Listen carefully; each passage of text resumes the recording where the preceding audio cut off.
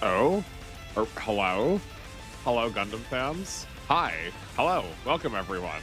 How are you all doing? My name's Austin. Welcome back to the Super Robot Wars archives. I am a bit stun locked at the moment because nope, it's working now. I just need to go live in order to get OBS to start reading the PSP. I don't get it. Anyway, hi, how are you all doing? Today's Monday, so we're gonna be playing some more G Generations OverWorld. Once again, finally live. I'm glad this timeline worked out basically for everything. I'm pretty sure NR said he wanted to take a look. He wanted to see what I was doing with my reaction to the Devil Gundam.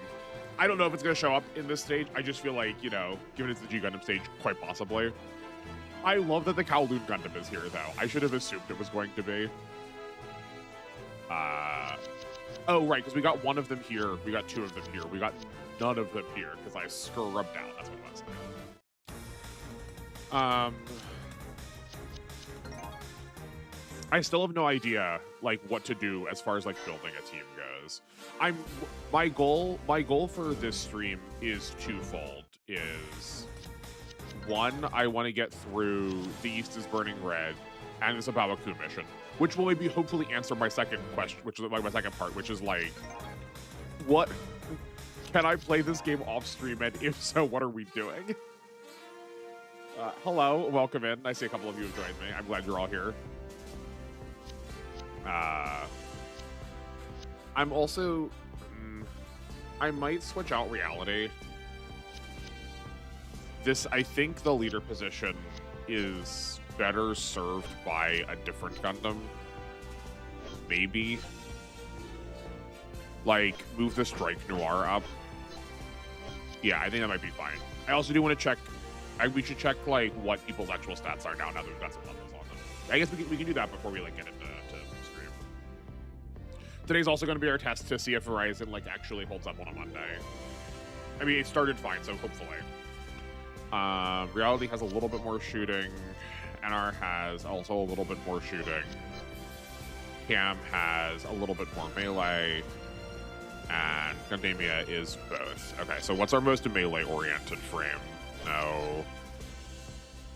I mean, I guess theoretically with the rocket anchor and the Fragarak. Okay, so he's in the right one. Yeah. I guess everything is just in the right place already. Okay. That's fine. And maybe he being one of the Phoenixes up here because it has the the stupid big range is probably right. Okay. We accept that.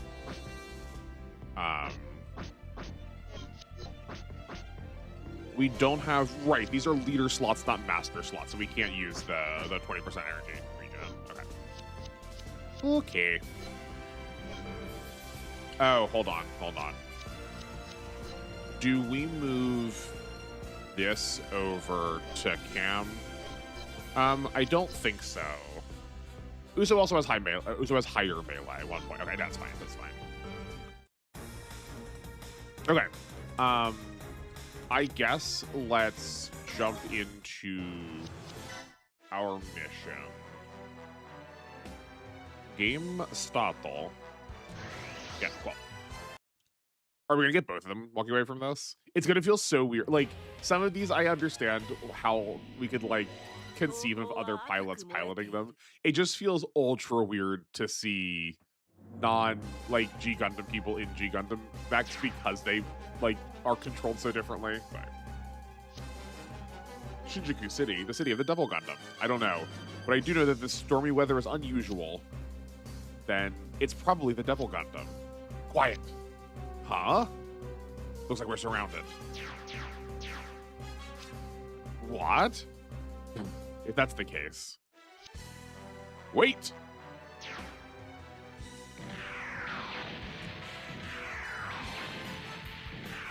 I'm so glad that we get multiple versions of the Devil Army. It's been so long since I've watched G Gundam, and SOW never translates anything other than the Death Army and the Death Birdies. I don't remember. It's Death Centaur for the four-legged ones. Also, obviously, the Ultimate King of Fighters is very good music, But I am so sad that we don't have Train the Boy for Combat to fight to win. I think that's what the name of the song is. It's the homage to the like Chinese martial arts movies that Master Asia is from. It's sung in Cantonese. It's the song that plays when Master Asia first shows up and combines with Funsaiki. Or combines. I guess he just like rides regular Funsaiki into fight. I love the song so much. It was so hard to find, and we never get to use it. I suspect probably because they just like don't have the rights to get to use it. Like it's probably like hard to license it, I'm assuming. I knew it. That man's the undefeated of the East, Master Asia. What? Your martial arts master and the former King of Hearts, Master. Answer me, Domon. The school of the undefeated of the East. The winds of the king. Zenshin. Mitsu. And backyard. Look, the East is burning red. How have you been, Domon? Or rather, the man I acknowledge as King of Hearts. Master, it's great to see you. But why are you here? I can see that as master and pupil, our destinies have always been tied together. Huh? You see, the reason I'm here is related to the Devil Gundam. Look, this is Tokyo now. This city, once known as a great economic center, is reduced to ruins. It's all the Death Armor's fault, and the giant Gundam that controls them. I knew the Devil Gundam was behind this. I wonder how this happened.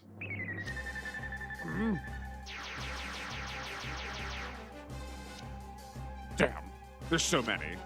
Domon! We can't afford to deal with them one at a time. Get ready! Right, Master. It'll be my honor. Shining Gundam! Tokyo Howl. Oh, yeah, Tokyo Howl.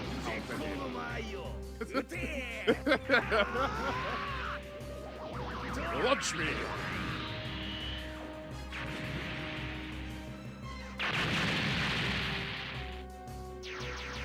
I wonder what other deep cuts from G Gundam we're gonna get.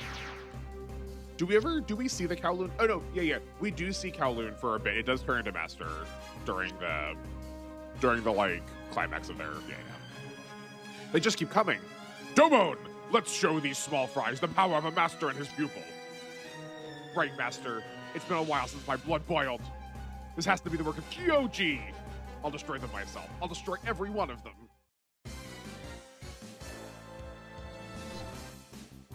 And then also a gal. I love that they're all different shapes. This is I've got to say, of all of the things that I love so far, it is the way in which battleships are handled the most. I think because of how much time I spent with Super Robot Wars, I really don't love the master system in place of spirits. I really wish we had spirits instead.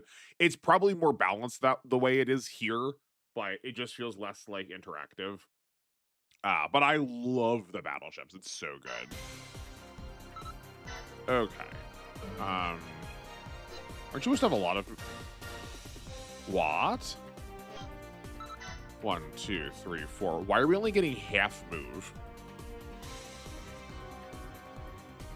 What? 1, 2, 3, 4, 5, 6. One of the reasons I bought the Gal was because it had 8 move. Why is this only moving 4 this way? Oh, no, it's not. Never mind. Sorry. That's me being dumb because I'm used to the blue area being... Speaking of Super Robot Wars, no. It's the white squares. Okay, we can just, like, really launch ourselves forward.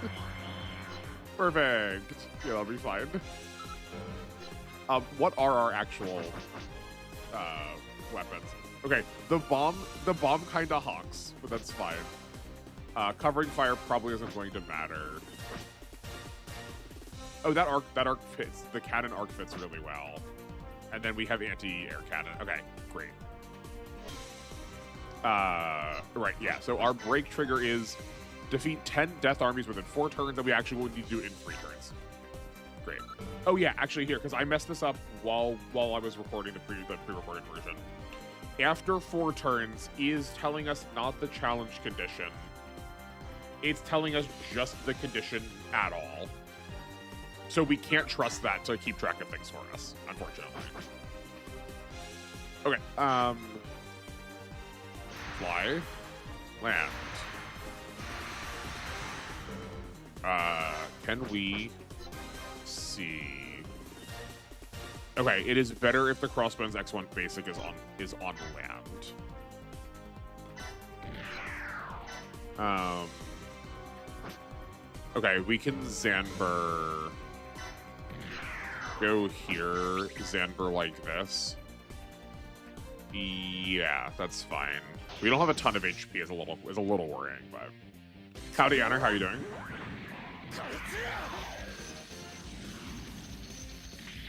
Oh, sorry, that's true.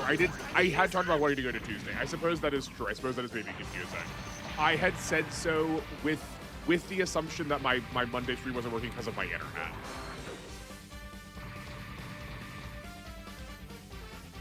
In my head, those things were tied together, but I guess I never like made that clear on the channel that why I wanted to do Tuesday was just because of the internet.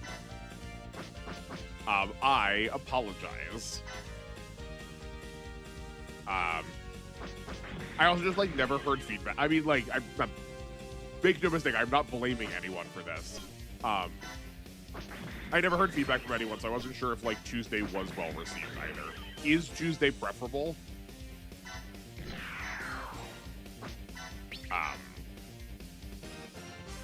That's probably fine. But yeah, no. I do think I said yesterday while we were streaming.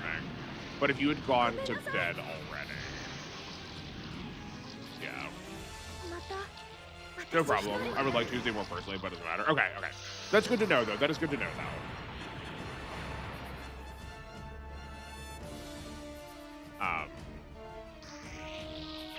Yeah, I mean, we will assess here and see anyway if Mondays, if like internet is just always going to be bad here regardless of my provider, you know. Enables you to change Pac-Man docking and support great. This is the Master Asia introduction map. I'm glad you were here for it. We did the like story tutorial a little bit at first, but like nothing else has happened with the Devil Gundam yet. All allied units within 8 spaces of the user. Okay. I mean, we need more master slots. I'm assuming we're only going to get one.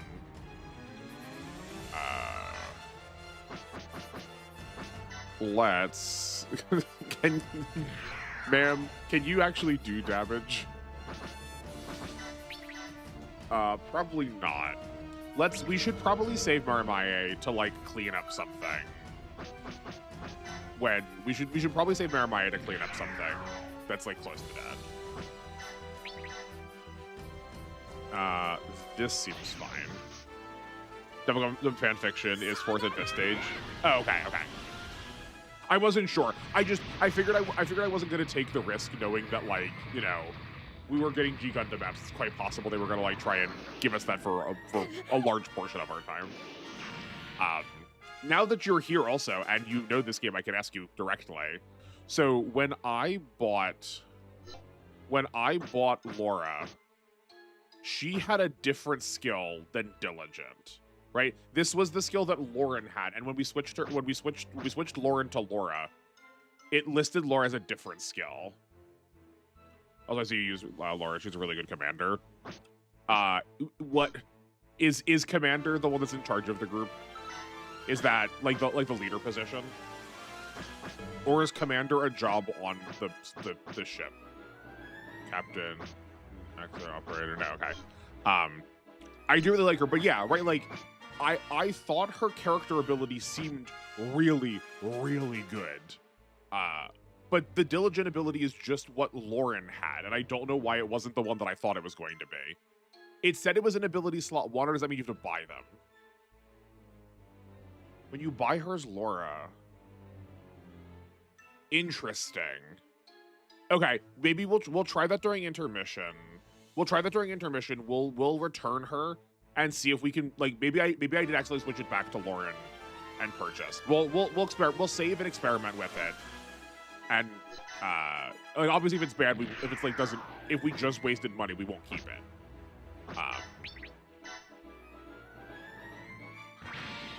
Yeah, cause you as leader, yeah.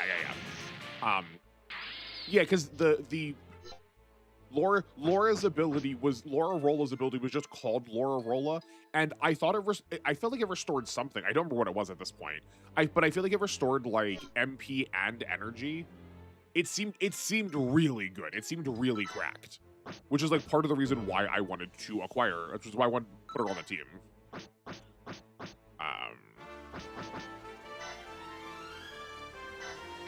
Yeah. Getting good zones is massively good. Does she also have like a really good area of effect? I've like still not quite figured out how like the AoE stuff works. But I think you said like, or not like how the like aura area scales with numbers. Laura Rolla was leader aura up and extra morale. Yeah, it was. That's what I thought it was like giving extra MP. Oh, and it also increased the leader aura area. Got it. It wasn't just because it's not just because the stats. It's not because the stats are good. It's also because of the ability.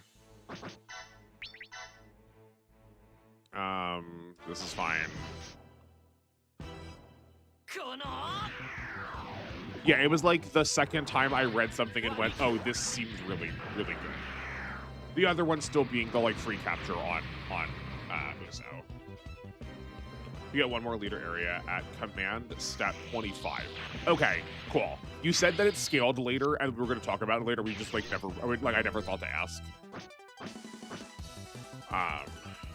Okay. Right. So you have 3 by default, and your commander 11. So or command 11. So yeah, at 14 more, you'd go up to 4. Yeah, I do. I'm really digging the Dendrobium stat, but I don't know about how you feel about it. Absolutely no shade in saying this, but the way you're saying that makes it sound like you probably did not watch the VODs. Because we used that for a bit before.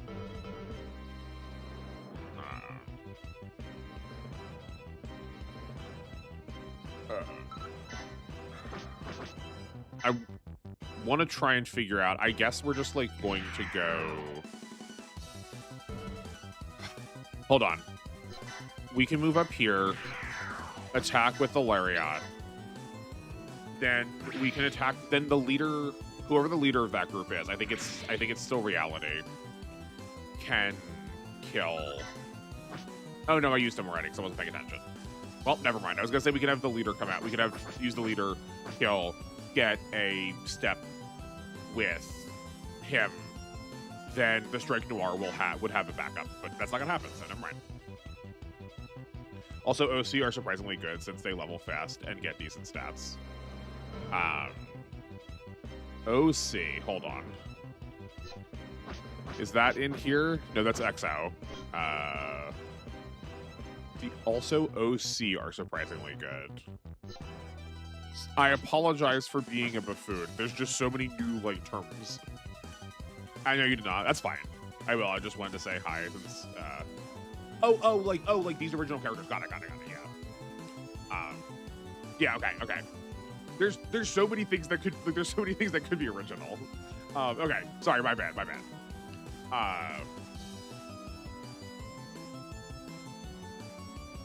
Yeah. Where? Oh yeah. No. Oh yeah. You were the one that was in it. Got it. Yeah. I know. I do kind of hate how the text is here.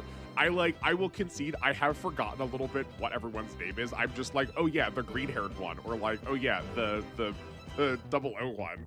I'm like trying to remember your names better, but like, right? Like obviously this is Uso. I've seen him my whole life. I've seen him for so long.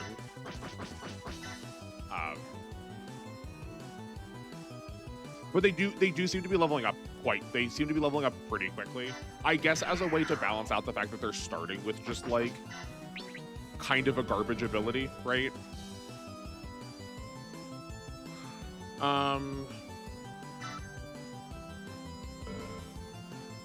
You know what? Here, what's the worst that happens? We lose the Astray. Actually, hold on. Let's see. Bam. You are better in on the land.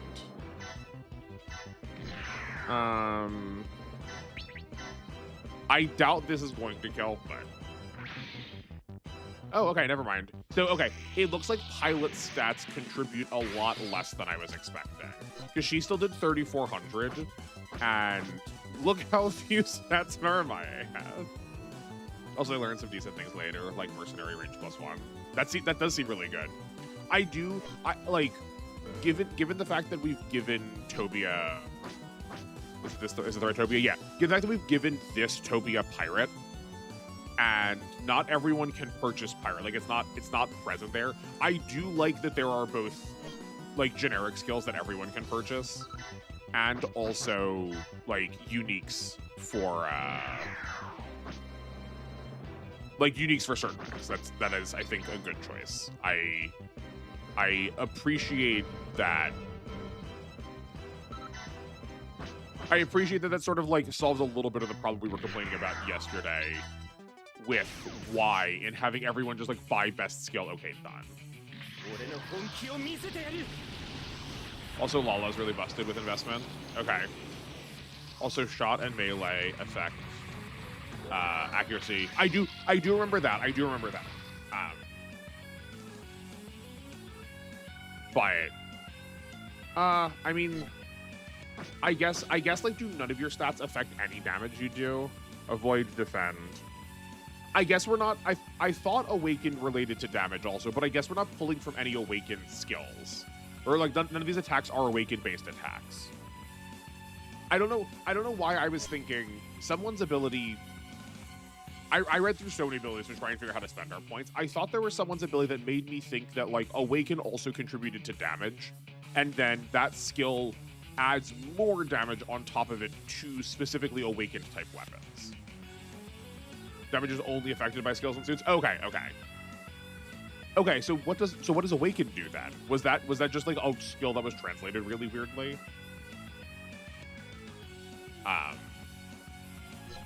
Here, does someone have something that relates to Awaken? See if we can just like give an example. Does X Rounder do anything? That gives you more Awaken. Hold on. Actually, I think it's this.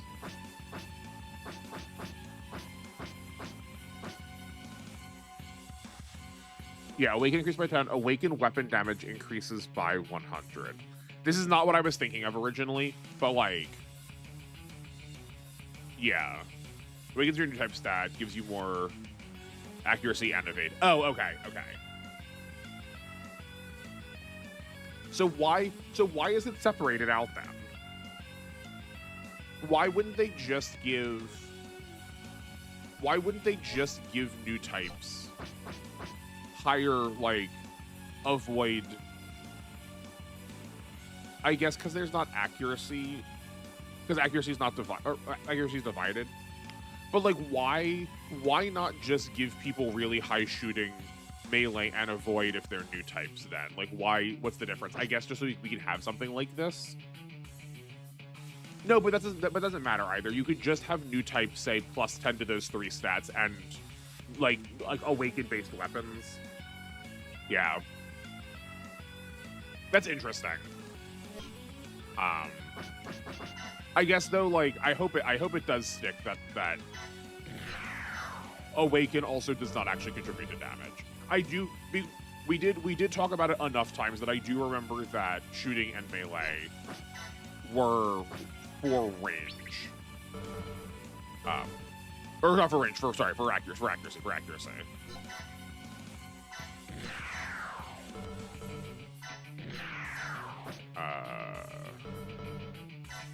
Go here, folding bazooka. That's fine.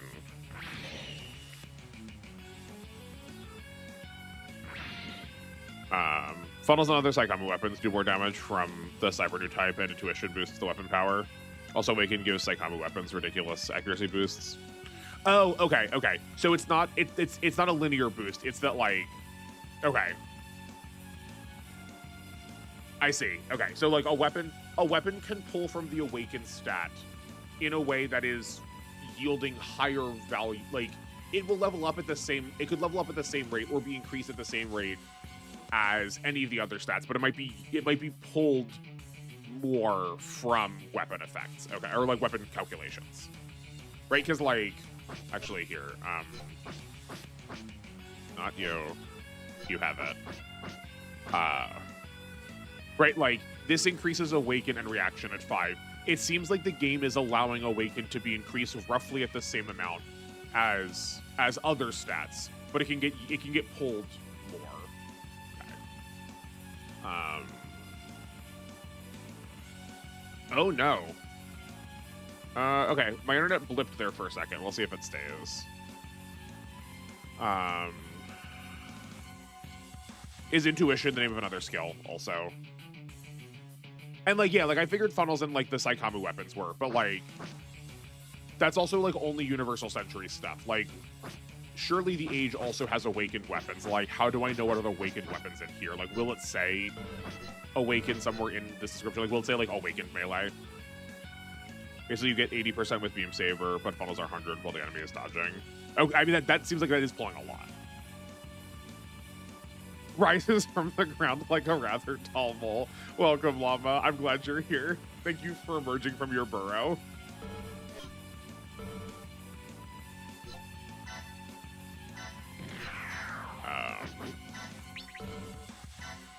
Let's do this because she can land this kill. I just like want to get this M1 Astray has like been sitting in my inventory for so long. I would like to try and get this leveled up and out of here. Yes, they are awakening and awakening special, I believe. Okay, okay. So it's just the name of a weapon type. That's really helpful then. That makes that much easier. I figured there was the Unicorn Gundam. I figured the Unicorn Gundam would have an awakened weapon. Like I figured the like super laser on it was gonna be awakened, but maybe it just isn't. And it's just like you get it from the form change, you know?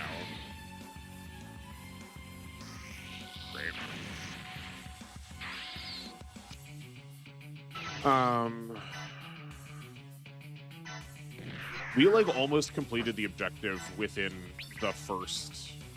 Let's let Uso have a second action. That seems more prudent. Yeah. What are your attack ranges? 2 to 4. That's fine. We can deal with that. Awakening special is not affected by new type. Wait, why? Wait, hold on. I'm sorry. Who had new type? Was it? No, that wasn't Toby. It was Uso. Yes, destroy mode gives the unicorn new type weapon. Okay, maybe I was just reading it badly. Because it's not using the whole name. Because it's not using awakening special. It doesn't get, like, new type doesn't get pulled. That's very dumb. That's very dumb. 1, 2, 3, 4. Yeah, that's fine. That's so strange. Hey Llama, have you played an SD Gundam game before? I know we talked briefly. I was like too busy trying to like I was like too distracted trying to get through the DLC. I like did not get to ask you the usual like round of questions. I know you said you were like actively playing some of the like handheld SOWs, but have you played any of these? Now with the power of new type destroyer mode, I shall steal all of your funnels and your bits. Listen, if we can get a funnel or a bit, I'll be happy. We've seen like practically none of them so far, which is not surprising.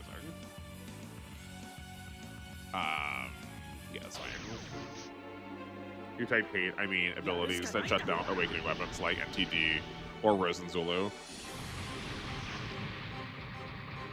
Oh, okay. Oh, okay. It's not awakening special is not affected by new type combat hate. It's awakening special is not affected by new type hate.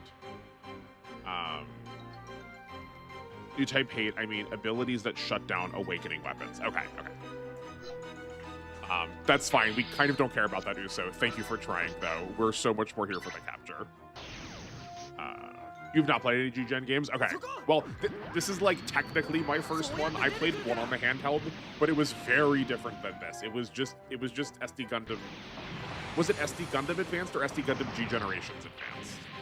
But it was at the very least hex based, and none of these stats were there.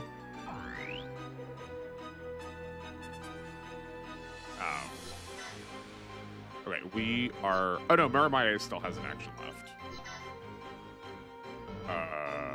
Can you? Why? You can, but that is worse. That's a shame. We almost had it. Two movable. Oh, right, because these two idiots haven't moved yet. Okay, hold on. Never mind, we still have it. But it does not save you from Moonlight Butterfly in this game. You have to wait for Genesis for the destroy mode blocking Moonlight Butterfly. Okay. That you say that in a way that makes it sound like it's going to like actively be a problem. I feel like it's not going. I feel like it's not going to come up regularly. I also love that the Shining Fingers weapon type is not melee. It's not awakened. It's just ultimate.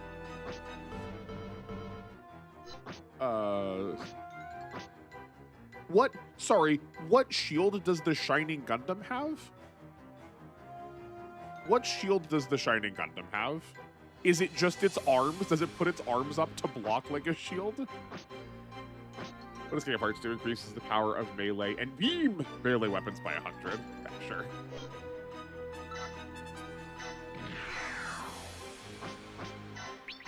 Well, let's see what the Shining Finger looks like. I'll show you what I've learned.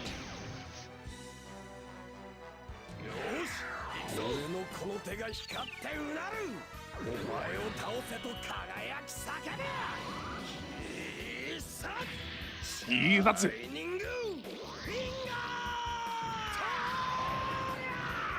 That's pretty good. That's not bad.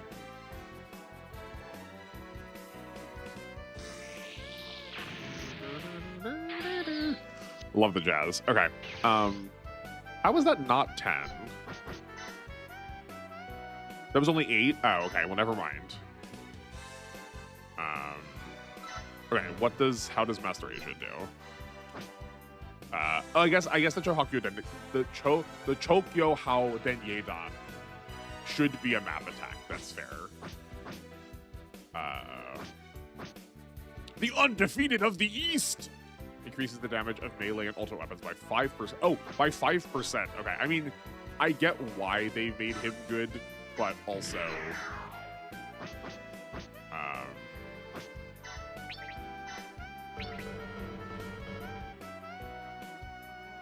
oh, he is a guest. He is not a master.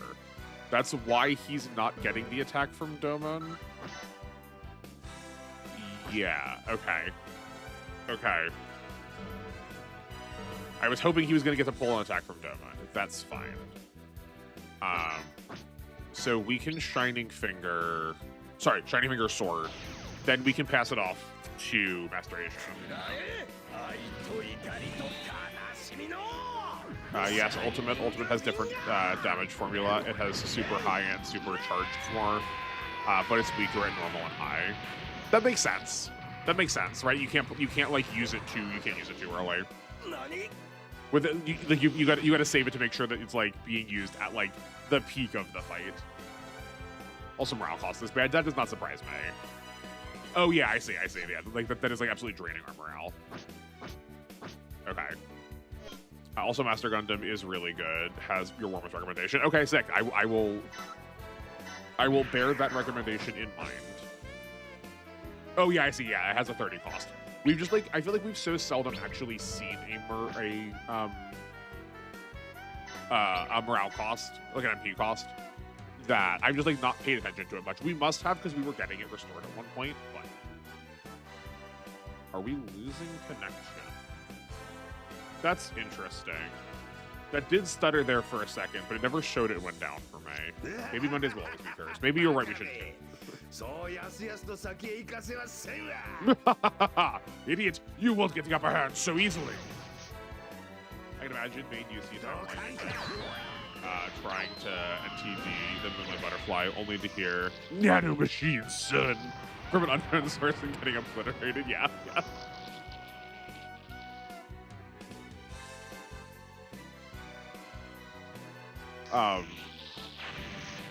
I mean, like, Metal Gear Solid is, like, close enough to him. There are mechs in Metal Gear Solid. They, like, kind of qualify for this game. So far, what we've seen, the map attacks... What? Does he move? I guess it is. I guess he is getting heated. Okay, sure. We'll save that for next turn. I wonder if he moves. I wonder if it's how the map attacks, like from Neo work. That would be pretty cool. All awakened weapons have morale cost. That is why Lala and Moo are really good since they can reduce it. Oh, cool. Okay, I see. I am going to intentionally not get attacked yet. Or I'm intentionally not going to kill yet because I don't want to trigger the break yet. I would like to do that when everyone's up to make sure we get like the best ability to react to things. You're really confused by moving map attacks before. Who else had a moving map attack? I guess just like the reason I was confused is nothing about this indicates that I should be moving.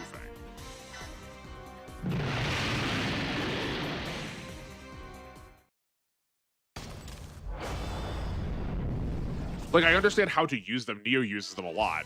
I just, like, literally don't know how to in the intro. Oh, okay. Yeah, right, like give me an arrow or something. Exactly. Just as I expected, Domon. Let's drive them away in one go. It's all thanks to you, Master. What are you saying? You were always this talented. Now, for the finishing touch. Don't get careless, Domon. Right, Master.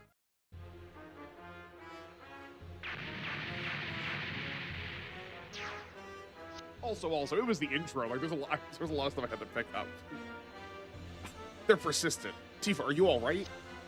Mm-hmm. Jared. I hope he's not bad at this. We finally found the treasure. Stealing this Gundam will be tough. I want to avoid damaging it if possible. Ugh. Doesn't this feel awfully dangerous? But I won't hand over this Gundam so easily. The Gundam is under attack. Who's the fighter? Master, could they be one of the Devil Gundams? Don't you feel it, Domon? The pilot's unusual presence. Unusual, you say? Huh? So that's a Gundam too. And there's two of them? Alright, in that case, hey you! Huh? Things will get ugly if you keep attacking. Listen up, this Gundam has a terrifying secret weapon. What? Captain! Is the moon out yet? Huh, Captain? What are you saying? I asked if the moon's out. Listen, if you get hit by that attack, as if we'd fall for a bluff like that. Dude, it was too obvious. Sorry, Tifa, I'll protect you, no matter what. Jared. Huh? What's the matter, Tifa? Jared, not good. That is not good.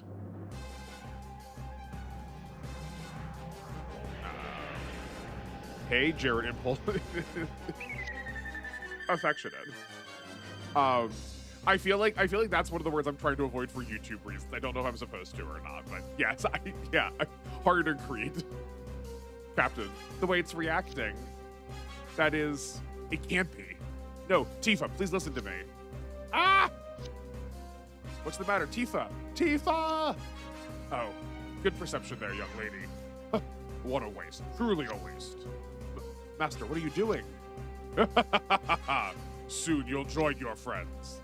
What is going on? Fool! You still haven't figured out my true identity. Fighting is not just about maneuvers. You have to fight to your fullest, as long as you draw breath. Hyper Gundam X, yeah.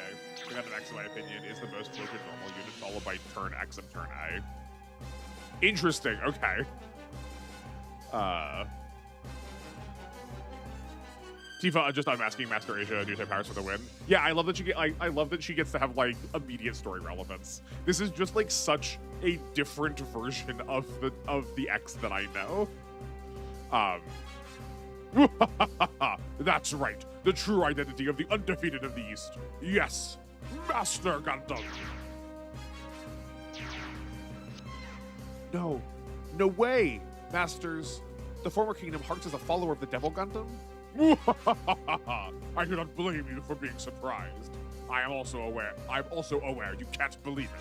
But this is reality, Domon. Are you saddened by this? Is the truth terrifying? I understand what's going through your mind, so believe in me, and you will be saved. Now come, take my hand. I will always be with you. Masters with me? No, you can't. No. Open your eyes. Realize what's going on. That's right. I am nosy insect. There's no other way. Be a good girl and relish your final moments. Shut up! My hand glows with an awesome power. Its burning grip tells me to defeat you! What a fool! Defy your master till the bitter end. In that case, I'll crush your right arm. Domon defeats Master Asia. Domon defeats Master Asia with Shining Finger. Specifically with Shining Finger. I'm going to say it one more time out loud, hopefully that I will remember it. It's Domon defeats Master Asia with just the Shining Finger. Yeah, Domon's about to throw hands. I was gonna say this before. I'm like, oh, we've flown the Gao into a destroyed city. This is basically like New York. And then Char does show up for it. Fighting's all about predicting the next blow and the one after that. Show me what that mobile suit can do. Is it just Zaku 2s? Oh joy. Oh thrill. What I'm so glad I get to capture Zaku 2s.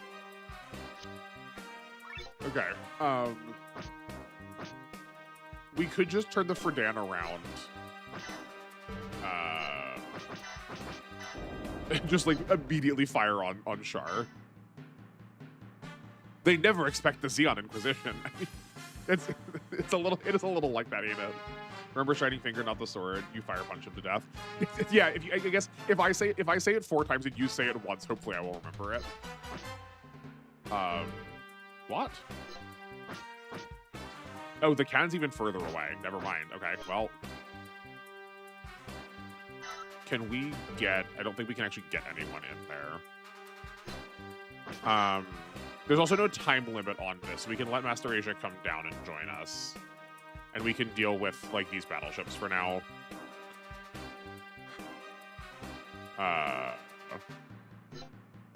Okay, what do they have going for them? They've got this. Okay, I am starting to see some like general common patterns of how battleship attacks work. Like there's this like usual arc, this like crescent moon arc kind of deal, and then covering fire is just like what? How many steps? 1, 2, 3, 4, 5, 6, 7, 8, 9, 10, 11, 12, 13, 14, like 15 or 16. I don't know where I lost count. I don't know if I lost count or not. But like 15 or 16 steps away from the battleship.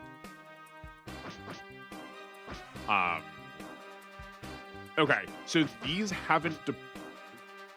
I'll double check this. I want to make sure I understand this right. Battleship and XL units are really janky in regards to ranges. I love it though; it's very good. Also, more capital hiding in the ships. Yeah. That's why. Yeah. So let's double check how that works for me a second. So I'm guessing the lock 2 means it can fire 2 different targets. That is correct, Lava. Yeah. Okay, so these 3 are not actually out yet. If I destroy this ship, they go with it.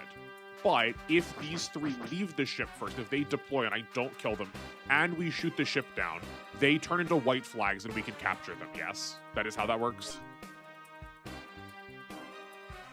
And like, this is not tied to anybody. So like, these are not going to get captured We are going to have to kill these three, or these three over here. These are not tied to any battleships. Yeah. So we shooting down the battleship is not going to turn them into capturables. Yes, that means you have to lure them out to capture them. Okay, great. Okay. I will do my best to do that. Let's, I guess, turn you. See if we can get some covering fire first. We did sort of just throw everyone into this junk heap, and they're probably going to have a hard time of getting back out in a timely fashion. Yeah, that's fine.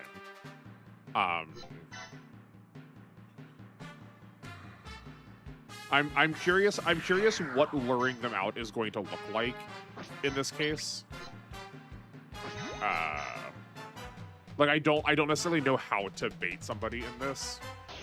Like what are the like ranges that are like going to make them try to engage?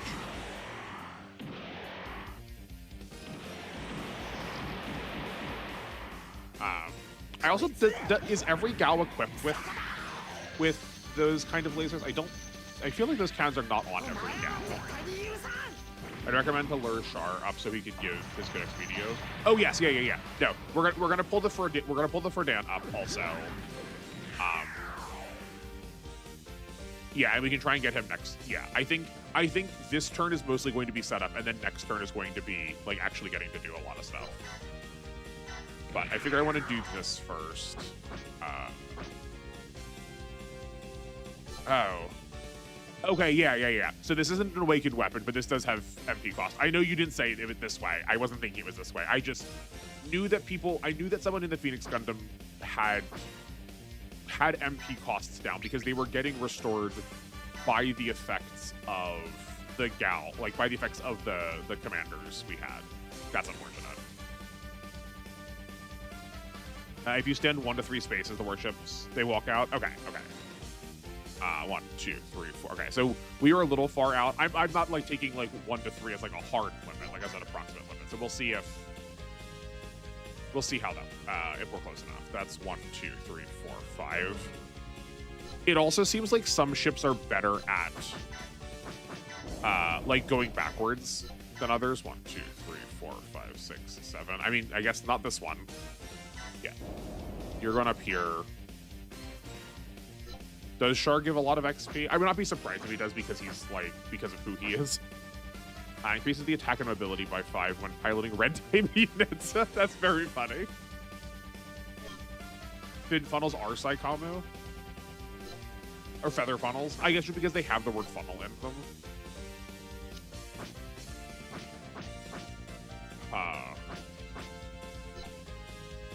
But nothing, that's so, nothing in here tells me that though. Like, I guess I get that I know, but like, I do want the game to like make that like abundantly transparent. Let's get greedy. Here's the other thing, Llama. When we have multi-targets, they do get, it does drop in power. Like your first target takes full damage, and then the second part, and then all the other targets take reduced damage and a slightly reduced accuracy.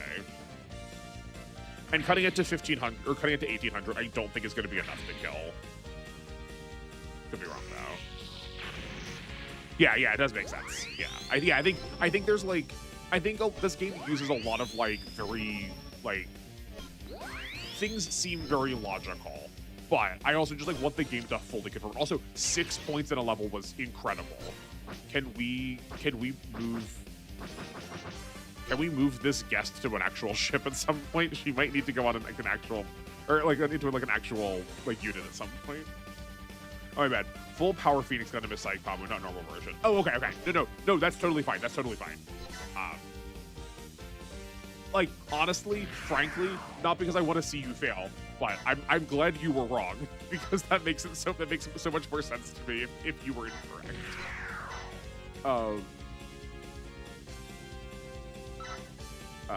Let's just pull everyone. Actually, hold on. you can move. You have a B on land, so your movement's going to get decreased by 1 step. So going 1, 2, 3, 4. You are here. Is there a way to mark stuff? I don't remember.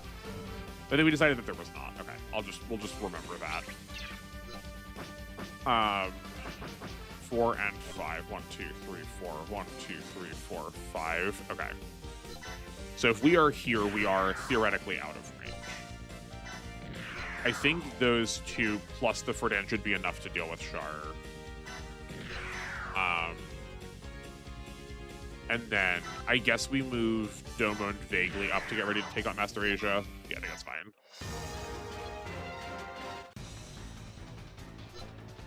That's okay with me.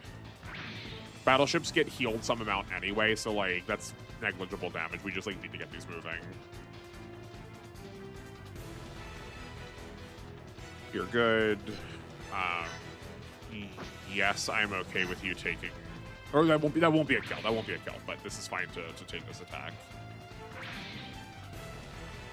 I did my best to get Rush full power since it is really usable in this game. Not anymore in Genesis Cross, right? As high grade Zeta Gundam and stuff power crept.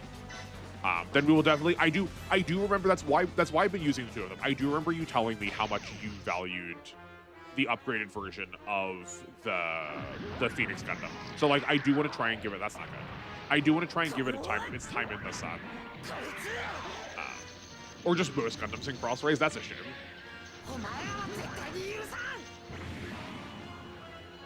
It's a shame that all of them got power crept, or that most of them did. I have to imagine we're pretty close to the full powered.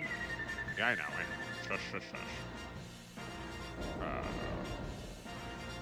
Yeah, there we go. Perfect. Perfect. I have to imagine that we're pretty close to the Phoenix Gundams getting upgraded. Okay, Char moved 1 more step than I thought he was going to. That's interesting. I mean, it's fine.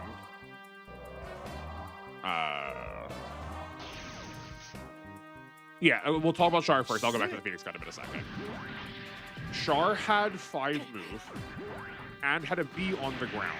What we've learned in the past is if you have a B somewhere, you get 1 point less of movement for that area, but Char still got 5 move. Interesting. Disappointing. I'm unsurprised that he's got good that.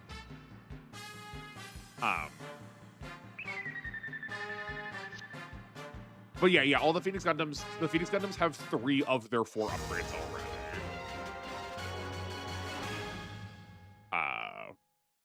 So we're probably close. There we go, yeah. Also, I fed you wrong information before. There is some terrain that impedes movement, both in space and here. Oh, okay. So it wasn't that our terrain was decreased because our movement was decreased because of the terrain. It was just we were on terrain that was decreasing our movement. Like, how do I see it here? This one. Like, this type of terrain is awful for moving in. We're learning. Where we have a B on the ground here. This has 7 movement. 1, 2, 3, 4, 5. 1, 2, 3, 4, 5, 7. 1, 2, 3, 4, 5. Nope. 1, 2, 3, 4, 5, 6. That is 1 fewer. Is this just a Char thing? It's mostly used in space for asteroids. Yeah, that makes sense. That's how SRW works too. That like there is stuff that does get in the way.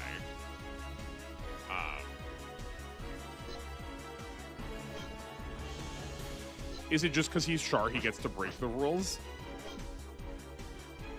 I think everything else has generally used that principle correctly. Like Tobia has a B on land and is like not in. He's not like this. Seems like this should not be any terrain that's like evading or like getting in the way of anything. And he has 1, 2, 3, 4, 5. I think that principle is just correct.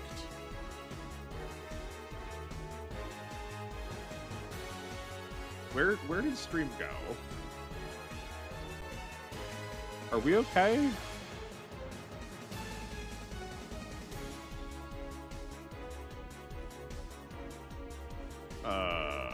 Okay, seems like we're fine. Okay, I don't. Yeah. Okay. Cool. Uh-oh, he's 3 times faster or something. He does. I mean, it is Char. I do think he gets to just sort of be him. You can hear me? Okay. Cool. Yeah. Maybe Tuesday. Maybe Tuesday is still in the cards.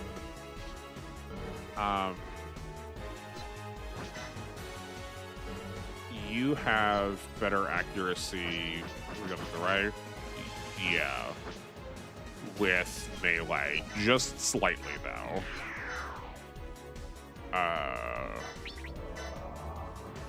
Okay. And that kick probably won't kill. I think we're going to try this first. I don't mind that you are defending. Why are we not getting covering fire? Because because you're not reality? Will this get covering fire though? No, that will not. Okay. We also might need to use like Uso. Like have Uso attack here in such a way that he gets a kill so that he can step down and come get Char. He's got what, 6 move? 1, 2, 3, 4, 5, 6. That's still something.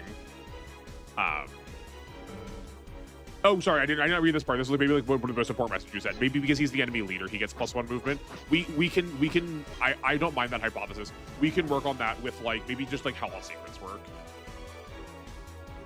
You can only get covering fire from your own warships. Oh, okay. It's not from leadership.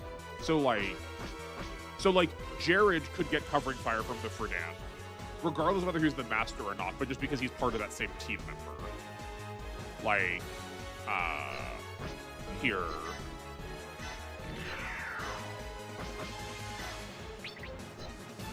Yes. Okay. Good to know. I feel like that seems somewhat locked into me.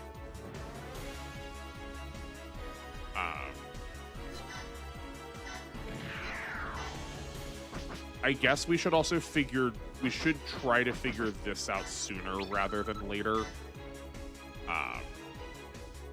To make sure I don't accidentally use Uso before he can capture things. I guess that won't matter that much, because if they can be captured, we can capture the next turn too. The full powers of the Gundam development project versus Char, the supersonic red lobster Astronaut. I appreciate all the nicknames. This fits really well with how I always describe Sayla as Sayla skirt so hard your hair's a skirt, mass. Oh, hi, Destiny Impulse. Your upgrade is really good. Destiny Gundam good. Also Legend Gundam good. That's what I was hoping for. I feel like it should like. I assumed it was probably going to do a number for us, so I figured we probably ought to get it. I guess we just like sort of need to hope. That's fine. Oh boy, that did nothing. Why did that do nothing? Okay, sure. Also, Legend Gundam has funnels. That makes sense. Right? The Legend Gundam is the like really is the big honkin' one that's the like equivalent to the Big Zam, right? Is that the one if I'm remembering it correctly? You were not in a battleship, so we can attack you safely. Laura, let's rock.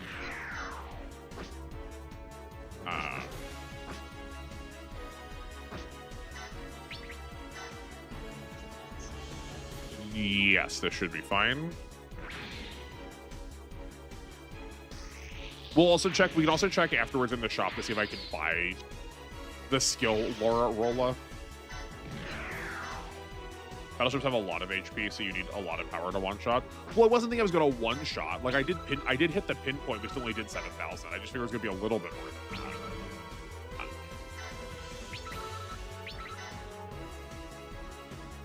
Because we've hit pinpoint battleships before for like 15 to 18k.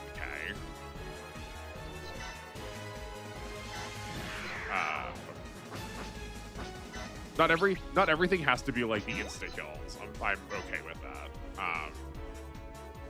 But this, I think between the three of them, this should be good. Also, howdy everyone, welcome. I see a number more of you have opted to join me today, and I'm so glad you have. I hope you're having a good time, because I sure am. If you start doing about 15,000 damage on suits, you can one-shot battleships. That makes sense. That makes sense to me. More an equivalent to the Psycho Gundam, I think. I guess that's true too. Or at least a cousin to the Destroy Gundam. Though it does have a suspiciously Zam-like MA mode. Yeah, I guess it's kind of just like both of them together.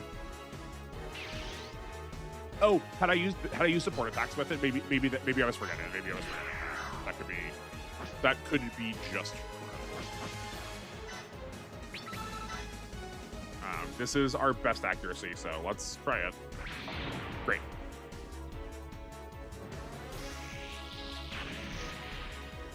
Cool. And then those are not Genesis. Those are Genesis. Those Genesis are now capturable. We're gonna try and save that until we kill Char to grab these Zakus at the same time. Okay, how do we want to do this? Can you? Oh, you can attack Char from here. We can grab these support, those supports. I know this is the Uso we just said we needed to use, so I'm just like trying to think about this. I just want to like line this up to see what's happening. This feels like this should be lethal amounts of damage given what we've seen so far. This reminds me of the Great Jiang has a wonderful an all-range attack.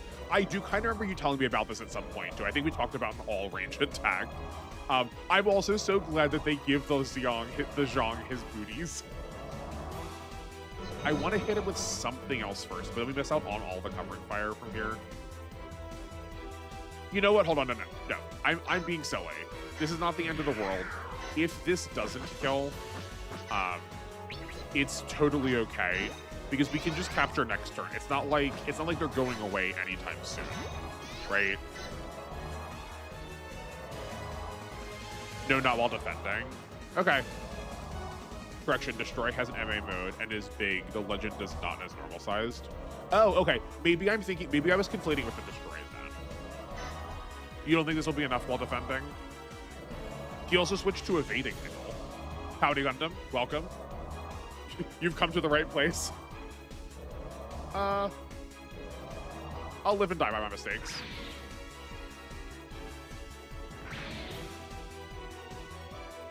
That was what, 9,000? That was like 18,000. Yeah, so if we cut that in half, that wouldn't have been enough. I don't know if Defend cuts it in half or not. Turnex also pulls the same stuff with its Bloody Siege. Yeah, that makes sense to me that the Turnex can do that also. Yeah, that was very weird. That was very odd. That's some Fantasy Bait Wars behavior. What I'm guessing, I'm just speculating here. What I'm guessing probably happened was that attack was right on the border between it both saying defend this and evade this, so it probably would have just switched back and forth every time we checked it. I'm guessing.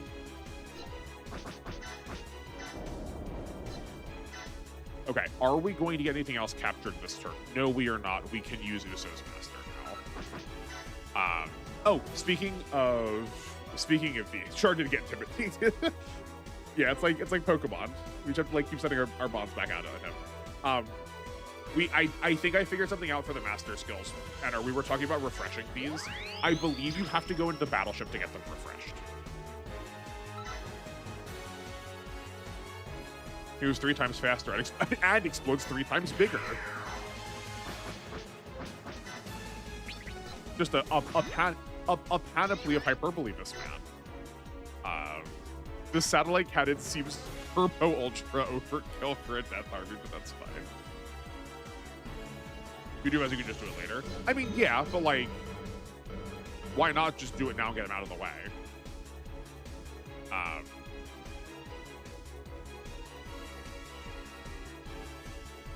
I mean, like, I'm in the way that I'm also still like trying to be like cautious because I don't know everything that's happening.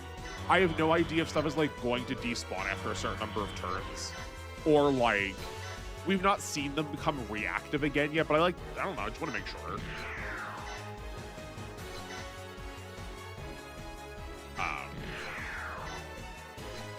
I guess in my mind, the tiles are the action is available right now, and maybe I want to have those tiles free for something else later. So like, why not do it? You know. You are just shy of getting back in the battleship. That's fine. You disagree? You get them back without getting in the warship? Interesting. Okay. Okay, well, for sure we have gotten them back. For sure I have gotten them back going in and out of the warship. Like, I do know that at least that will also do it. I thought it was going to be, like, I thought kills was going to help, but, like, that clearly did not do anything. I used one, got, like, 5 kills, and waited, like, 5 turns and it didn't come back. There's no despawning. If they surrender, they stay surrendered. Okay, okay. I accept.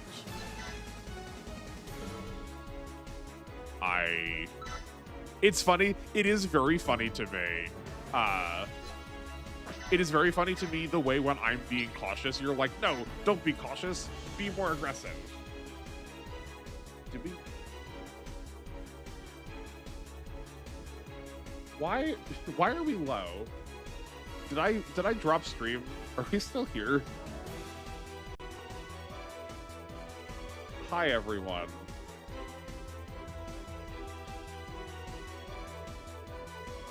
That's so odd.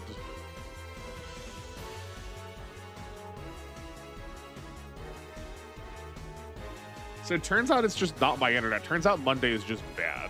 You exist. You're still here. Okay, good. I'm glad. It's different. It's different than the problems we used to have when I was under Comcast, where it would go down to a couple digits. It's still showing me enough signal. It's still showing me enough signal that I should be like broadcasting. It just like dropped it to red bars for a second.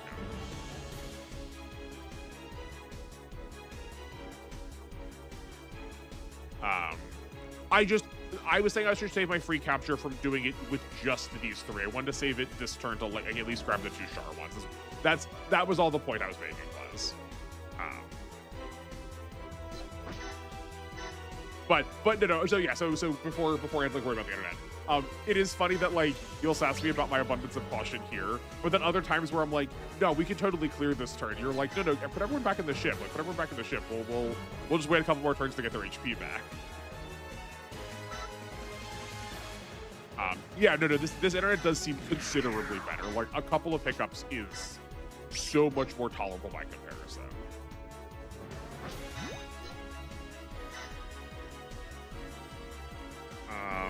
This seems fine. Yeah, this seems fine. The covering fire does last really far.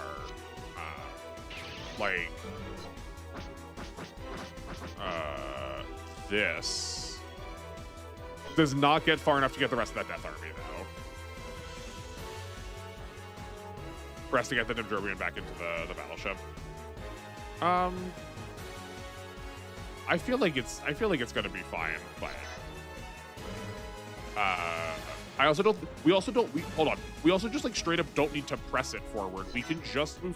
Look how far the Gal can move. One of the reasons I like the Gal was because it has so much movement. Like, we're gonna get the Fredan and the Turn X and the Gundam X out of here. Like, it'll just walk back in there. Just because I did not say it does not mean I did not think it. It's fair.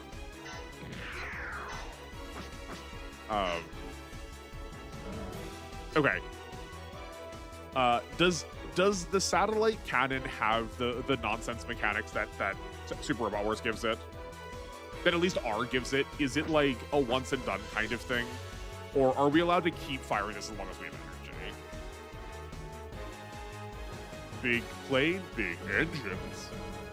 He do be zooming. And also it has an A in the air, so we're not cutting movement, if that is still the thing that we think it is.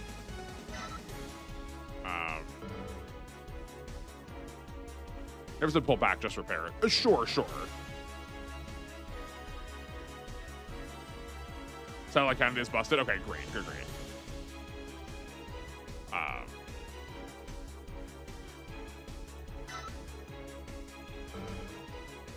Okay, then let's... Hold on. Do you have covering fire on anybody? There was a way to see that, right? Oh, okay. When we move, we can see it. No, it's right down the middle. It's right down the middle. It's right down the middle. Incredible. Okay. No gimmicks. Okay, sick. Great.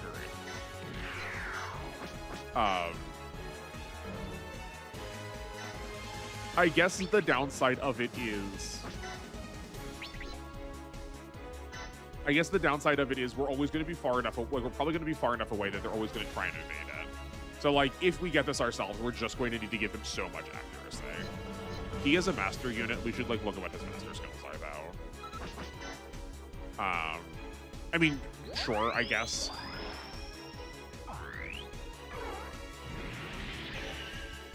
The moon is always there watching, biding its time.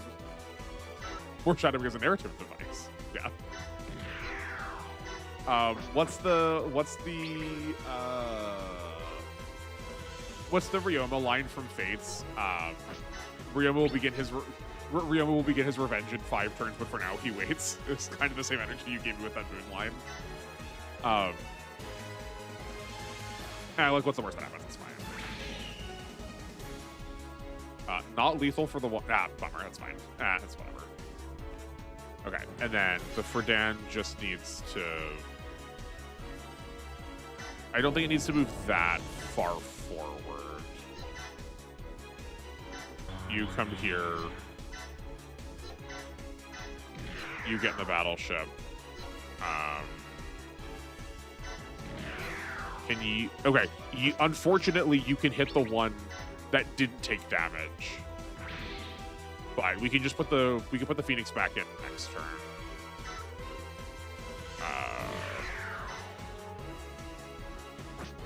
Then Uso kills here. I believe... Oh, never mind. He does not kill there. That's fine. It's fine.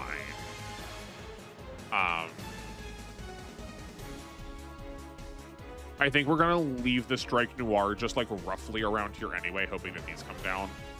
Maybe we'll move up a smidgen. Yeah, we'll move up a smidgen to try and bait them down.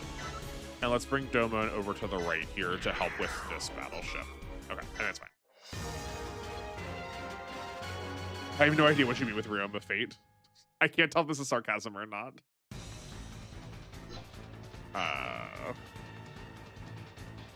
From Fire Emblem, I mean, like, Fire Emblem is not like a prerequisite to launch the channel. I feel like it's easy comparisons. But maybe you're just joshing me. Maybe you're pulling my chain. But they're just never going to move. I mean, it's fine. That's okay. It is a shield anyway. If we need to block, we need to block. Interesting that the other one moved. I guess we were close enough for it to move, and that's what, like, let it pull the enemies out. Oh, the lobster guy? Yeah, the lobster guy. Yeah. Yeah, Hoshino. Yeah, exactly. You know the one.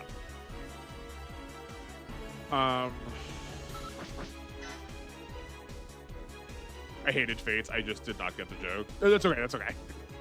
I mean, like, make no mistake, I also do not love Fates that much. Oh darn, okay. Whoops. We should have put Tobia in the battleship first before we moved it away. That's my bad.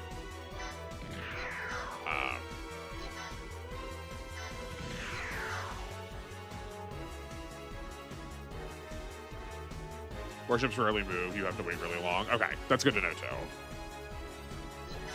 too. We can bait them out.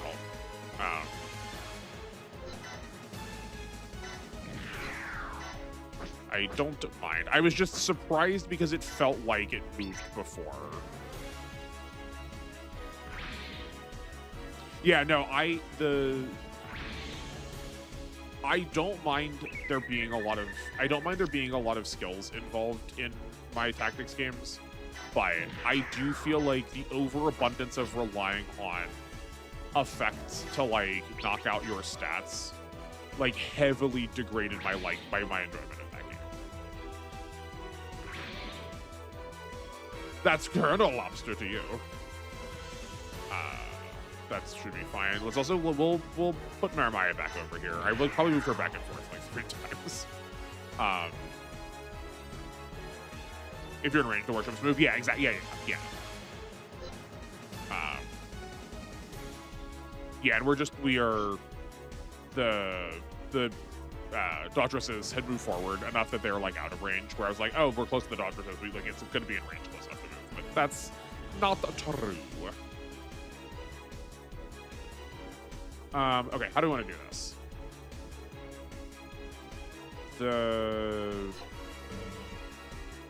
Maybe we just actually end up moving the Gal back. Like, we'll leave it here first to give the Phoenix covering fire. Like,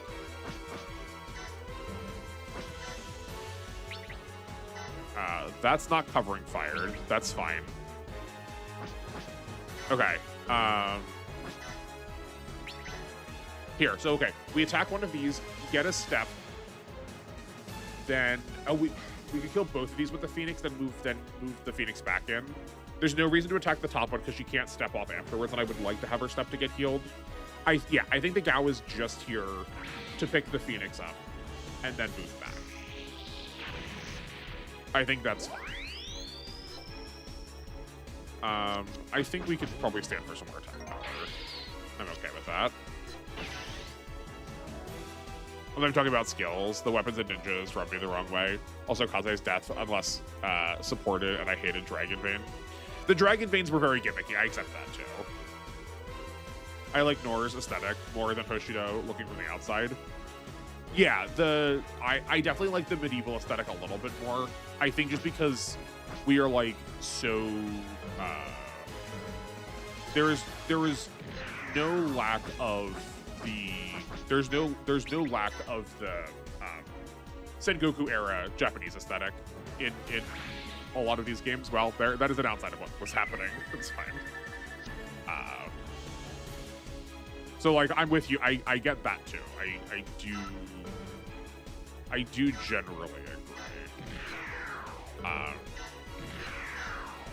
I also had no love for the Hoshido for Red 1 because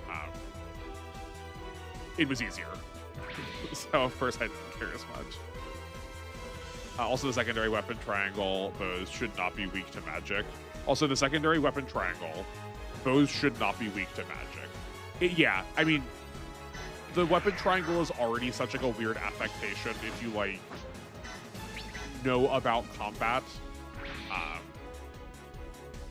But I don't feel the need for the secondary. I like the secondary weapon triangle being, is it called the Triangle of Power? The handhelds name it specifically, which is just like the ways that magic interacts. It's dark magic, light magic, and then all the animas occupy the same space. Okay, well I guess we're just going to have you turn around again then. Well, not right yet, I guess. That's fine. This is like kind of sloppy, but I don't care.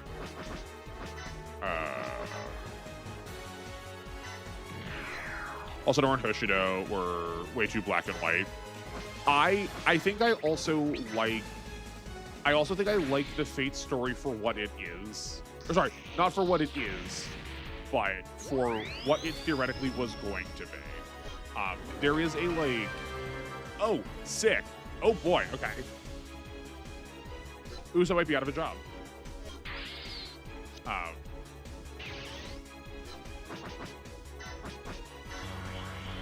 I think the story looks way better in the like original text document of like this like really nuanced, really thoughtful world that they've drawn up that just like did not get translated into the games very well.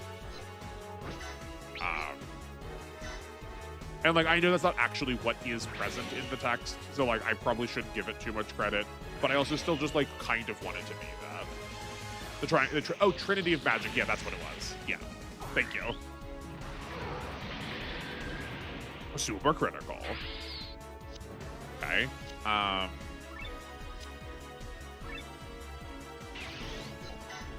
Let's send the Dendrobium on option. We can still grab this here. Okay, we can then bait the battleship next turn. And maybe also get the we can bait it this turn. We could like maybe get one of the centaurs. We could probably get one of the centaurs. There's this. If we put the stamina over here, this for sure baits the battleship. Like we can pinpoint hit it. But I don't think the stamina will survive being attacked by the 3 Genesis that are gonna come out. Is like that feels too risky.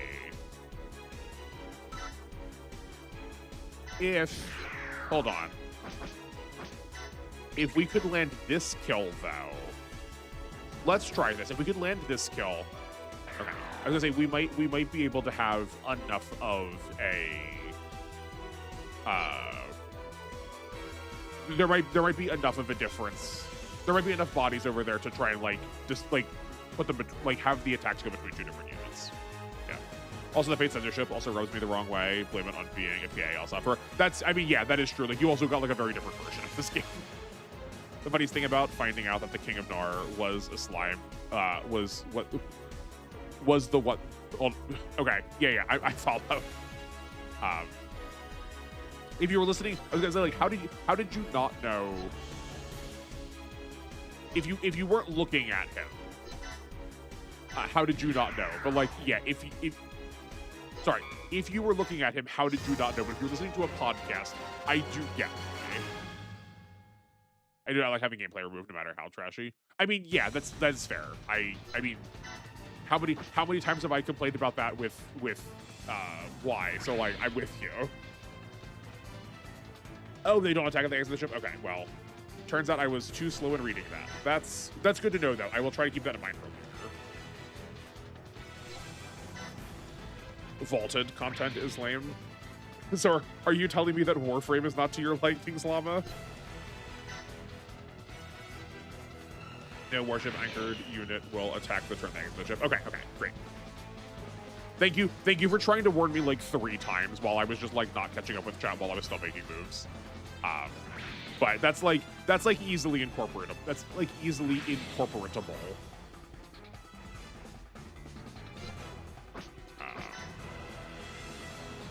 Right? That's what we wanted. Okay, that's fine. Cool. More your time in Destiny 2. I mean, that's fair. That's fair. I mean, that's why people stop playing Destiny to play Warframe. Have you played Warframe? Do you still like space lasers? Because let me tell you, Warframe, anytime I've ever heard anyone say, oh, I used to play Destiny, but then I was really upset by it. And then started playing Warframe, was like, how is this a free game? How is this game so high quality? Okay, this is largely free here.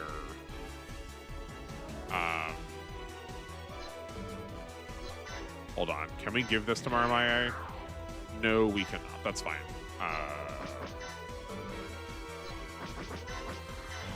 You move this way. That's in here. I was listening to someone talk about the story, and I think I only saw a picture of the king once. But it's just like, wait, he's a slime? Why would they make the decision in this story? Yeah, I mean, yeah, he's... from what I understand, there are just a number of decisions that are being made about how that game's story came together that are very like, huh? I played Warframe, but I had the grind phase first and kind of figured it out. That's fair. That's very fair. The game is turbo grindy. If that's not to your liking, then yeah.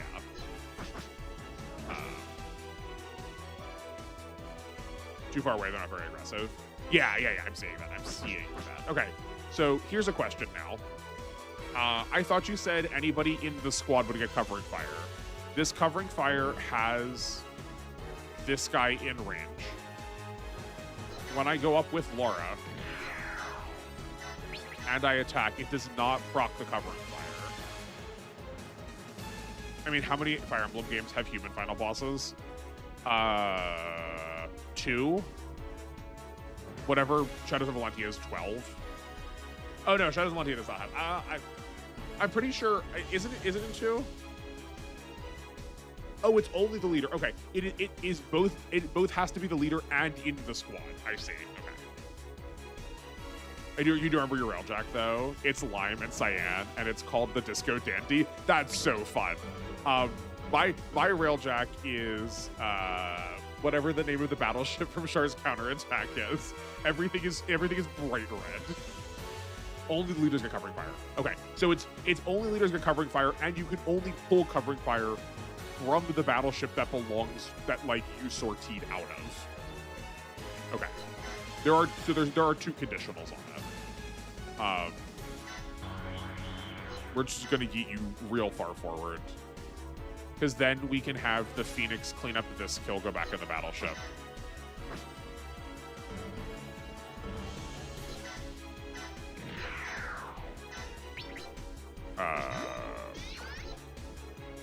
That's fine.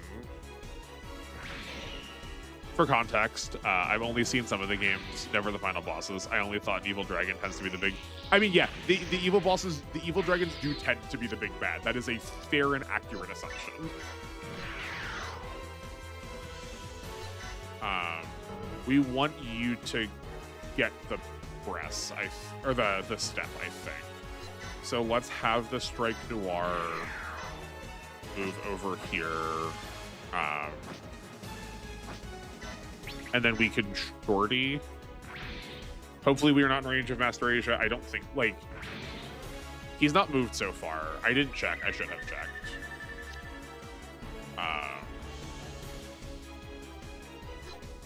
He's got a move of 7. We actually probably are in range. 1, 2, 3, 4, 5, 6, 7. Yeah, we are. Well, we can block. I hope. It'll be fine. If we die, it'll be a lesson. It'll be a lesson learned in blood. I also actually don't even know if that's enough damage. You know what?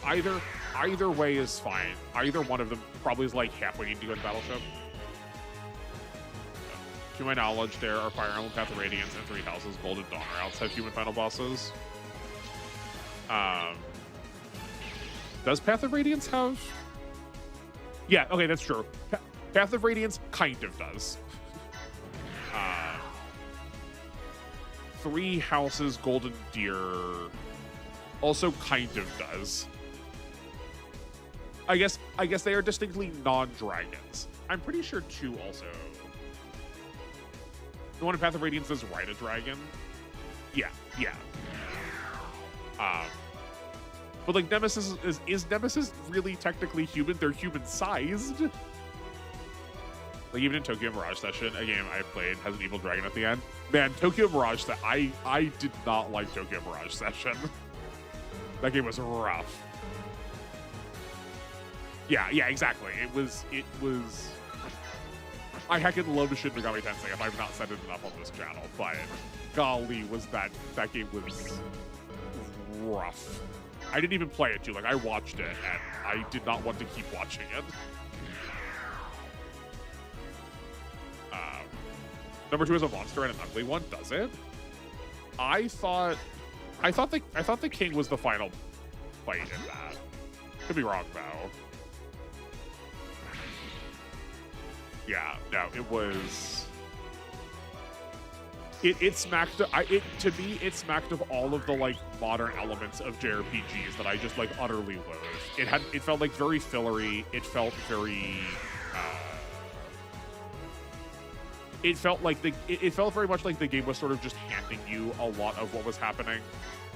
Like it felt like deeply unearned, I guess is the phrase I'm going to use.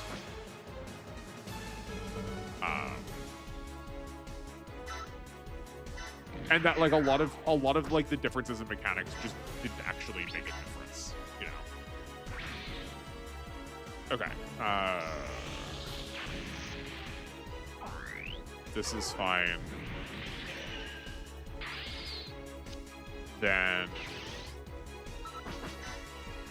yeah, that capture's not back yet.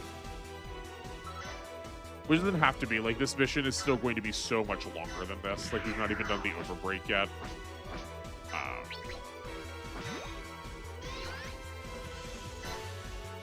That's gonna kill two at Duma, who looked like a blood monster. I mostly know it from Shadows of Valentia. But I thought Shadows of Valentia Shadows of Valentia had the bosses in a different order at the end. He does look honkin' ugly. I've never played the NES one. I've just watched videos about it. Maybe I thought something was the case that just like was ultra turbo not.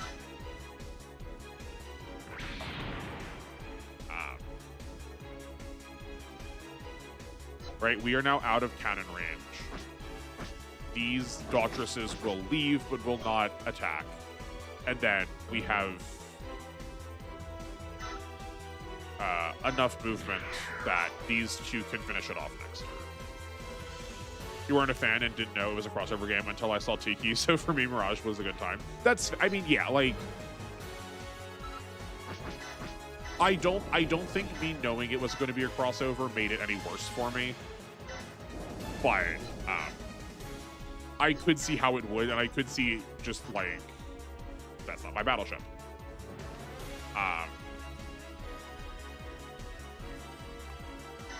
Let's go here, and we can, like, maybe swing this to the left, then. Yeah, I could see why that would influence in either direction. I didn't even know it was supposed to be SMT until I finished it. That's fair, right? It does not really feel like it very much, I don't think. Other than just, like, kind of knowing that, like, the devs worked on it, right?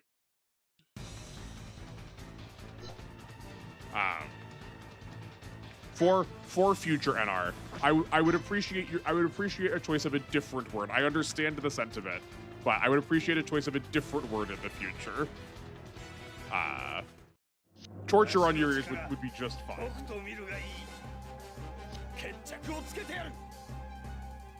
Shadows of Valentia only added 2 boss fights and has otherwise the exact maps as the original, possibly down to the AI. Also, the dungeons and towns are different. Okay.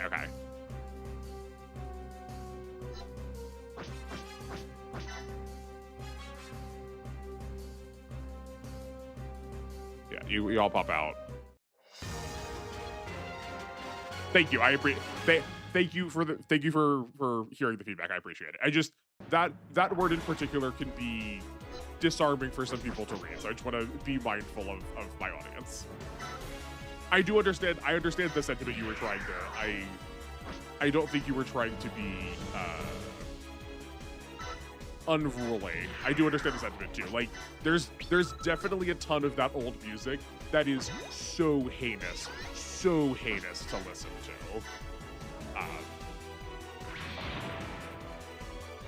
Like old Raiden music in Super Robot Wars is awful. It is just awful. The screech of it, I have no idea how that passed anyone's check. No, I do. That's what I'm saying. Like, I don't think there was any malice behind what you were saying. Like, it is a very, very common phrase. Like, especially in online spaces, to refer to things that are sonically dissonant with that language. Hence, that's why I was like not like grumpy about it. That's why I was trying to like a gentle point out. Like when I saw the trailer, I was like, game talking about some of the Japanese entertainment industry had me very interested. Yeah, no, like the principles, like the core concept of it seemed like it was going to be great. I'm also like a super sucker for anytime there is like urban, like anything that's like vaguely urban fantasy. I'm also just so in for. That's unfortunate how that movement worked out.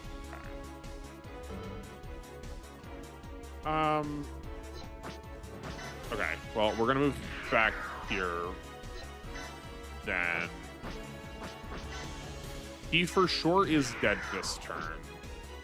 I'm gonna say it out loud again, just to make sure we all know that I know that we need Domon to use the Shining Finger, not the Shining Finger sword, in order to land the kill. I mean, you also use the word more often in German, but I also compound word that encompasses violence, so it fits more. I mean, yeah, I think that's also fair. Is that just like we've talked about a number of times on this channel, how the difference between like languages and like what words like have like deeply different connotation also like makes a really huge difference. Yeah, no, Shining Finger and not Shining Finger sword. Oh, because we are in a space that is not flying. She just can't do anything. Is there a flying version of it? Swallow feels like it should be flying, right? No. Sortie. No. I'm sorry, I'm so bad at these buttons. No, okay. That's fine.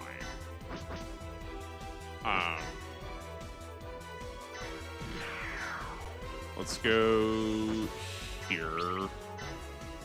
I guess we're gonna have to risk some of these like really inaccurate hits, but that's okay. This hand of mine is burning red. I need a fire extinguisher.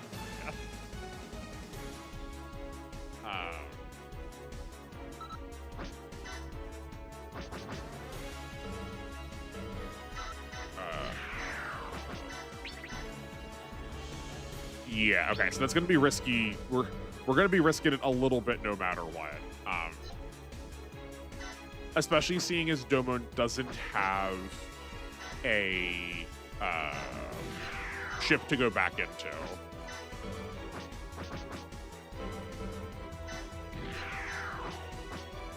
Okay, so we do want melee. This should be fine. Okay. I feel safe now that this will definitely kill. We just need it to, because we have a lot of people who are on the front lines of dying. Okay, Shining Finger. I can't imagine why this would matter, but like I don't think it's going to change anything anyway. If not, we don't use it, so we may as well use it. Break. Domon defeats Master Asia with Shining Finger. Shining Finger. Great. I think it's not just the Curse of Ground units, it's... not good.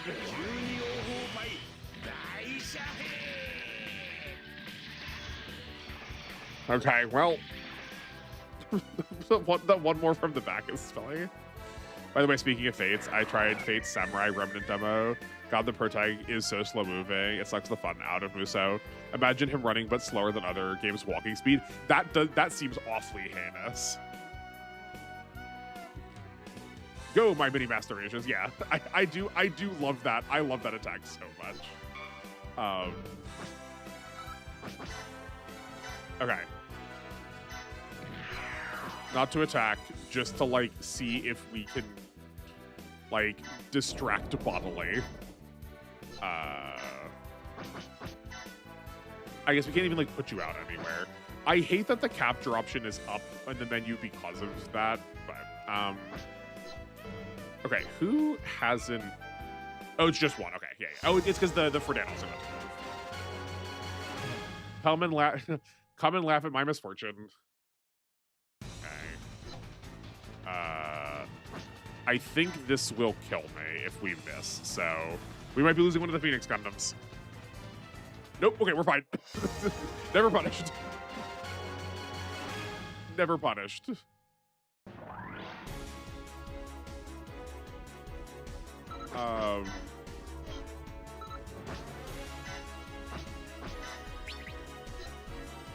Okay. So let me, NR, let me make sure I don't mess this up. If I grab supports from other people, is that going to fail the break condition? Like, so long as I start with the Shining Finger and I grab other people's attacks, that won't stop the break condition from happening, correct? Yeah, no, I'm really glad the Phoenix did not die. If it did, we would have just won another one. Also, the Devil Gundam Jr. has a funnel attack and has Mini Master Gundam Darkness Finger in it. None of those words are in the Bible. Actually, that's not true. The Devil Gundam Devil is certainly in the Bible. Words do not matter. Okay.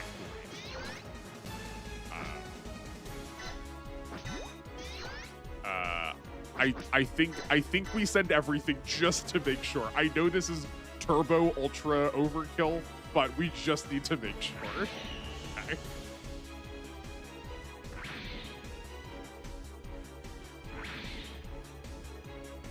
He's gonna miss. Okay, no, that would have been really funny if he'd missed, though.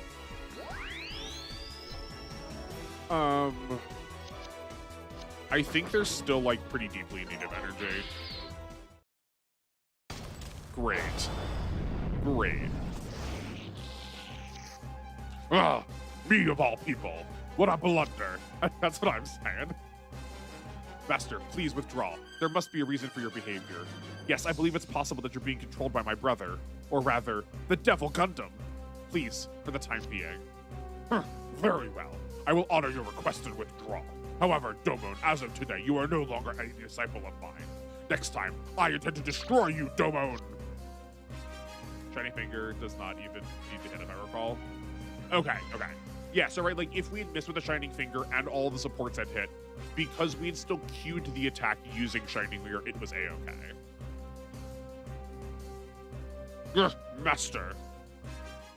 Oops. Oops, what? Did I do something wrong?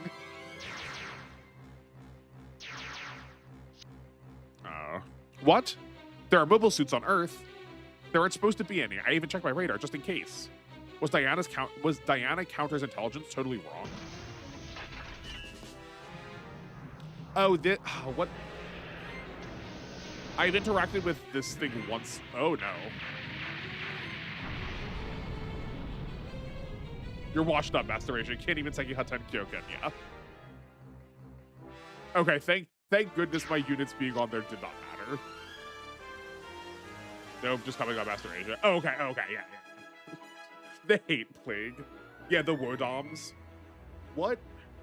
Was it in a Muso game? No. It was in the Gundam Versus, the PS4 Gundam Versus game. Goodbye, building. Yeah.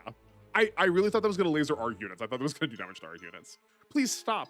The Earth is not a place for war. What? That mobile suit has a mustache. Quit messing around. All units, capture every mobile suit on Earth and inspect them. Take them alive for now. That's a long-range beam. It's a battleship-class weapon, too. I've seen the Diana counter-force training. If there's air, even a mega particle cannon can. How barbaric. These Earthlings can only be called savages. The best weapons they have still use gunpowder. But no matter how I look at these mobile suits, they're practically new. Stop it. I don't intend to fight. You wouldn't be piloting MS if you didn't intend to fight. If that's a militia MS, we will take it. Then I'll just have to fight. Lauren defeats Poe in 5 turns. Okay, great. Secret, get it! Commander, target's in sight. The Gundam's an interesting opponent. It's beyond special. All Rialdo units, if possible, capture that unit. On my mark. More units I feel like we're never going to use. Okay. I think we are far enough away that we can sort of... we might be able to, like, activate that this turn. How the walking dumplings are probably going to be stuck here for a while. You know where you have to wait for later. Then you get no-go zones that get map attacked every turn. Cool, great. Walking dome, sure. Oh, okay. This does not have a stupid range attack, the way it had in the cutscene. Okay. Rage. As HP decreases, critical rate increases. Cool. It's like it's a fraction of potential. You're still capturable. I was gonna say we could move Lauren up here to kill Graham, but that also feels bad because we need him down to kill Pao. Broad defense possible enables defend command when attacks reduced by 40%. Solid round elemental ultimate attacks reduced by 50. Okay, I'm never gonna remember all of these. I just know that there's defending available to me. Reduces damage from beam attacks by 30. Okay. Graham special increases critical rate by 2 and MP gain by 2. Okay, cool. Oh yeah, I did just look at like green. Okay, still like standard fare, sure. Make sure to surround the Fredan so you can bully it into giving you. Oh yeah. Yeah. I think generally speaking so far I've managed to deal with the impact triggers. Hold on. Yeah, the impact, not break. We did break already. Yeah, the impact triggers pretty well with the battleship. We've usually been able to like make them waste their turns to get them into positions that are like generally beneficial for us. Yeah, okay. my favorite Gundam, the Gundam. You got to make sure that you voice the before you say its name. I'm sure that's just because the script they used for English did not have that character in it. I just find it funny whenever this happens. It's like the same thing that happens when the number sign gets used for card games and the like reader can't use it, so it uses the like dollar or cents sign. That's same diligent, yeah. Fun fact, this is the only way to resist a beam melee is anti-beam coding. iField does not do it for... iField does only do it for ranged beam. Interesting. Okay. Okay. So, like, my knee-jerk reaction to that is to say that beam coding, beam melee then is, like, probably rather powerful then, if that's, like, what it gets resist. If it doesn't get resisted. The error symbol, not found. Gundam, yeah. It would not surprise me if it's also just because, like, I don't have... actually, what... I guess I'm not allowed to ask this question. It is quite possible that we have different models of PSP that's allowing that to happen. Also, games 5... Sorry, hold on. Is that... Game 50,000. Thank you. Also, welcome. I don't think I've seen your name before. If I have, I apologize. If you are... was it the Justice Gundam? Cool, sick. Welcome. Typically we play Super Robot Wars on this channel. Have you played Super Robot Wars before? We've just been playing SD Gundam on Mondays right now. If I've asked you all these questions already, I'm just so sorry. But I would love to hear your like experience relationship to this series as you were a fresh face to me.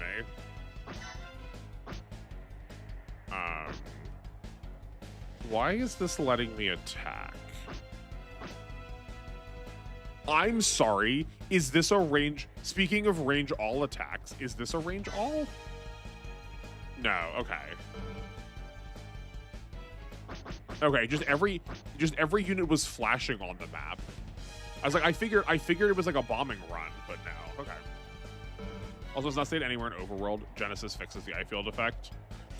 I love when these games just like are so clunky that they can't even tell you all of the crunch that's in them. So good and helpful.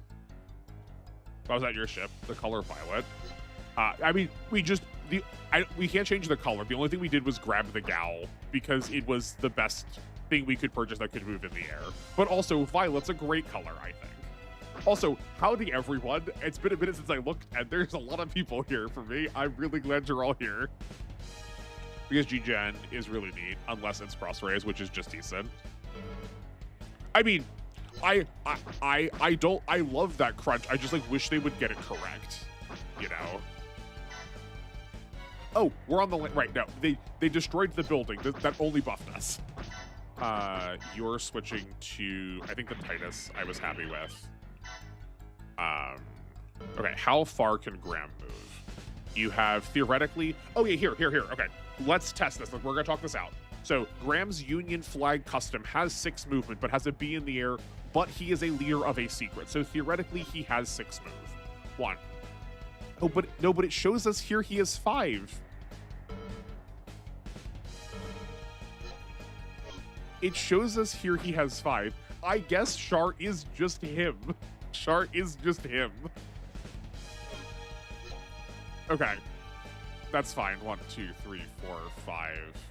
1, 2, 3. Okay, so we need to move Lauren. We need to move Lauren down. I'm just trying to like make sure we're not sending people to their deaths, you know? 1, 2, 3, 4, 5. Okay. At the very least, this will force Graham to move. We can leave Laura here. I think we'll leave Maramaya in the ship. I don't think she's actually going to be relevant. You are at full power, so you come down. Do you have the capture yet? No, still does not have free capture. I think we're just sending him back to the battleship. I think that's fine. Domon's gonna just sort of hang out outside of combat until we need to like bring him back in close to murder him. And then yeah, these 2 are coming back in also.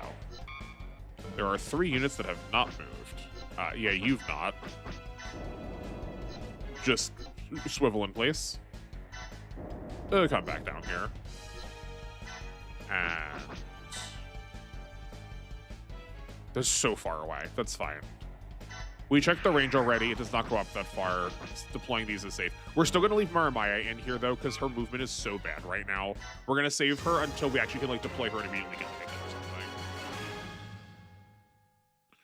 something.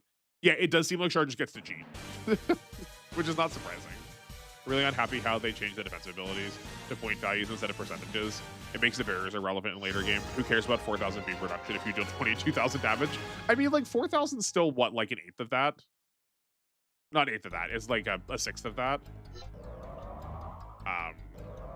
Okay, yeah. I mean, like, yeah, they have 14,000 HP. Like, yes, I do think in general it would be better if it was percentile based. I'm largely there with you.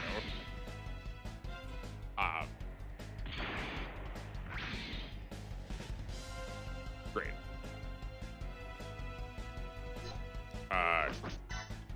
Just evade. Well, that's a shame.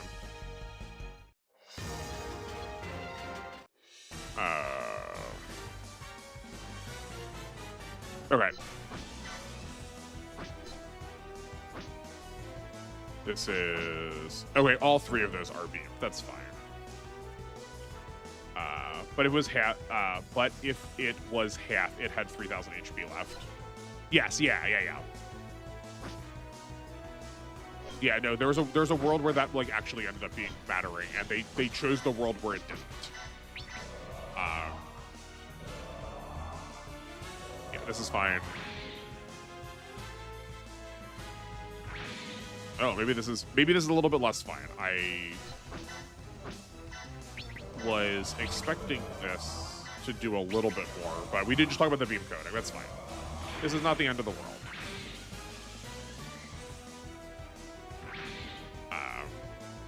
If we need to block, we need to block. I think these 2 are fine. I think this is like largely solved up here. Is Lauren going to get there in time? Yeah, in 4 turns.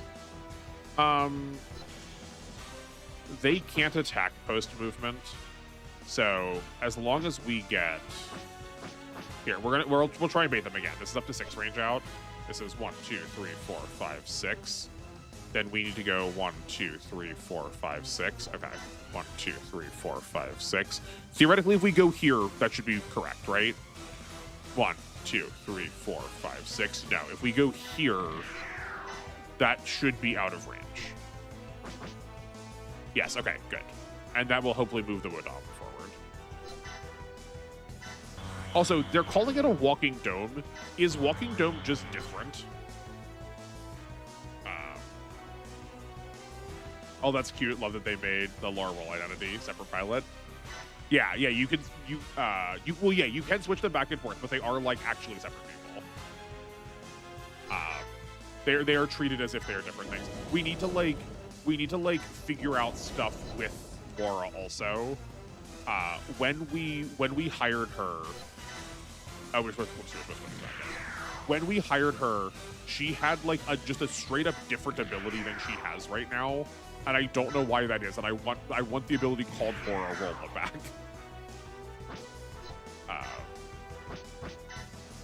I think we just deploy everyone to give us the most flexibility next turn possible.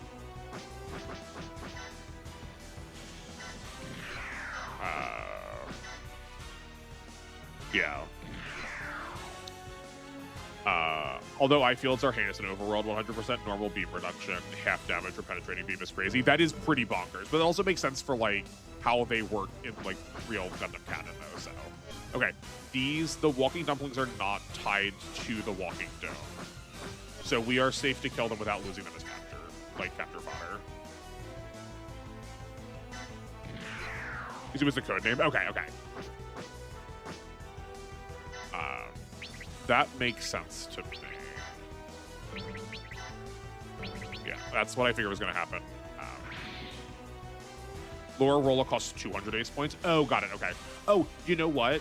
Maybe I was also looking. Is that in the immediate menu, or is it in a menu that is it in one of the later levels? Like, was I only looking at it from the? Right, there's like 4 tiers of you can get this at like level 1, 10, 20, 30, or whatever. Was it in one of the later ones, or did I like really just skip over it? I figured it was going to be at the bottom in the same way that Pirate was. I will say at the very least, the fact that you have to maybe buy it is a really heinous conveyance. When you pick up the pilot, when you hire the pilot, it shows you the ability in their first slot. Like, that's pretty bad. The walking dumpling is actually called the walking dumpling, though. Yes, yeah, no, that the fact that it's named that is just excellent. It's the same as the like. Oh, what's there? There's like a really funny name for the Universal Century like walker units. Also, this isn't a battleship because it got to move and attack. So there's that. You'll support defend. You support attack. Yeah, that should be fine. Laura Rolla is a base skill for girl version, level 1 for boy version. It should be the last one. Okay. All right, we'll look at it. Yeah, it's honkin' big the same way that the 00 Trailblazer unit was not a battleship, but it was just honkin' big. You take this defense. Oh. No. You take the support defense because you take the support attack. Yeah. That's perfect. How goes the Gundam? It goes great. Welcome, control room guy. Welcome, Cam. I'm so glad you're here. How are you doing? We missed you yesterday. Were you watching the Super Bowl? I don't know why you would be. Maybe you're an American sports fan.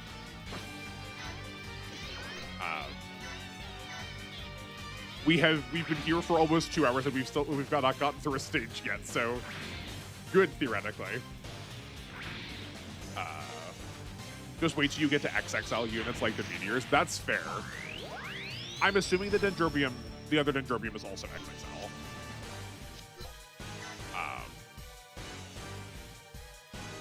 We do also have, we've guaranteed one new member, Llama's new. She's been great. And we also maybe have games 50,000. Our ranks are growing. Not recovering from being ill, but wanted to at least pop in. Also, yeah, these maps are too long. I'm so sorry. I feel so bad for you. You seem like you're almost always sick. Are you okay? I hope you're okay. I hope you get better soon. I sure as heck don't watch the not so Super Bowl. I'm glad I can be entertained for you in the meantime, because I sure as heck don't either. Ugh, I've been cornered.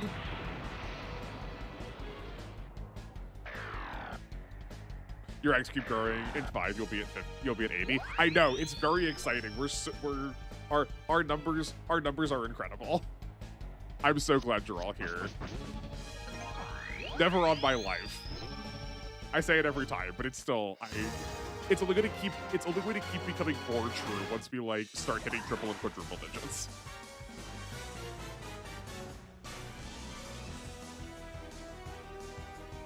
Yeah, please rest up. Don't feel like you gotta stick around too long if you like need to go and sleep.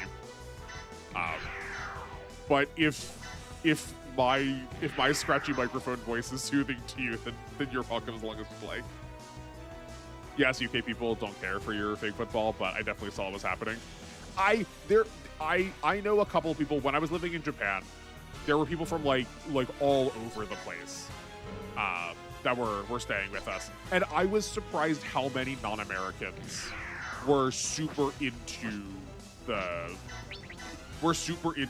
like our sport. It was like very strange. No idea why you should watch the Super Bowl. Is not just a massive advert with a side sporting event. Yeah, basically. I mean, but like that's just true of all American sports. Like that's not unique to the Super Bowl.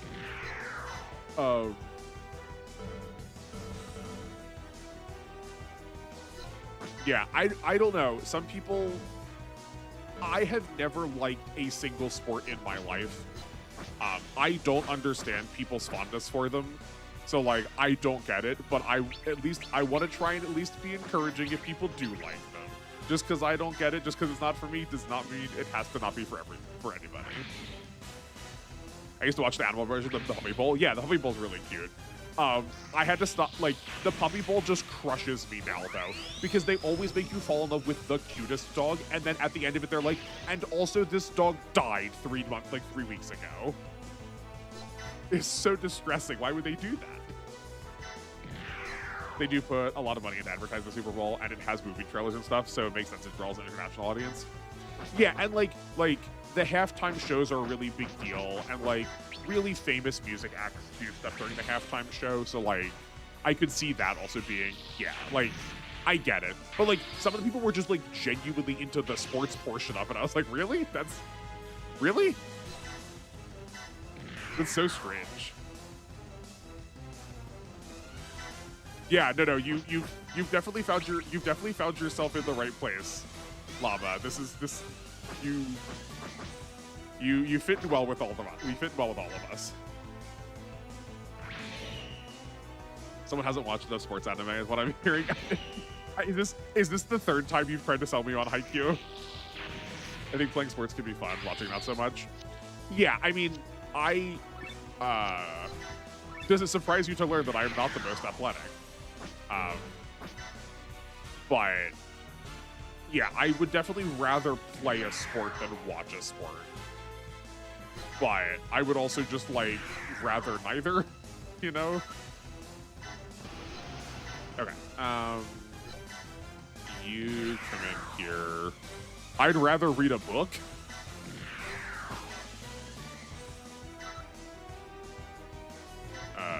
This is fine. Oh, right. We actually wanted to put you back in the battleship. We'll see if the free capture is available again. Who has not moved? You have not moved. You've not moved. And you've not moved. That's fine. I can see it with stuff like tennis, combat sports, just not team sports. Yeah. I mean, I have spent so much time. I've spent so much time with martial arts. I'm like very resistant to describing anything that involves combat as sports-like. But like, I also know that's just me. Whereas like any hobby is just a place of belonging as a community. I mean, I do, yeah, like that is also for sure true that if you can like find a group, like if you find a community that like you can like really vibe with, that definitely helps a lot. I think I was deeply put off by how exclusive-minded a lot of the sports teams were when I was like a kid in my area. Like I'm sure that did not help. That they really okay, that was really close. I should not have used the covering fire. That was foolish on my part. So I think that probably turned me off a bit too. I'm fat, but feather ball's still fun. Your size is like only tangentially related to your athletics. I have known some rather hefty folks that were perfectly physically competent. I just never move at all. I sit in front of my computer all day, so I have the lung capacity of a squirrel.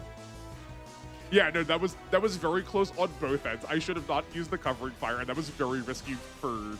I was not expecting the Wadam to do so much damage.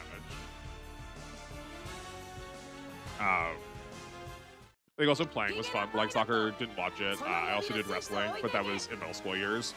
Yeah, I spent like elementary school, middle school, high school doing Kempo. And like it was like I loved it. It was like some of my favorite hobby and time spent. I'm just like in my head, if someone says sports, those are never the ones that are coming to mind. You know, you do not get wrestling as a sport at all. Like acting part can be fun, but the actual combat looks so lame. I think you got to be. It's definitely you got to be in it to feel that. I think you got to feel. I think you have to be in a lot of those to feel them as like much more meaningful. Because I felt that way about fencing before, and then I started fencing in college, and then I felt differently about it. Also, if you're playing Gundam, I can mention it since it's relevant. The new Hathaway movie is out. Yes, yeah, we talked about that. Was that the stream we were back? I think Gundam mentioned on the stream we were back. But yeah, no, the new Hathaway movie is out. Because I've been getting my friend into Gundam. That's how we're gonna cap it off, and I can like finally watch something fresh with him. It'll be very exciting. Yeah, I'm with you, Mom. I do need to do more exercises.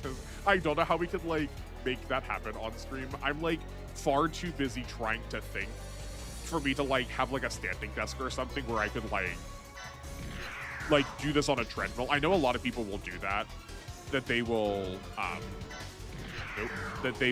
they'll like have, in order to justify their time playing video games, they will also do it like while exercising. I just don't think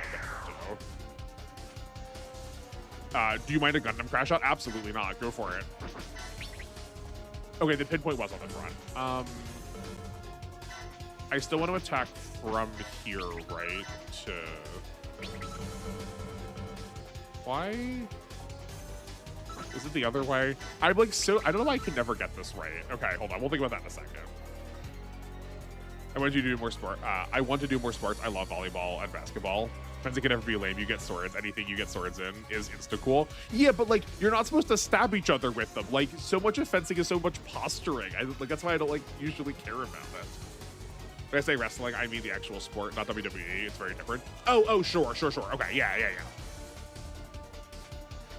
Yeah, I mean, pro in quotes is definitely the word for it. But when I say wrestling, I also usually don't mean WWE. Guess how much of UC Gundam is German dubbed? Is it like? I can't tell if it's going to be none or it's going to be actually worse and be like frustratingly like the middle section of Zeta Gundam, and that's it. Yeah, no, I could never get in WWE. A lot of appeal behind pro wrestling is honestly backstage drama and events. Yeah. It's like it is a lot more of it is the fun of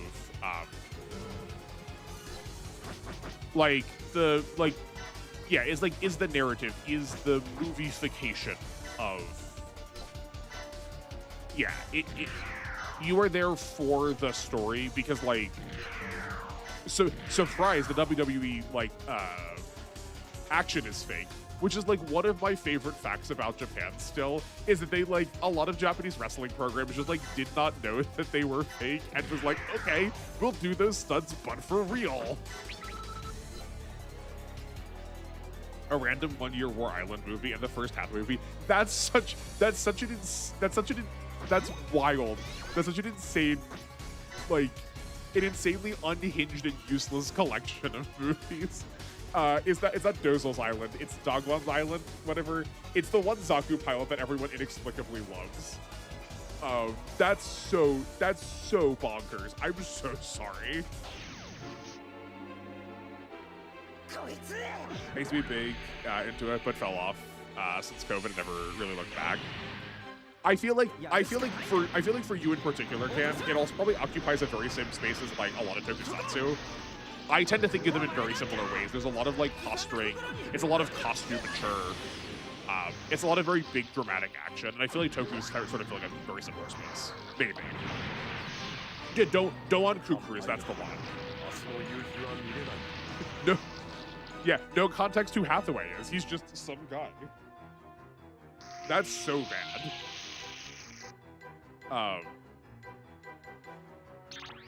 Yeah, we've learned pretty consistently listening to you.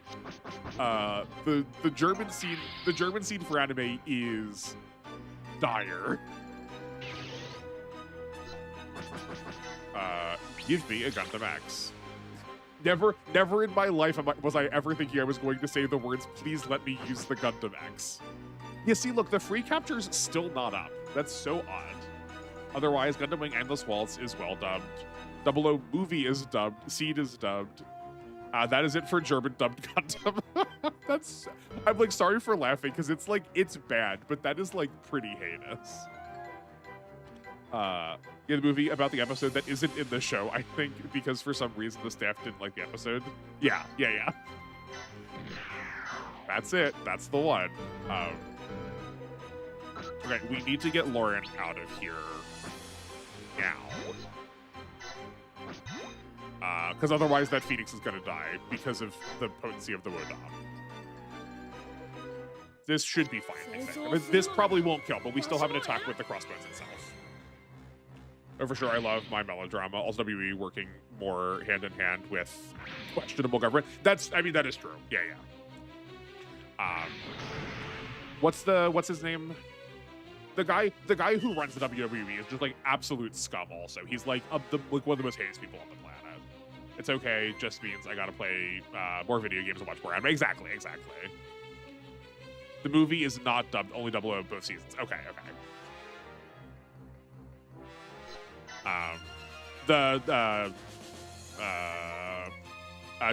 Doan Kokrus' Island is not in the Blu-ray. I will check my copy of DVDs at some point to find out. I do have the original on DVD. I am curious whether or not. Yes, this would be incredible if we can get Baramaya in here. I'll check to see if it's in there too. I'm curious. Germany just have such a spattering of Gundam, both UC and Ace. Like, it's not your job to know this, Anar, but like, do you know why? I'm really curious if there is like a really good answer. I mean, we got some other questionable stuff dubbed, like Dance of the Vampire Bund, Elfin Light, and so on, and mainstream stuff. I feel like Elfin.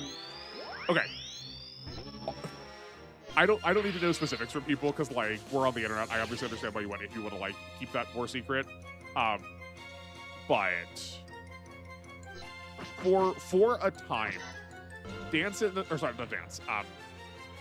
Elfin Lied was super like mainstream side stream here. Like if you were in like Tumblr spaces, if you were online, if you were like in alt culture spaces, everyone knew what Elfin Lied was here. And I wonder if that's part of the reason why. It like, I guess it theoretically helps that there is a lot of German in it, in just the fact it's called Elfin Lied, which is named after a German opera, if I remember correctly. But Uh, yeah, but like I do recognize that as being a like somewhat a somewhat standard show for people.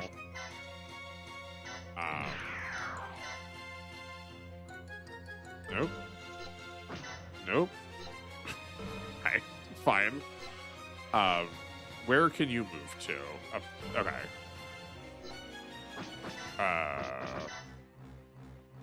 I think back one is safe. Nope, I hate that menu. I worried we're not going to be able to get these Daughtresses because we're not going to get the capture skill back on Uso enough. We can probably, if we take 2 turns, we can probably do that. Yeah, Vince McMahon, he got outed for a lot of not good stuff, and then his son-in-law took over, but he isn't much better and loves palling up with Trump and Vince's wife in the current government. Yeah, the current, yeah. The current Secretary of Education is Sabuke. Is her name Linda? I like can't keep. There's like so many hectic people you got to keep track of now. Yeah. Alvin Lead is bloody, so it was nice. Also, intro is good. The intro is really good. Alvin Lead is also the I would describe it as like quintessential edgy for edgy's sake. It's like it is a very I think it is like a very teenager getting into anime the first time, kind of like I want to watch something that makes me feel kind of show. Yeah, it is the weird. Yeah, exactly. It's the weird edgy fan service anime. Yeah, but like for a while though, it was just like what people thought. Like people that did not like anime watched it. It was like the one thing that like got people to pay attention to it, especially women. It's like very fascinating the history of that. Also, make sure to kill Doma after capturing, killing enemies. Yes, yeah. No, that's why I just like took those turns kind of weird. Yeah, no, for sure. I also just checked my 1979 Blu-rays, and it wasn't the episode Time Be Still, but I'm missing an episode, so it's the episode count is 42 instead of 43.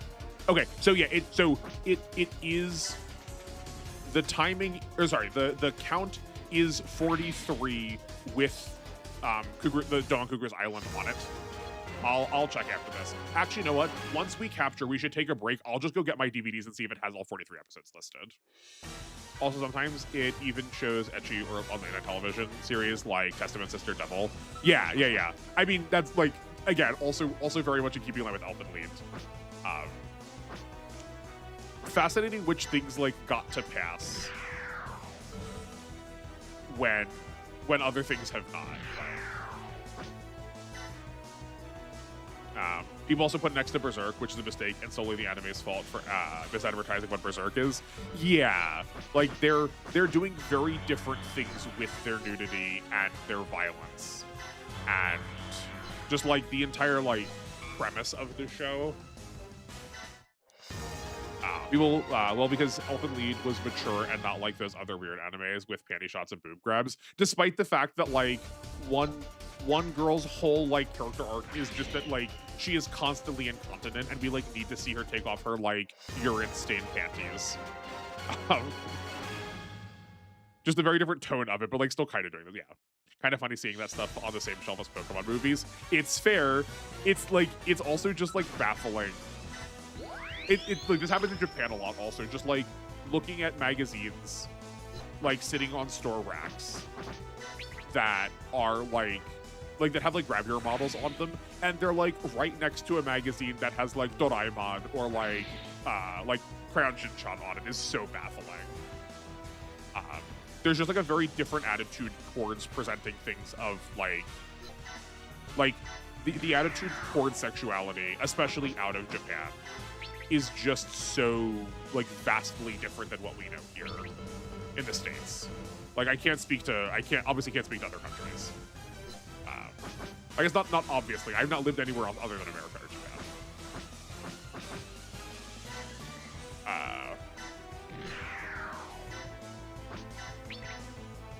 Let's put this on so I can also catch up with chat. massively benefited from people misconception of what anime is. In reality, it was just shonen tropes. Yes, yeah. It's like it comes from the same place where people like describe anime as being a genre rather than a genre rather than a game. Also, watching the Persona 3 movies in German dub is weird, given the game's never had one. does it also use just the heinously bad translations for all the elements like SMT does? That's yeah. Llama, are you entirely unfamiliar with Elfen Lied? If so, please don't search it. You're better off not knowing. There's always only one anime shelf, so it has to be on there. That's fair. Yeah, like Cam and I were talking about this like way early on into the channel's lifetime. The like way in which if you were an anime fan back when we were kids, you just sort of had to like everything because you were just happy to get anything, and like everything was just sitting there all together because that was like literally the only option. A magnetic coating, I recognize that word. Same author as Brynhilder in the Darkness, which I remember being rather generic and fine. Yeah, that's a good way to describe Brynhilder. It's still funny to me to watch Knight Rider was 16 and up. I watched it in primary school. I love Knight Rider. Who is Brand Phrase? I love his lipstick and eyeliner.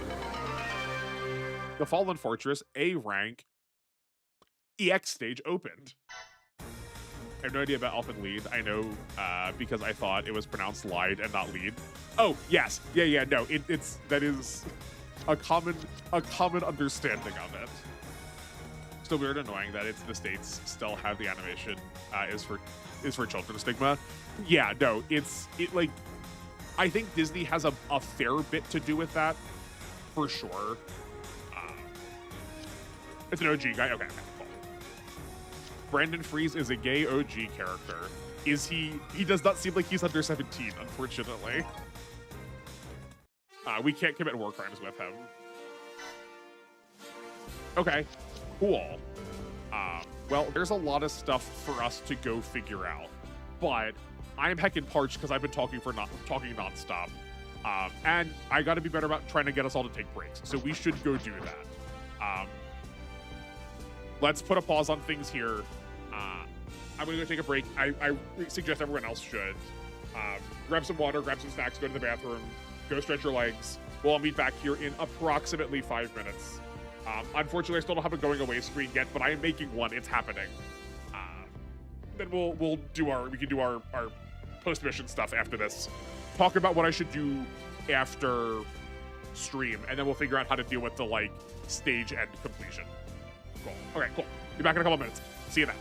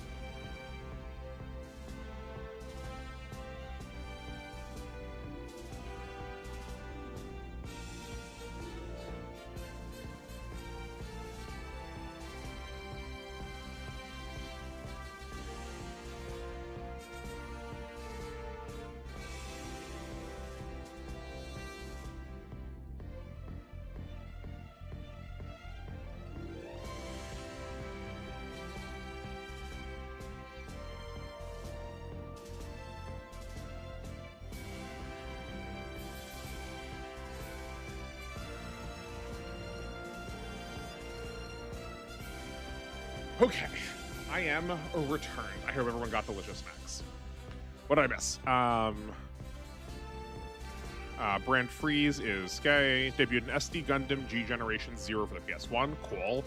The Haze Code has irreparably harmed adult America animation. Yeah, any of the like pseudo-moral like censorship is always just like an absolute crime on anything that's reasonable.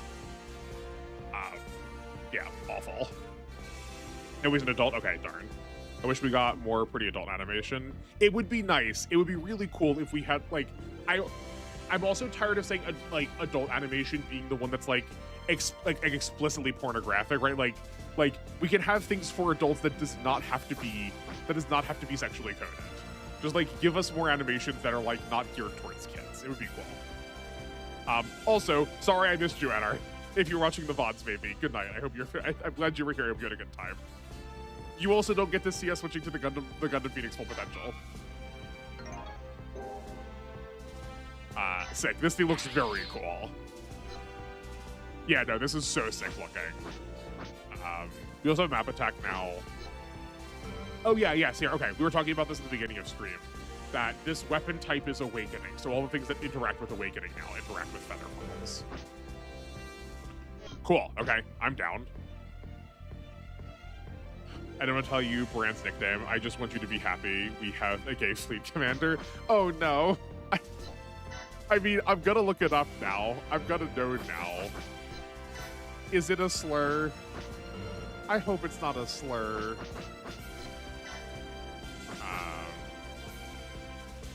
We finally have new type weapons. Yeah, no, we're gonna need to make some changes. Brand is known as the Hunter.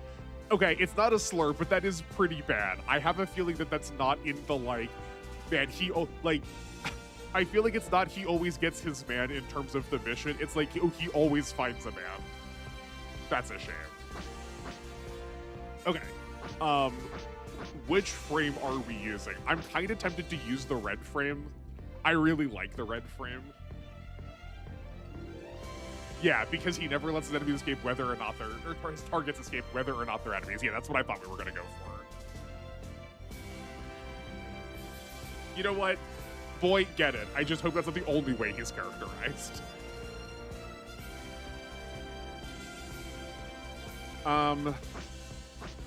Right, these are practically going to be the same, just like melee versus ranged. I mean, that seems pretty relevant for like having a multi-lock on a mech instead of a battleship seems pretty good. I love the red frame, and we have a majority of the upgrades. What do you mean a majority of the upgrades? Is there like a specific thing we need to do in order to get him to switch into the cooler forms? I mean, we have multiple strays. We could just have it do both, right? We're good. Let's do that. Destiny Impulse gets switched into. We don't want the Force Impulse that we took it out of. We want one of these two. Okay, so we don't another level or two. This is the only game that does a stray justice in terms of suits. I mean, glad to hear we're playing it, but disappointing to hear we don't get it any other time. Okay, I have some questions for people who've played this game before now. First, what does profile mean? Why do we have the word profile under these? I'm assuming, I'm taking prod to mean production, that we're allowed to produce these. they all went astray. Very good. Good. Full marks. Right, we're waiting to get here. Oh yeah. Here's the double XL we were talking about before. That's 100% what's going on here. This is waiting for a level or two. This is waiting for a level. This is waiting forever. I think I kind of want to switch it into the Haro. Lava, I'm so glad you're bringing the pun game. I feel like all of my IRL friends, like all of the people that I like speak to on a regular basis are like, oh man, you're really like, you're good at jokes. Like this should be great for streaming. And I feel like I take these games so heckin' seriously that I could like never crack jokes. It's good to get some levity in here too. Prod means you can buy the unit. Okay, that's what I thought. Profile means that you have the profile entry in the gallery. Got it. Okay.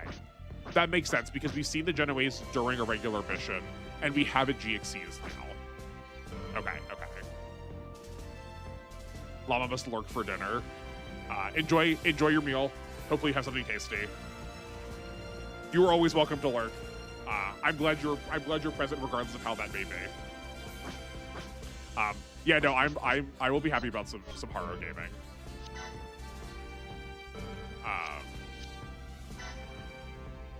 Your pun title game is on point. Never. Thank you. Right, like I have to try and like offload it into places where I can think about it like beforehand. I've genuinely woken myself up at night being like, that's a good pun. I should write that down for a title later. That feels so much worse. We're definitely not doing that. Oh, we're supposed to just have a Genoese. Okay. That feels not worth it either. The Kapool.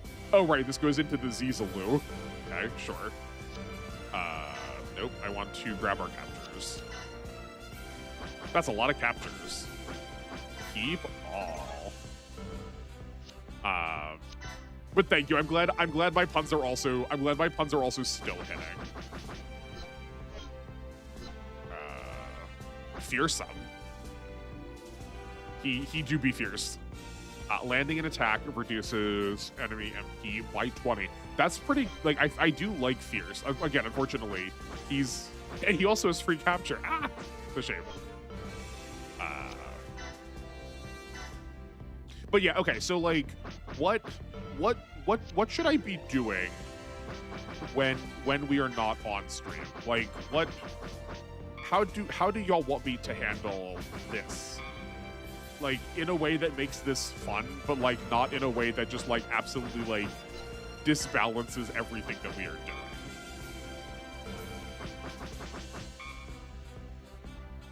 doing. That's so cool. That's so cool. We get to, if you put the Zaku 2 and the Gun Cannon together, you get Char Zaku 2. I love that as a fusion. I'm always amazed at your ability for puns, especially for Bison. Wells, you really had to work. Thank you. That one was definitely a labor. As soon as I started, once I got into the second one, I was like, I know what I must do. I know how this must go. Oh. Okay. Make sure there was anything like weird going on that could inform me a little bit more. Yeah, I just like, what do I do with all of this money? Like, what do I do with any of this stuff? I don't know. Oh, I did want to see what this theoretically develops into. Okay. None of these give me a good indication. I feel like the one with the extra arms should probably be large, so maybe it's not one of these, or maybe they just did not stat it that way. Maybe that's this one, maybe that's what the 30 attack is for. It pains me we don't get Shin Matsunaga or Johnny Wright in this playthrough. Is Johnny? Yeah, Johnny's probably over age. I don't mind balancing this. That the next one of these we could also have the pensioners, the pensioners squad only. That like everyone has to be geriatric in order to be able to qualify for the team. There's one last. Hold on. One last mission for old time's sake. I'm going to retire tomorrow at the ripe old age of 82. They can send me into the battlefield one more time. That's maybe our call.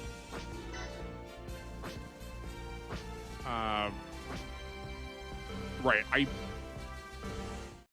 we're probably gonna need to sell some stuff, don't we? It's a Bawaku, so for sure that's in space. We can't use the Gal for that. Yeah, we wouldn't be able to use Johnny for that one, but we could. I feel like we could use. I was thinking of that more in terms for shit.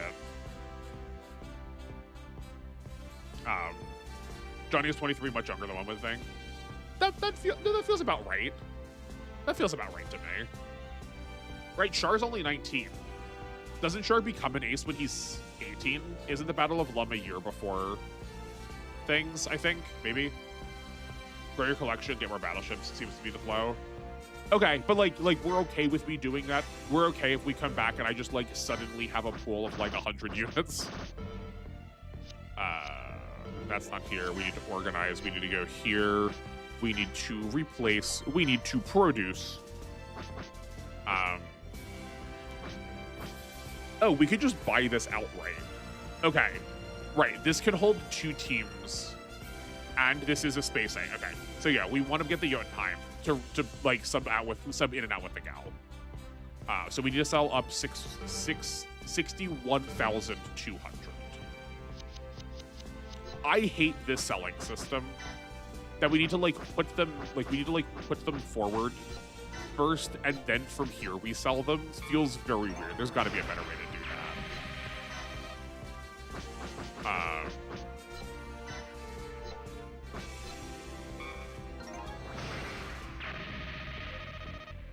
Okay, that should be enough.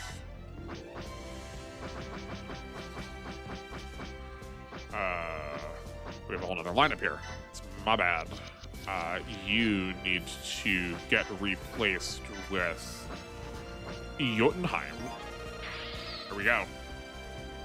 I think that is kind of the point of these games. I assume people want to see you play new maps, use new units. The grinding upgrade probably is the draw.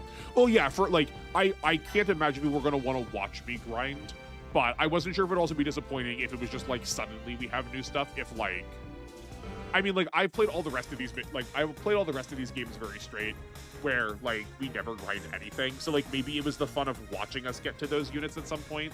Like if I just suddenly show up next mission with like the Gold Astray and what else? Was it the Master Gundam? Maybe it was the Master Gundam we were talking about. And I mentioned another one earlier. That if I could like suddenly show up with like really cracked units, like would that feel boring? Because it's like as soon as I can like get in the grind set, I'll just send. I will go. Could do a community poll later to be safe. I do think that is true. I do think that's probably, yeah.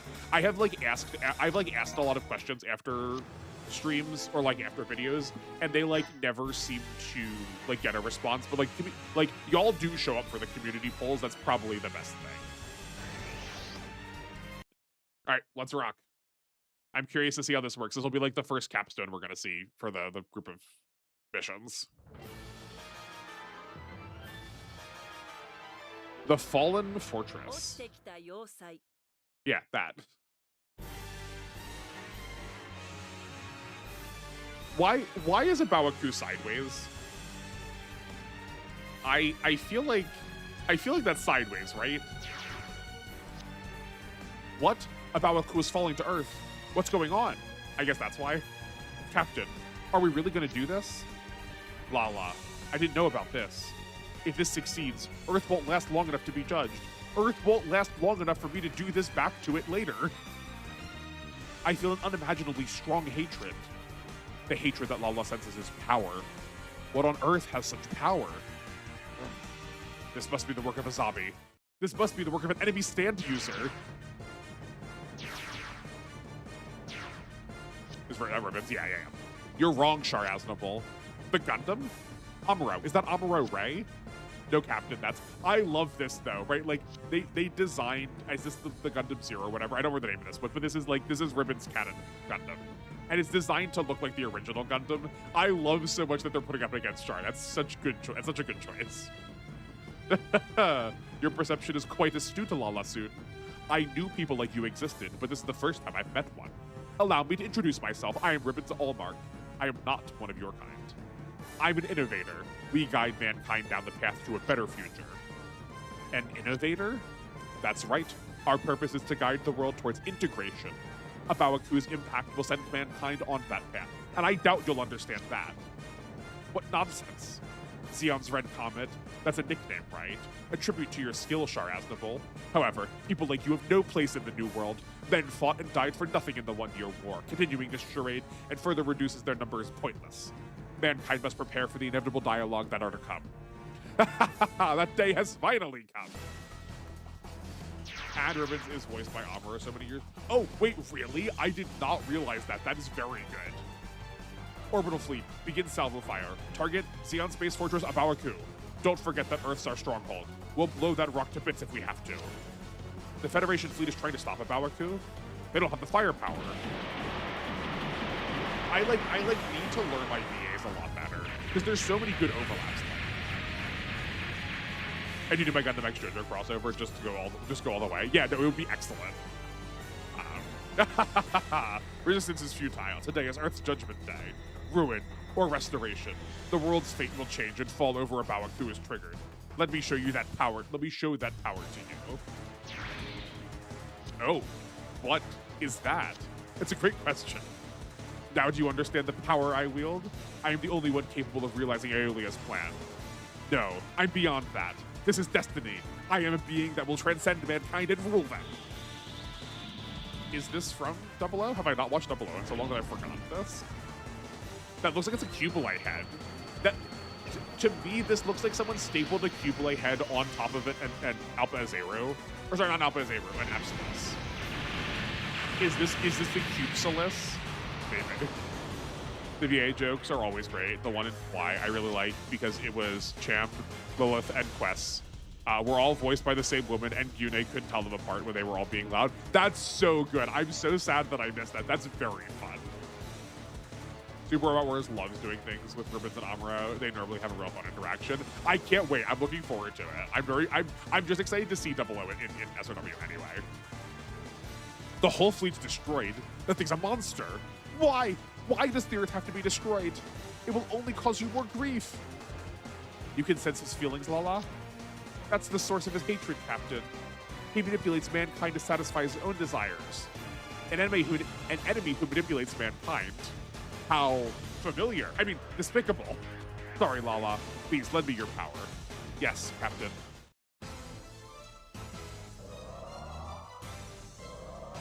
Oh, that's the secrets. That light? The world signal? Sure, okay. That was the sign that I was going to get more free units. Another loss by them not being fully in English. Yeah. The Balbadoro was freed from the Earth sphere, hijacking a Abawaku to destroy the Earth. Are you trying to destroy its repair system? You shall not. We can't let the generation system get any worse. I command you in Aphrodite's name. Let us destroy the Balbadora together with this crown named Helfas Bose. Let's cooperate, seal that power, or the world will go mad. Follow my lead. Evil shall be judged. She looks like she's a villain. There's no world I thought we were going to get to use her. Aphrodia?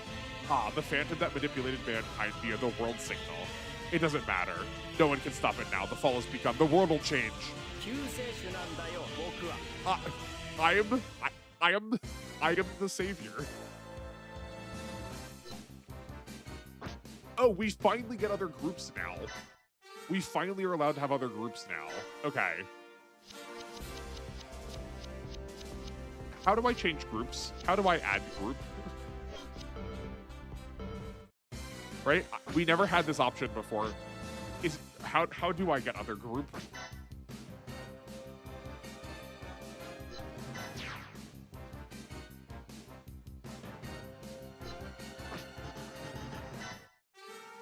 Because that might be worth investing into.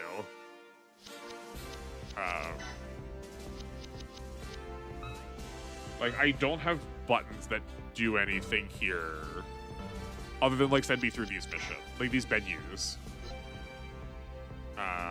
Move, no. Replace, no. Wait, no. Install parts. Move units and characters together. Remove all characters units in this group. Okay. I just need to own a second ship. Okay. I mean, we have a second ship right here. Right? We have the carry base. So I was like, can we put... Do I just, like, not have enough people to crew it? No, because we have people we could crew it with.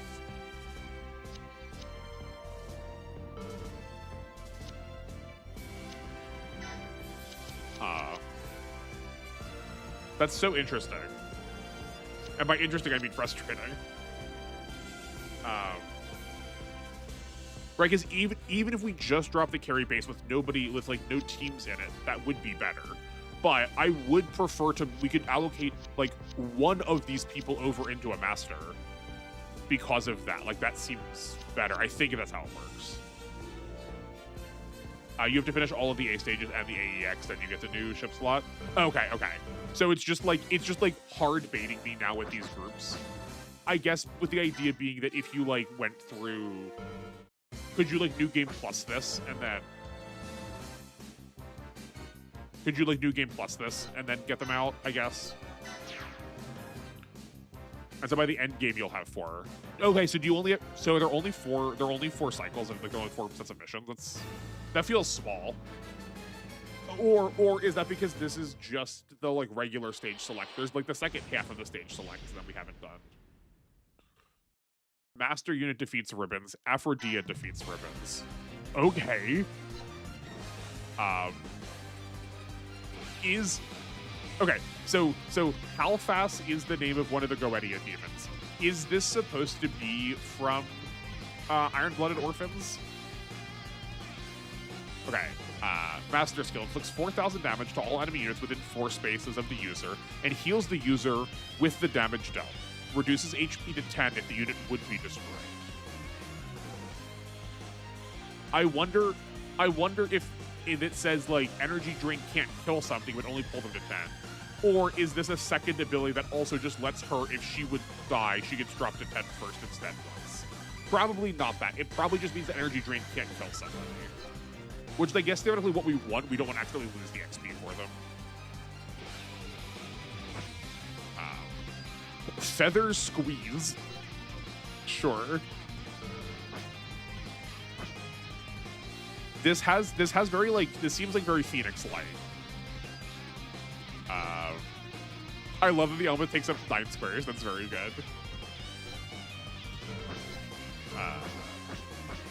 Ghost of Solomon reduces MP consumption of awakened weapons by 10. Cool. So bits probably cost normally 20. Yeah, we talked about it before. I just wasn't really sure what it's going to look like. And yeah, and also you're allowed to cheat when moving. 2, 3, 4, 5. No, he only has 5. That was just really weird that he got that 6th move, that extra move that one time. Okay. I guess we should like look a little bit more. We have regular Zaku's, boring. Richthoms, boring. Gelgook Jaegers to emulate like Char's Gelgook being there, but can't actually be. Regular Gelgooks. We have. Oh, that front is like so much more pointed than I would expect out of the Big Bro. Big Bros to me are like really flat on the front. They're like more like arrowhead shaped, where this is. I guess not arrow. This is like arrowhead shaped too, I guess. But okay. The Zachrolo. I love the mobile armors from the end of 0079 so much. Oh, that's what I was supposed to do when I was gone, was go grab my box set for 0079. That's fine. We can talk about it later. The O Gundam combat color. Cool. And this is the Balbadoro. Yeah, okay. Balbadoro Neuro. Fearsome. Oh, yeah, we talked about that before. That reduces, that's like the morale drop one. Okay, cool. There is 4 stage ranks, A, B, C, D, each having 7 maps in the final stage. Okay. Then there is 5 stages of World Core and Overworld stages. Yeah, the World Core was the part I was thinking of. I guess because a lot of the gameplay also just comes from like replaying it too. So I guess I shouldn't be that surprised.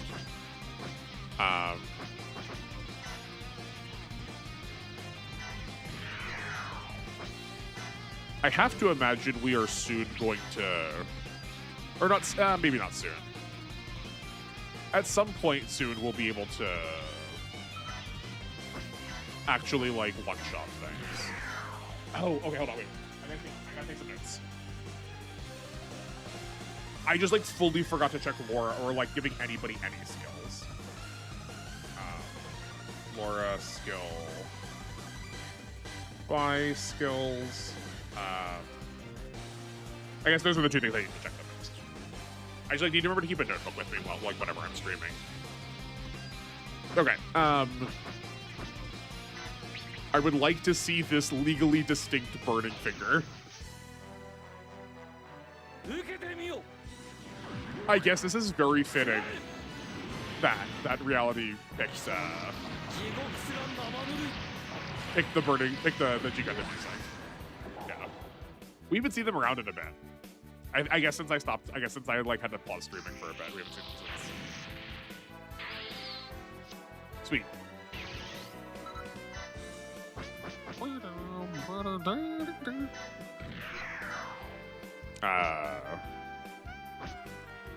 A rocket. Sorry, it's not a rocket punch. It's a rocket anchor. My bad. Support here. The beam saber will probably be enough for Azako. Yeah, for sure. Okay. Yeah, we're able to clean stuff up pretty quickly now. Cam, bud, I'm glad you're leveling up. We need to get this Gundam leveled up though. I guess this Phoenix also desperately needs XP.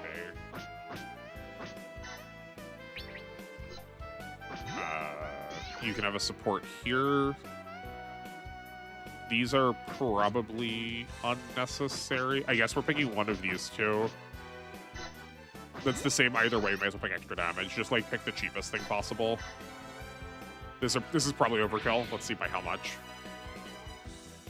That's 46. That's 48. That's 9,600. Yeah. Okay. So you only needed 2 of those. That's fine. Sure. Yeah. No. That was exactly correct to say that all of the OG units do level up rather rapidly. Oh yeah. Let's see. I did not actually check how much movement each of these 3 frames has. Okay, we might end up using the Swallow more then. Because more range is kind of always the call to order.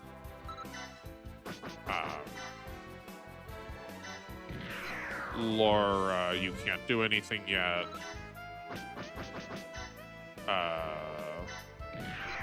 Okay, so actually no, we could do something up here. Hold on. Laura attacks here. And then the Seed of Stray can come in and clean that up. Sortie. Or sorry, not Seed of Stray, the Seed Red frame. Photoelectric Sphere. That might not be lethal. And because our leader isn't there, we're not getting the support.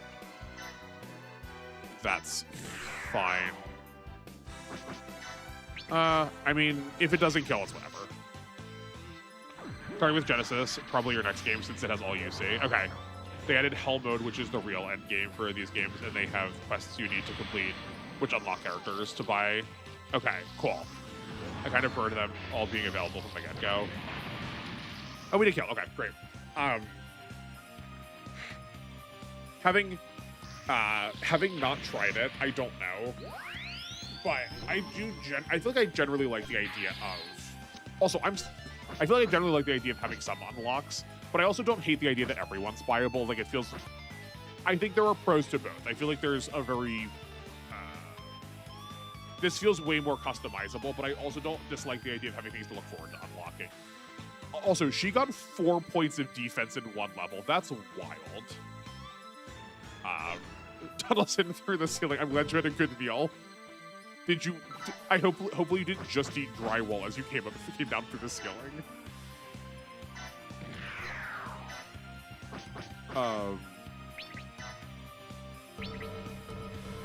Okay. So... we attack here. Get a support from someone. Grab, this support. That killed last time. Then we can move the Phoenix down to hit the Zaku to let the Age Unit 1 come down and grab it. Oh, that did not kill. We were just... Oh, that's a shame. Okay, well, We're gonna give this to Maramaye, seeing as, good golly, she, I kind of just want her to level up all of the time now. I get why people would prefer being able to build your dream team from the get-go, but I prefer unlocking them when contextually appropriate. Oh, did I misread this? Oh, you preferred that to them being available all of the time. Okay, okay. I was like trying to hear you out and be like, okay, let me like see how I could appreciate it being always available. Because like generally I am with you that I would much prefer it to be like unlocked through conditions that make sense. Okay. That was me trying to read it too quick. Otherwise, why wouldn't you just use Char's counterattack Amuro, 00 movie set, 00 movie sets in a See Destiny Kira? Yeah, like I think the reason for, I think the answer to that is it is this game is like Pokemon, where like, well, why wouldn't you just use all the best Pokemon all the time? It's like, well, because like A, you don't like them, like they're not your favorite characters, or B, because like Pokemon is like, I would describe Pokemon as being a series that is actually more like a play space than a game itself. It's like a game system that like it incentivizes you to make your own challenge or like make your own like choices in play. But I'm with you, like if you're just trying to think of like optimization, if you're just trying to think of like getting through the game the best way possible, it does reduce a lot of your options. Potatoes, carrots, and sausage, delicious. Potatoes are always a safe choice. They're always good. Maramaye is everywhere, huh? In Y, in W, and here in Overworld. We can't escape this sassy lost child, yeah. And somehow this game is animated better than Garo sliding down the hill. But, and how many games do we get to play as Maramaye? She's also like kind of out of W right now. She's like basically gone, right? I feel like that plot is finished if we ever get back to it, seeing as I just like can't seem to finish up this DLC.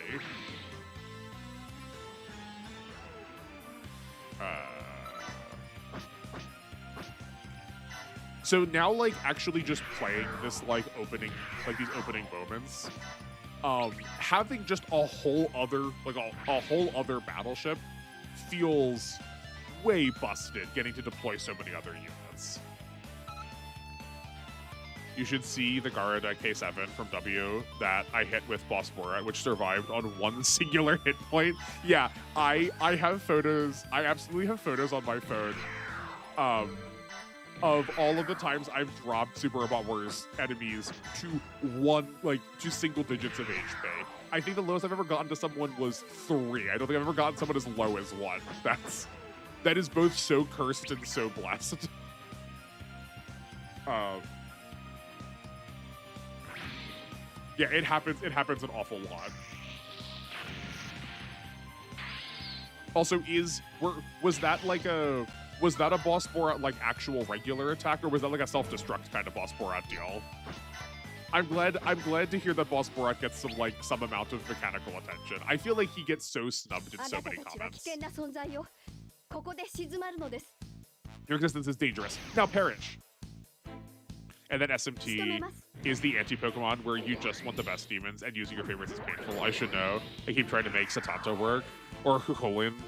God, does late game SMT not seem to like him? Oh no, that's for sure not true. Late game Hukolin, I think you're just playing the wrong SMT games.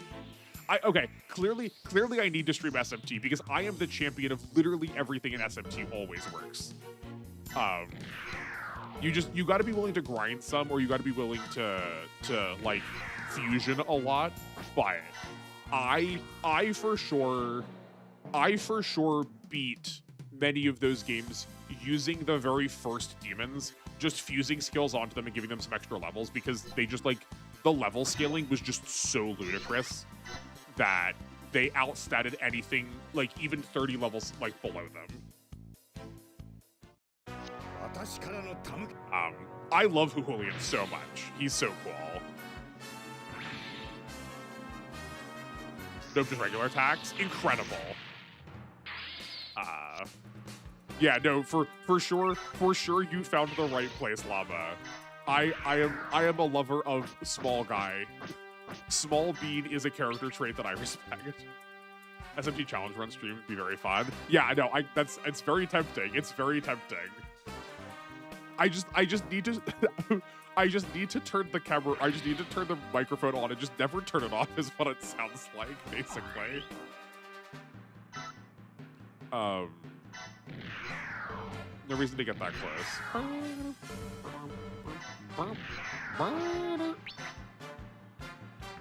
I still need to finish 5. Yeah, no, I have not played 5 at all. Maybe I have played enough SMT that I feel pretty confident saying we could probably play a new one with a challenge run. I would play 5 on stream. I would play 5 on stream for the first time as a challenge. I would for sure do that.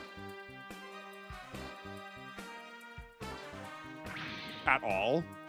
At all what? I've not played 5 at all. I've not played 5 at all.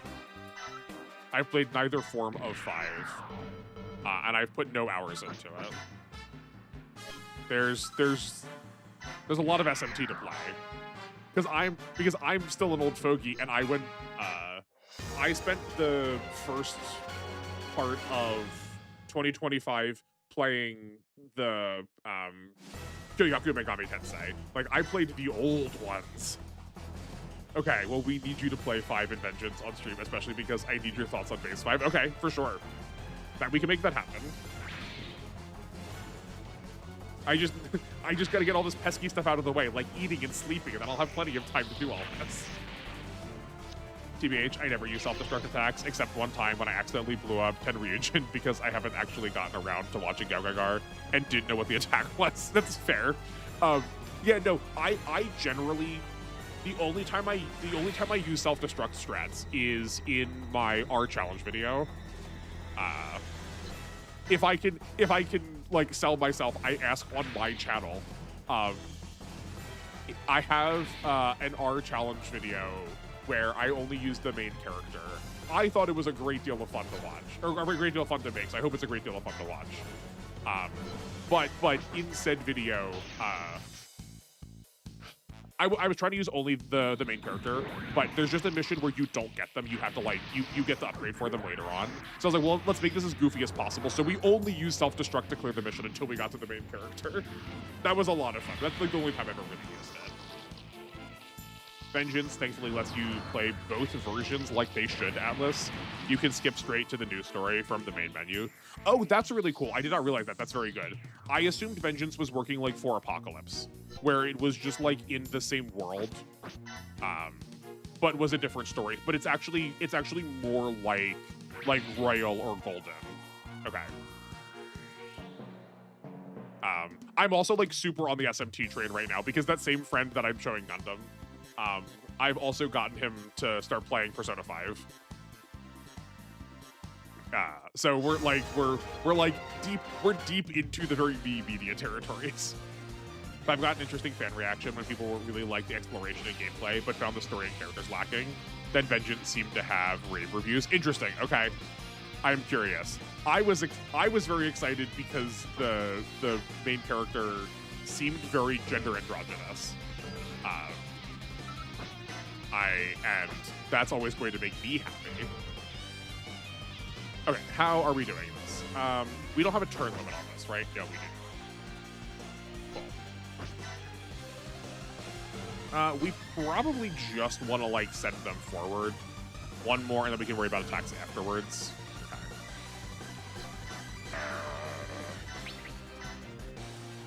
That probably won't be lethal. Wait a second. Wait a second. Yeah. Why do we not have a support attack? Oh, we do. We do. Okay. Okay. That seems good. I love P4. P3 is my first and beloved, but 4 has such a good vibe, and I'm a better overall cast. I agree. I really like 4 a lot. I just happened to have a free copy of 5 through Humble Bundle, so I gave that to him. He originally started playing 4, but then had to stop for some reasons. Just not having access to it anymore. Being the save scumming MU save slaughter I easily outrun the consequences of my actions. That's fair. That's fair. I'm glad you were fine. I mean, like, if the tools are there and that does not, like, decrease your fun, then, like, by all means, use them. But God, does base P4 suck for difficulty? You think so? If you do end up doing SMT, it's my perfect excuse to finally do Vengeance. It's fair, it's true. That has generally been a lot of, like, the play pattern of this channel, is I play something which gives you an excuse to then play something that's adjacent to it also. I always played P4 whatever the hardest difficulty was, whichever version I was playing. And I didn't grind a ton. I grinded enough to get the, like, drops to, like, be able to sell into the accessories, and that always seemed fine. A caveat, I always do dungeons in one run. Agreed, yes, no, 100%. I also always do dungeons in one run.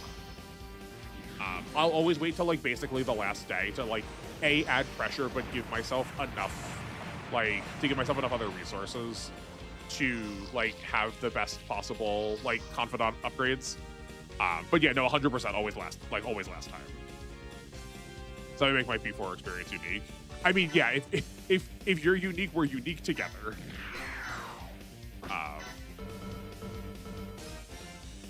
Yeah, it's just like laughably inefficient to yeah, it just feels laughably inefficient to go in multiple days when you could just clear it in one shot. I think we're better off just taking things out. That probably won't kill. We just, like, want to force Aphrodite forward. So let's move you. Oh. Interesting how this range is working. We're gonna use the bits. Surely against the Zaku, that should be lethal. Yeah. I remember Yukiko being a pain, but past that game is a breeze. Yeah, I mean, Shin Megami Tensei has a very weird, like, difficulty curve. I think one of the reasons I like those games is because they typically also scale with knowledge, where, like, early game is really, really difficult because you just don't have a lot of resources, unless you are very, very familiar with game systems.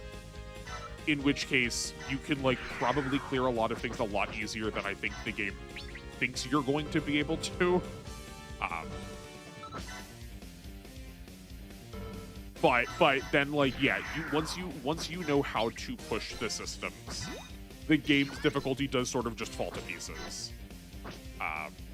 In a way that is not dissimilar to our complaints about why, but, like, I don't think as egregious.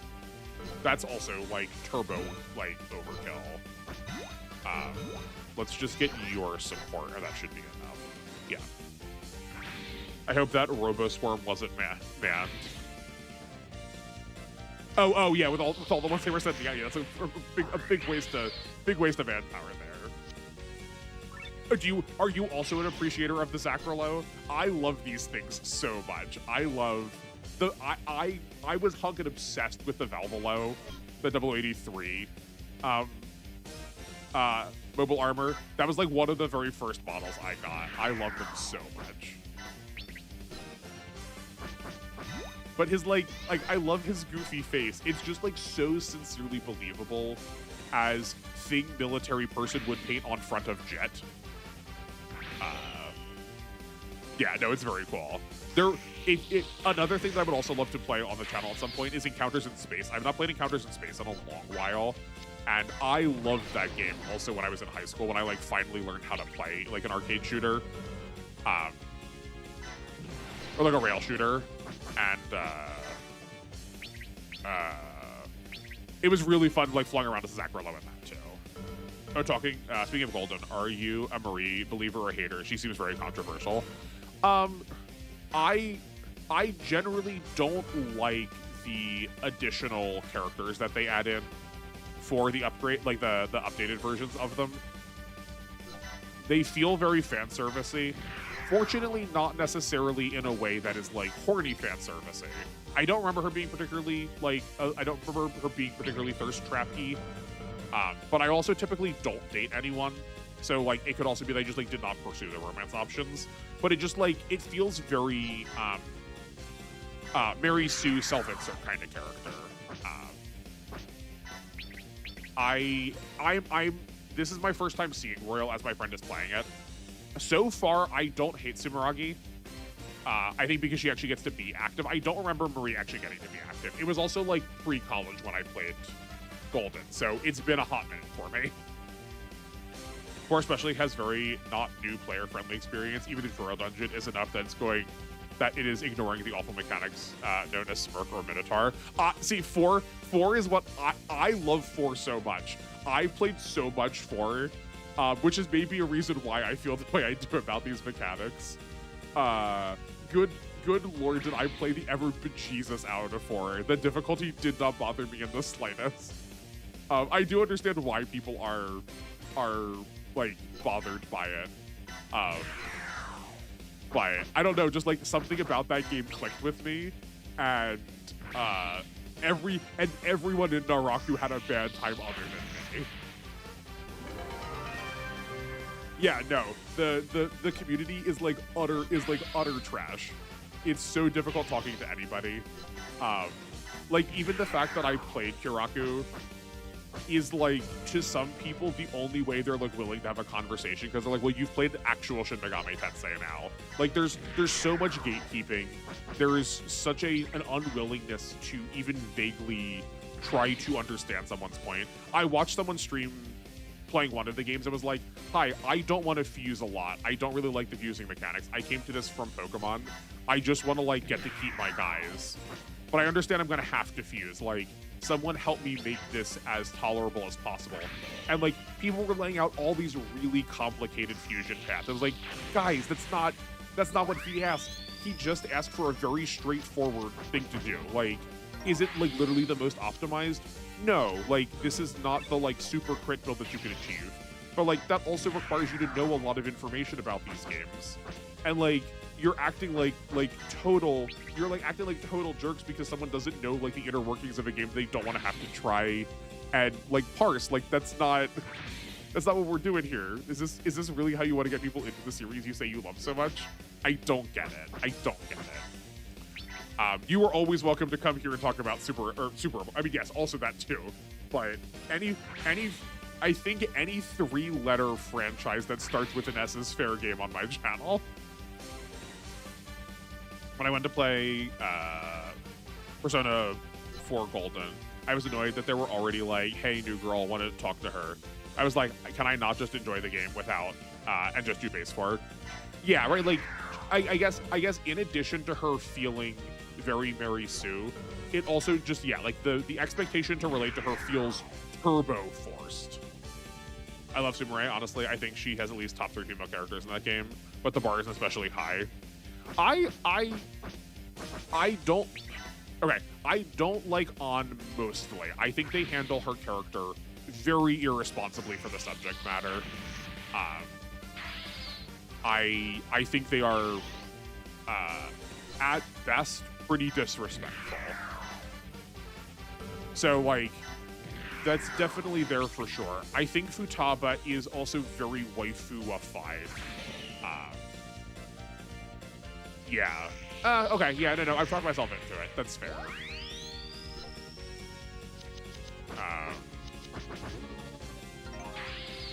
Yeah, but I also am, in the way that Camu and I are always, like, very excited at the prospect of, like, women being allowed to do something in media and characters. It was just nice seeing that, like, new student wasn't, like, confidant you get to add on to, that you're just, like, constantly always telling her how to be, or like, you know, just like going around saving her, right? Like, I know the general plot of how Royal works, but like, she at least gets to be an actor sometimes, and I really appreciate that. My knowledge of Shin Megami Tensei is Beelzebub is a giant fly, and that's about it. That's fair. It is of all of the like massive demons you were going to tell me about that were giant something, Beelzebub was not the one I thought you were going to bring up. but he also sometimes is a large caveman.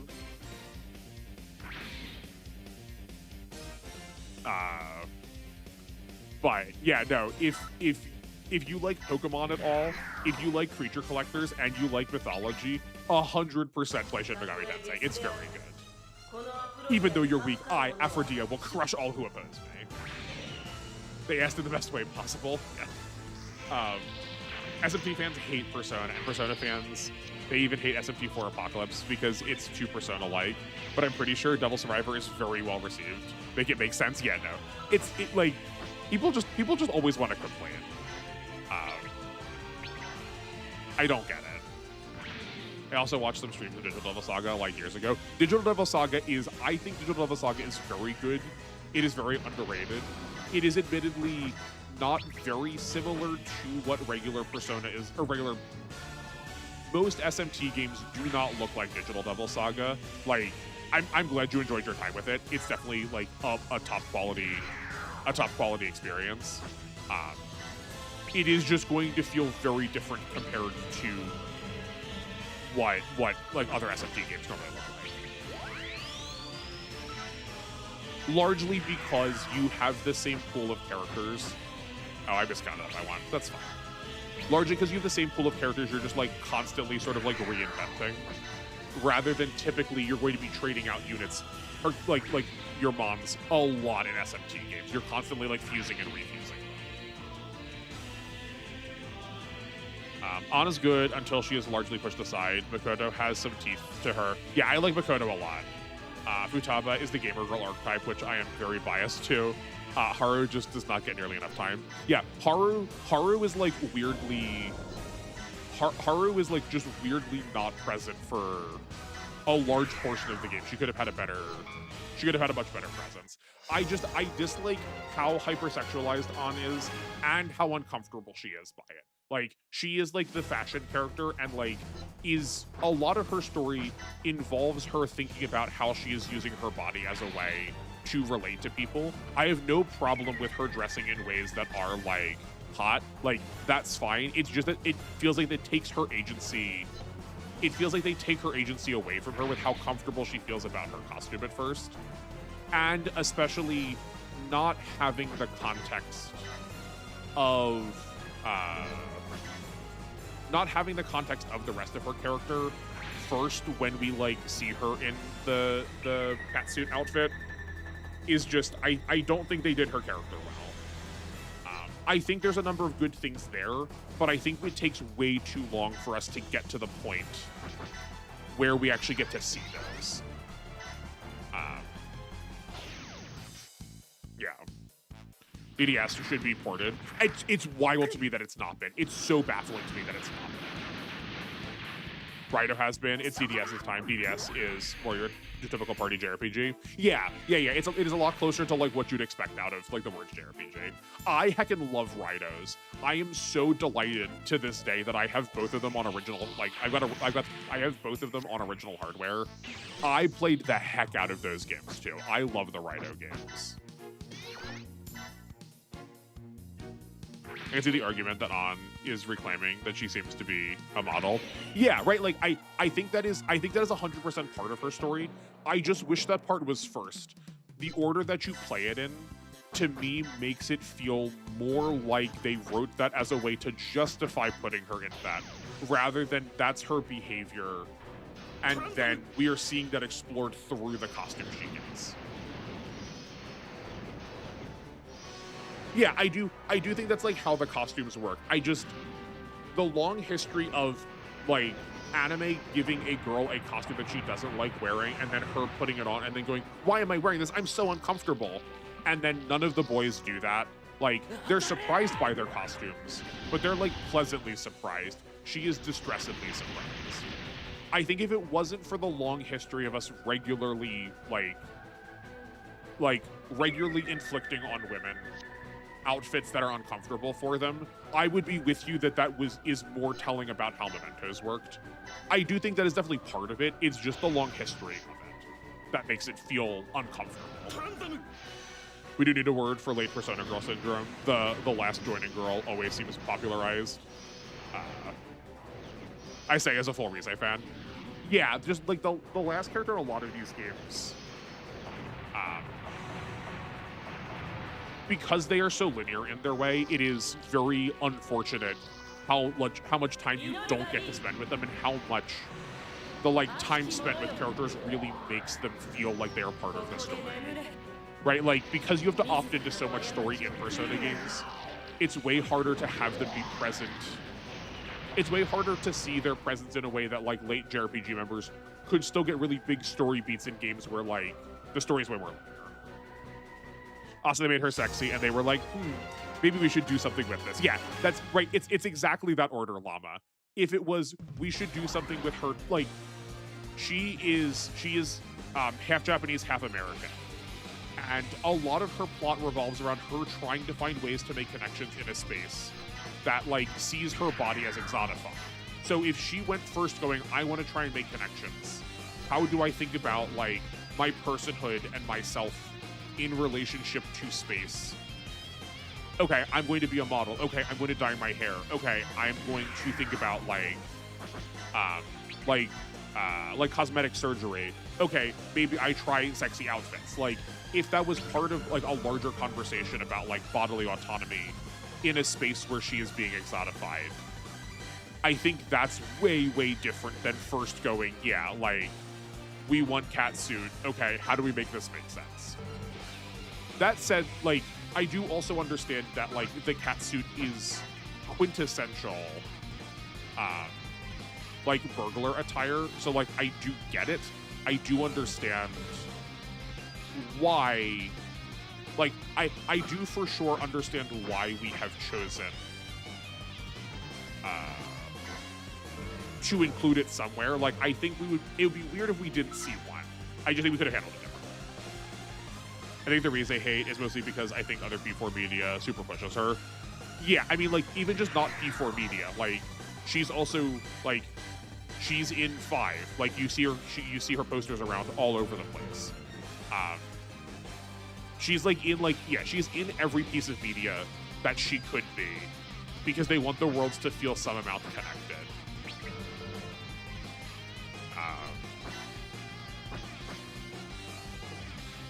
That happens to the last party member in Metaphor, but you actually got to meet him early on. That seems better, where you like get to actually I guess that's, yeah. I guess I generally like in JRPGs where the last character you have is someone that you've already been like getting to know throughout the course of the game, like probably usually a minor antagonist. So that, like they do have some character background for you. Yeah. That's also another game that I have not played that would probably go on stream if we end up turning this into like an SMT day. I have not played Metaphor Fantasio at all, which is very surprising, I know. I know I would love it. I just haven't gotten to it. I get the criticism. I've heard it many times, so not surprising. Those are your hangups, as usual. You articulated well. Thank you. I appreciate it. It helps that like I literally just talked this through with my friend. We were both doing this for like a half hour.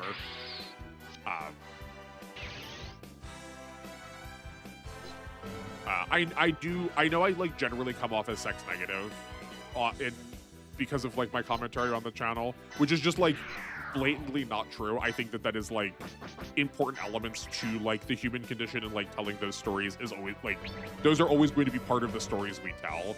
I just want to do it in a way that does not make me feel like a gross old man, right? Like, do it in a way that is respectful to the characters.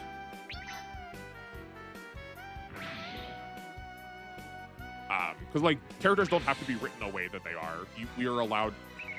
We write characters a certain way. We could have chosen to write them in a way that is not that, and instead we have opted to do it that. You know.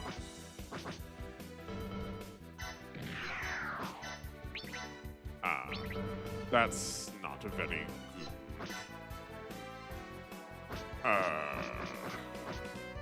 That accuracy is atrocious, though.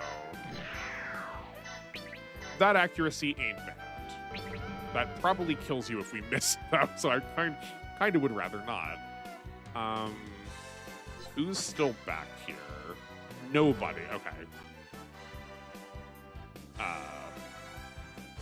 Gundam, I will get to your comment in a second.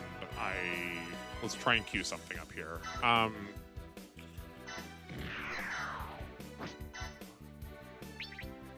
Okay. Why can we get a support from Lala? That's interesting. Okay, well, given that, then, we move back here, grab one. Okay, sure, we grab one of these. That's fine. Yeah, okay. I know it's a me thing for Persona 5. I ended up disliking it by the end because I think the last 2 dungeons are too long and the game doesn't know how to end. Specifically after Boat Dungeon is where my became dislike. That's fair. I super petered out with it when we got to the Haru dungeon. By that point, I was just like, this does not. I feel like they spent so much time making the first one, making the first couple dungeons like really good, and then the latter ones did sort of fall. I think I did fall a little bit flat. This is very funny coming from a Trails fan. How come? I'm curious. I know that was directed not at me, that was directed at Gundam. What does being a Trails fan say about it?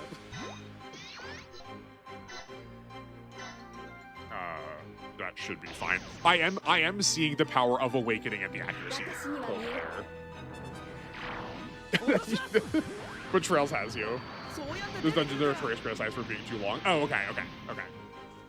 They're also oh, what's the is it Fantasy Star? Is it Fantasy Star that has the like turbo ultra long dungeons from like the old like SNES ones where it was like, oh no, we made a mistake. We as Trails boys are very used to long dungeons and lots of gapping.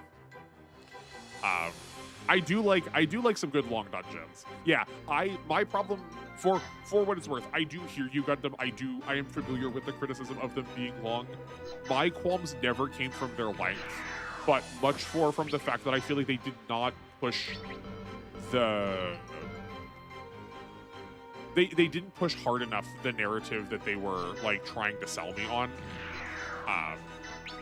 Like the way in which they used the dungeons felt like they did not completely understand the narrative that they could have sold. I also understand why perhaps they were not jazzed at the idea of saying something really scathing about like food processing, like capital industries in Japan. Like, I understand why they may have had some reservations to saying such things at the time when we did the Haru dungeon. But it was just so disappointing to hear, you know.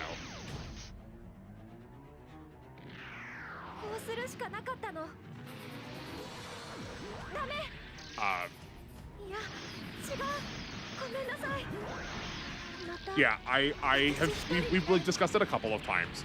I think we've divided the like non-Super Robot Wars stuff sort of in half between this and Fantasy Maiden Wars. That I think we like focus down once we finish one of those to be the like non-Super Robot Wars day, and then maybe we turn, and then maybe we like switch to SMT. But to that point, I would also love. I wish there were better JoJo games. Like, I know there's JoJo fighting games, and those like do seem fun. I just like don't know how like good on-stream content that would be, you know. But it's a combination of the fact I did every side quest and was still under-leveled for that last portion, so my experience felt like hell in a normal encounter in the deep part of Mementos. That's also fair. Yeah, I do feel like there's like a really interesting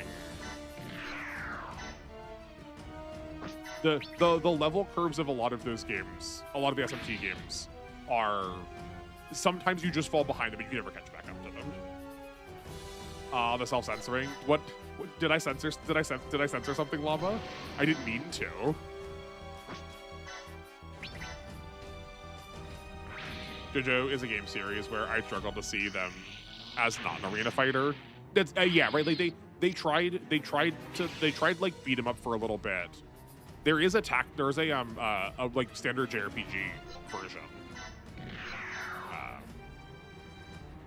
there's one of those. It's just for part. Is it just for part 3? I think it's just for part 3.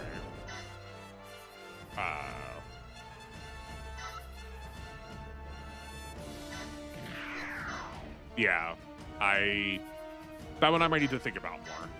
I also think every time JoJo comes up, we're both just like really sad about the community. I don't know if I've ever asked you, Cam, what your favorite part was. Do you have a favorite part? Because I do also know that to be a sort of loaded question. That everyone likes the one part that they like, and then just tells you to skip all the other parts. The same thing happened to me in Metaphor for the last part. I even did the super boss and was like still underleveled. I love that game, but I was annoyed because the only place to grind only had low level enemies. I think the other reason for that is also just that like I'm not here to be critical of your skills. Please don't take it this way. I just yeah, like I'm unfamiliar with your experience with them. I do think a lot of those games care a lot less about levels and much more about builds in a way that is like somewhat unfamiliar with like standard JRPG fare. Like you can definitely kill things that are like 30 or 40 levels above you simply because you were like hitting your like press turns correctly. Oh, we're talking about the food industry thing. Oh yeah. Yeah, for sure, very self-censoring there. Yeah, 100% Mama, you know that. Sorry, I like can't tell where the delay in chat is, and I also like and a lot. I like babble a lot. I'm like, I'm so worried that it comes off as just like stopping myself from saying things often. I used to be a teacher. I should be good at this. I don't know why being in front of a microphone makes me so ineloquent. You're the rare part 1, part 2 enjoyer. Yeah, no, 100%. So this same friend, he's not consumed a lot of the Weeby media. So I've been trying to get him on the otaku train. So we've been watching Gundam, playing Persona, and I have him reading JoJo. We just finished reading JoJo Part 1, and JoJo Part 1 is still so good. It's so top quality. If you've not watched any Hammer horror movies, they're a particular breed of horror. Like, definitely maybe do a little research ahead of time. But Hammer horror cinema owes so much to how Part 1 and Part 2 look. Definitely give them a watch if you want some more things to watch, and you really like Part 1 and Part 2. Hammer horror Dracula 100% is part of that conversation. I love every part. Part 5 is my favorite. Not just because I have a degree in classics, but I think a lot of the powers are very cool and very fully explored. But I think there is a lot of value to be found in every single moment of any of or in every single part. Like I am regularly frustrated how often people say just go to the stance part. Because part 2 is also top quality time. I think part 2 is also very fun.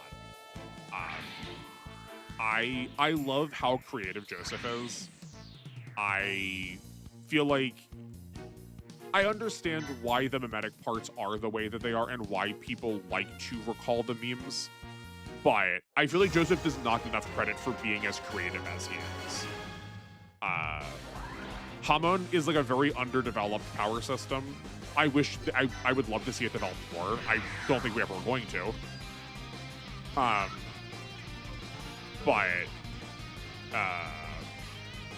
I think Joseph and co use it in a way that lets it like still maintain its identity while also having like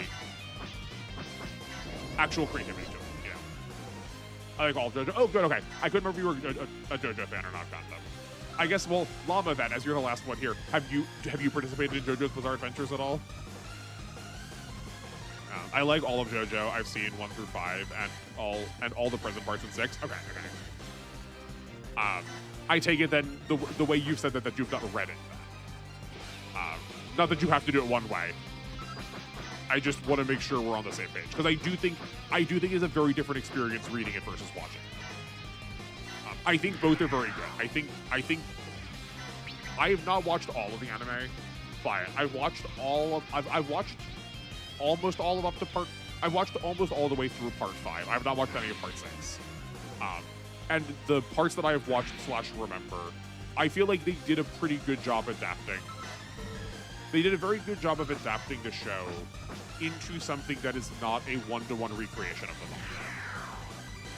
Hamon just isn't as appreciated as stands. Yeah, exactly. Yeah, I think that there was a lot there.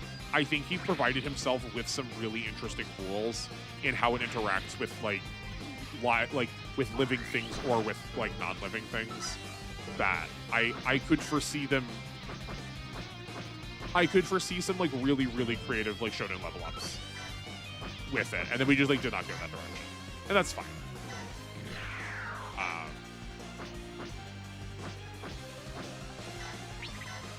Yeah, I really like stands. I think stands are also really excellent.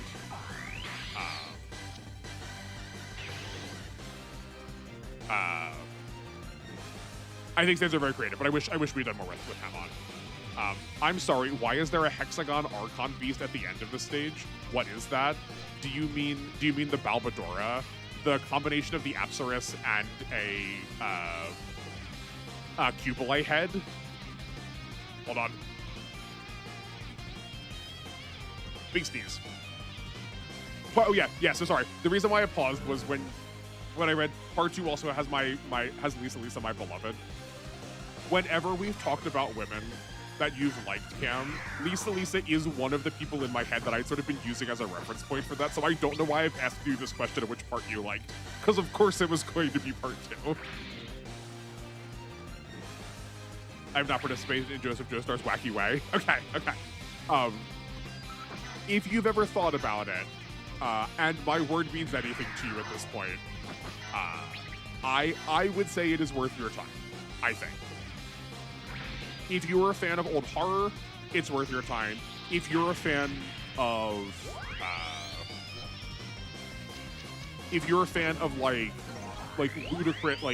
ludicrous posturing behavior costuming, if you find yourself on the daily committing the sin of pride, and you've got particular opinions about your favorite flavor of rainbow, all top quality times why you might have a good time participating in JoJo's.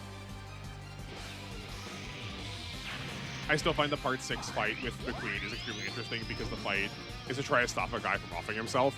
Yeah, the fights are all generally so creative. There are so many weird premises to them. They are the kind of mini games that I have described really valuing out of a lot of tokusatsu fights when you have Monster of the Week plots, where it's why is this the thing we are fighting and why are we fighting it in this way? And in no other, I feel like in very few other pieces of media are you ever going to be able to produce that kind of conflict in that way. Because even the rock paper scissors fight, it's a little short. It's not a lot's going on, but it's also done in a way that's okay, sure, no, I'm willing to buy this. You have to commit a little bit, but yeah, you have to accept the premise. The end of part 2 is also crazy. Yeah, no, the end of part 2 is heckin' bonkers. But they needed to he kind of wrote himself into a corner with what Cars is. So it kind of needed to be bonkers. That's certainly a mobile armor, yeah. It's kind of all of the mobile armors. I'm having my type of so predictable. To be fair, I'm sure I would love Jolene, just not gotten around to the mission yet. I really wanted to like Jolene. I suspected probably a slightly different way than we're talking here.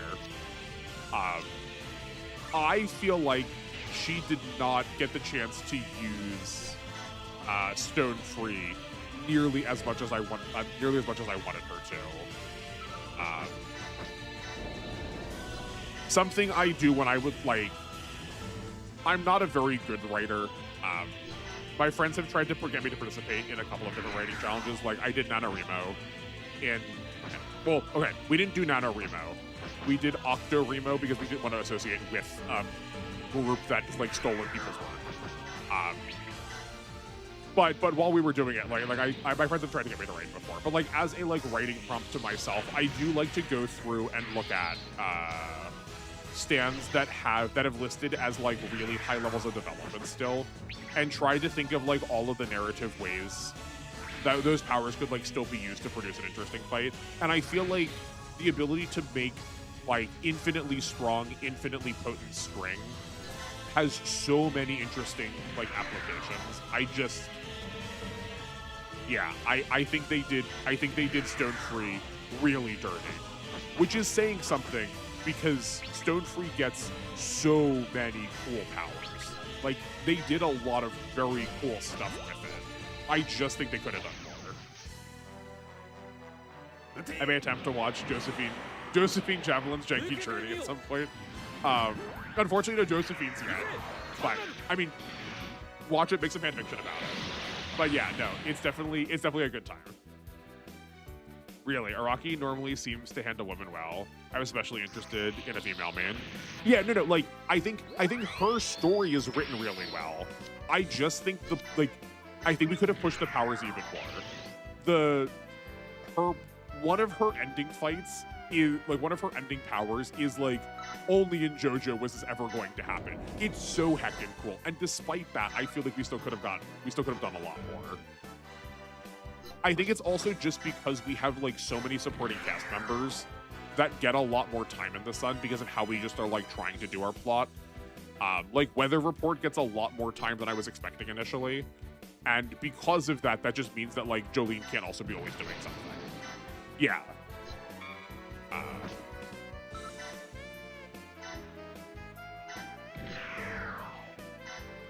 But yeah, I would say generally speaking, Araki does know how to write female characters in a way that does not make me just like want to curl up and die. Yeah, he does tend to know what he's doing. He also like the man also does his research, so I would not be surprised if he just like talked to people that were very close to the characters he was trying to make when he was writing them. Like he's always on site to do any like culture research, so it would not surprise me if he also just like had a very good sense of how to like interview or like people watch to get like sincere ways people behave.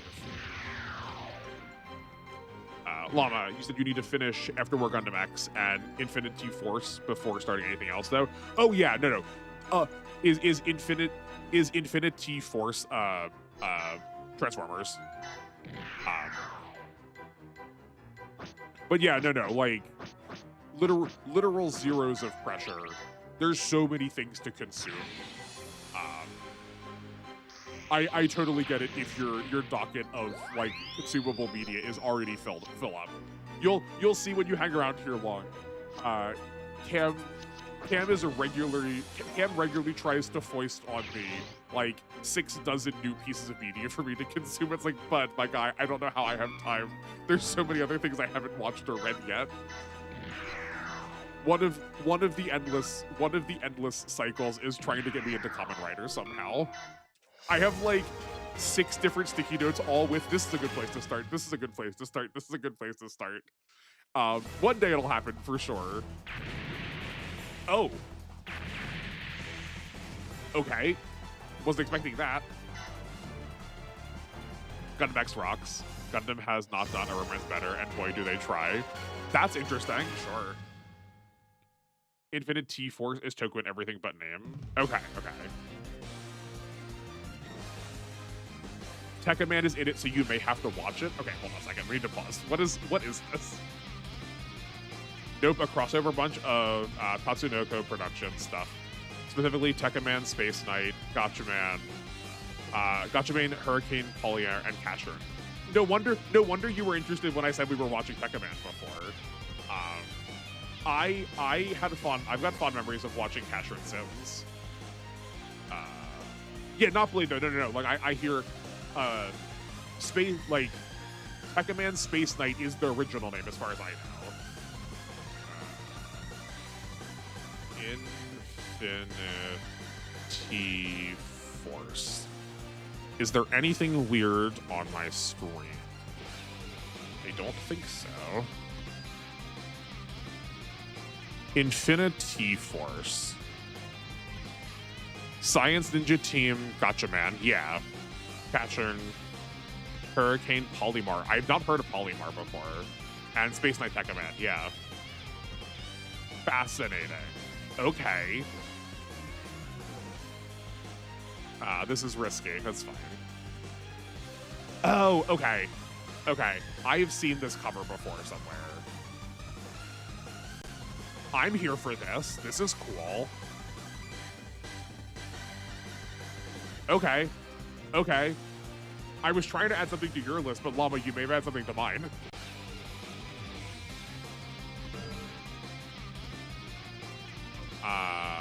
Okay, we have a break trigger. Aphrodite defeats Ribbons.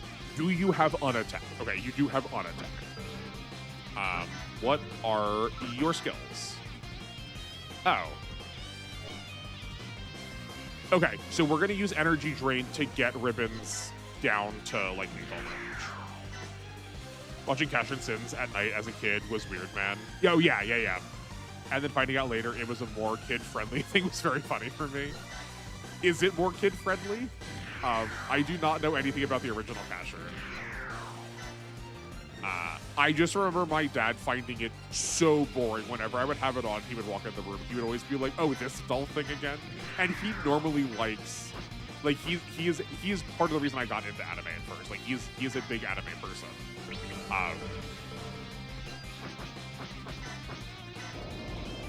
That's just like the most distinct memory I have of it. Oh right, you don't get covering fire because of reasons. This is fine. If you insist on fighting me, I will have to defeat you with my Gundam. Oh, well that's bad. Okay, that's not what I wanted, but that is where we are. Incredible that it's this much dodge, considering I just complimented Lala for having like good accuracy. My existence surpasses all. Why do we have to keep fighting like this?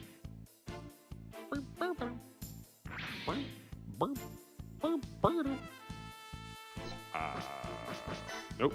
Sorting. Okay. This will finish you. That should do something. Hilarious. I'm surprised. In what way is original Casher? I'm like, sorry, I'm still like hung up on this. In what way is original Casher like less kid friendly? Is this in the way that like Zambot is also like turbo not kid friendly? So this is the more moody version of it? Okay. Oh, okay. Watching Cash Sins at night and then finding out later that it was a more kid-friendly thing. Oh, just that Cashern as a property was originally more kid-friendly as a like normal identity. I got it. Yeah. Cash Sins was the one that I had watched.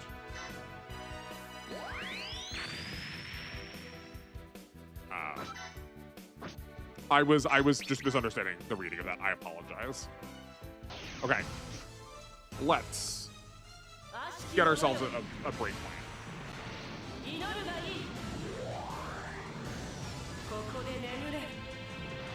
Come on. Thank goodness. Okay. My heart does drop a little bit every time she gets the first pass and then like it dodges. Like, look up now we're capturing, understand its vibes from how this anime show looked. Yeah, no. Like, that's kind of why I was, like, stuck on this. Like, I've seen what original Casher looked like, and I was like, the way I had read your earlier message was that one was the one that was less kid-friendly. That Casher and Sins was the more kid-friendly one. I was like, Casher and Sins is, like, pretty, like, dismal. It's not dark in the, like, way Elfen Lied is dark. But it's, like, kind of dark. How is the one that looks like it's for children the one that's darker? Is this like Zambot style where like children just have bombs inside them every once in a while? We've discovered where my confusion is lying. Damn, Balbadoro. Just what are you up to? Oh, okay. Sure.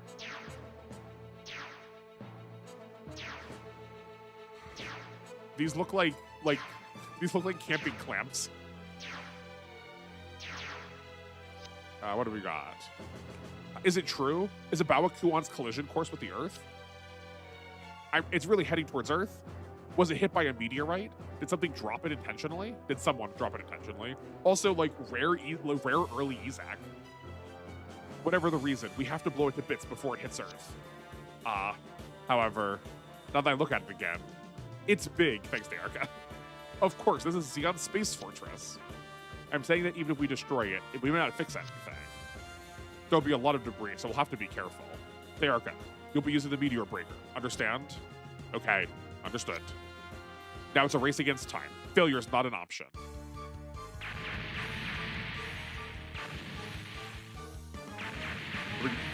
Can we spawn all of these in just to blow them all up? Hold on, I'm gonna adjust my chair while we're doing this.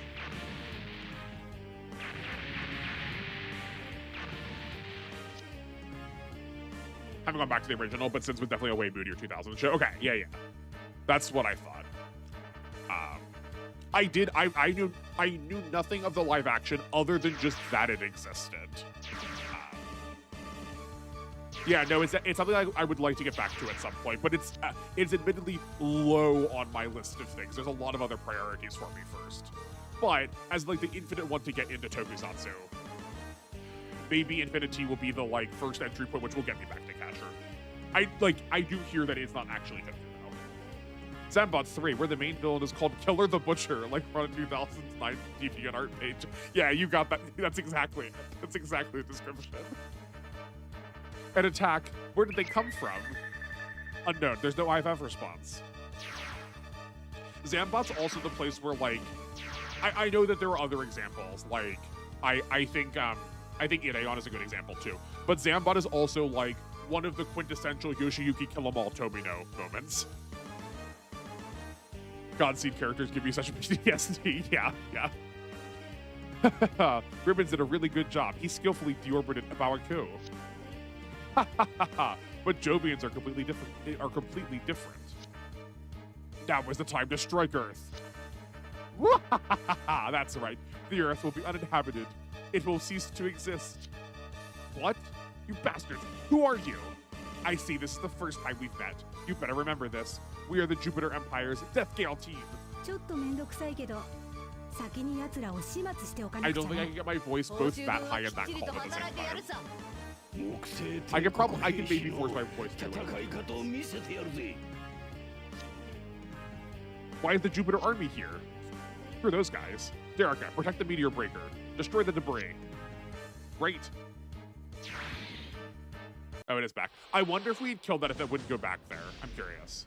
Master Unit defeats one of the Death Gale Squadron. Aphrodite defeats one of the Death Gale Squadron. Okay. Oh, and that also means we can't wait to proc that until afterwards. We have to do, like, the first one that gets killed will do that. Yes.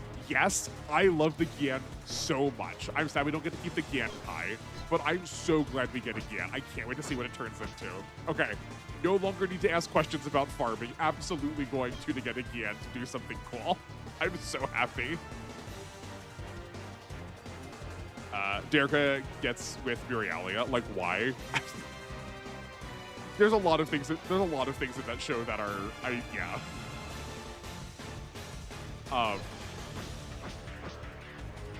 Yuri has very, like, Tobio we have at home kind of visual energy, I think. God, the Cosmic Era is such a very teen. Yeah, no, it's very teen soap opera. You got that too. I've never seen those Crossroads guys before. That lady is definitely a 90s villain right there. Rosemary Raspberry with the, like, if it's a V-neck if it goes down to, like, below your navel. I think that's just someone forgot to put the zipper up.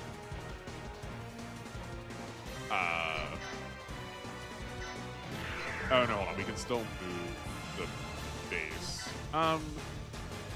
You know what, let's just pop everybody in it for safeties. Oh, no, okay. That's not a that is not a flattering image of him. I didn't think so, but tell me I'm wrong.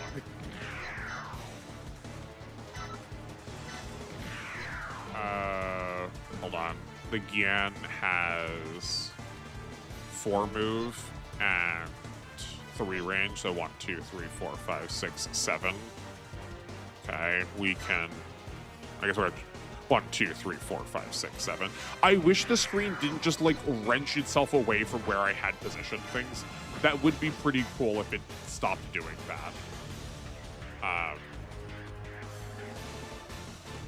Yeah, this is fine. No. Okay. Yep, the snapping of these menus is just something else. We're gonna retreat, y'all, for now. I know we're supposed to protect the meteor breakers and whatever, but Seed is like the Totally Spies of Gundam shows, all style, little substance. Are you telling me? Are you telling Lama? Are you telling me that Totally Spies is not your speed? It turns out all of us are Totally Spies fans.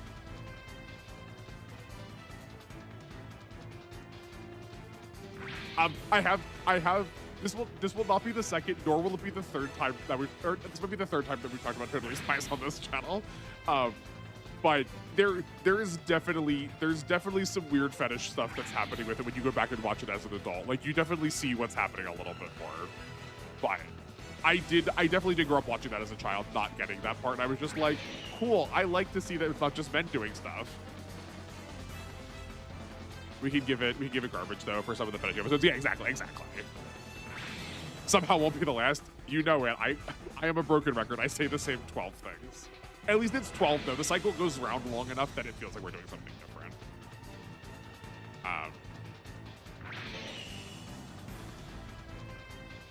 Like many things, I speak secondhand. That's fair.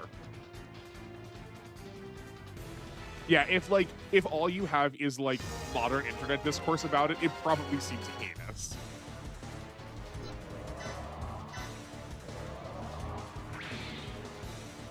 Okay, something I gotta say. I said I gave one compliment to SD Gundam.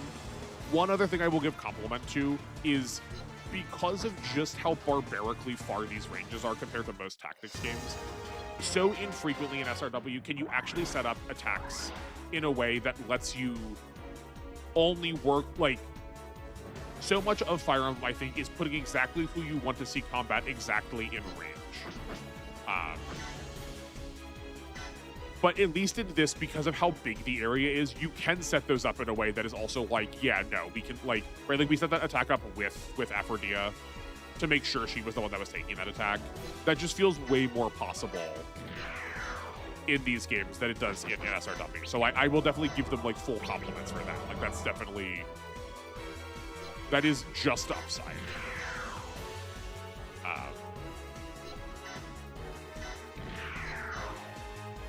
Let's get something on. Oh, well, I skipped through the animation that I was saying I needed to put on screen as I was skipping through it. Good work, team.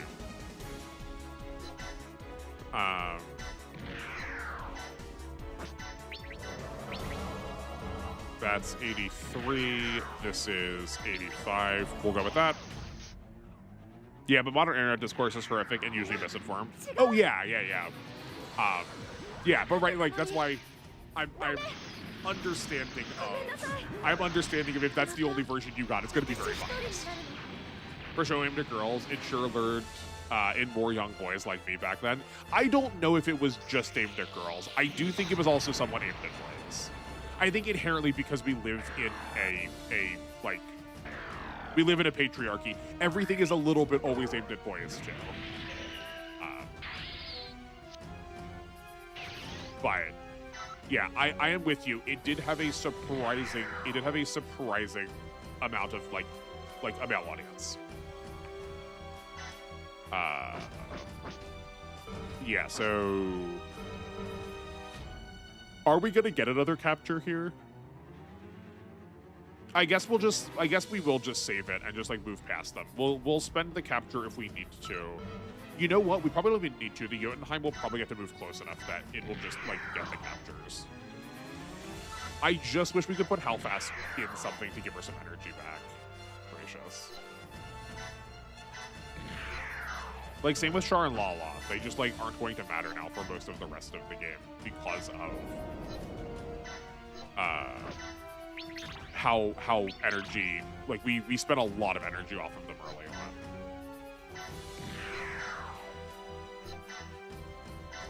They're master units, though, so I do think we're gonna, like, they're restoring them some.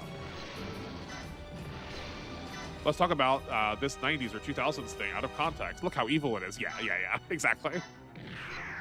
Genkai should always be white and red. Are there times where it is not?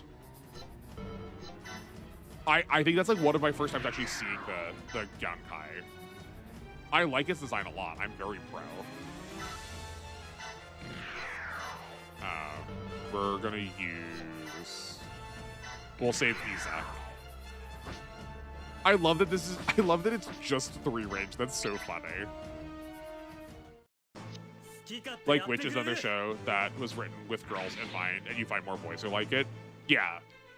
I mean, the same thing happens with Kim Possible. Boys love seeing girls being cool. Yeah, it is just like the way in which watching just like people be treated like people is very refreshing out of media. And there's like there's definitely a like blessed point in a lot of our childhoods where there was a lot of media that did sort of try to slough off as much gender bias as it can, and like present some like actually like top quality like content that was not unaware of the gender bias, but did not lean into it. And it is true that it is like consistently spy based, which I do think there's something to be said about, like, again, the consistency of like we're allowed to see minority communities in power, but only in very specific ways. I don't think we're like quite there yet for like female spy. Like a lot of it came because of Charlie's Angels for sure, but I think about this a lot with like black superheroes. How often is it like think of any superhero who has like any flavor of not the most pasty white skin, and tell me that their powers are not either an animal or lightning flavored. I'll wait. I will stand on business if shows like Totally Spies, Witch Club, Kim Possible still existed. The world would be a better place. Yeah, I do. I think at the very least our like willingness to consume media that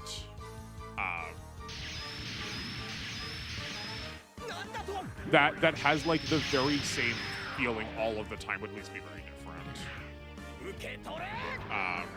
Scarlet Witch, Emma Frost, right?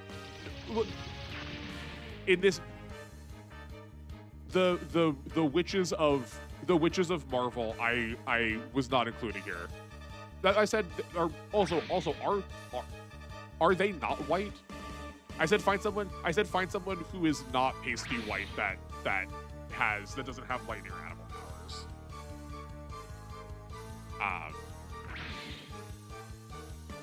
Because like the witches,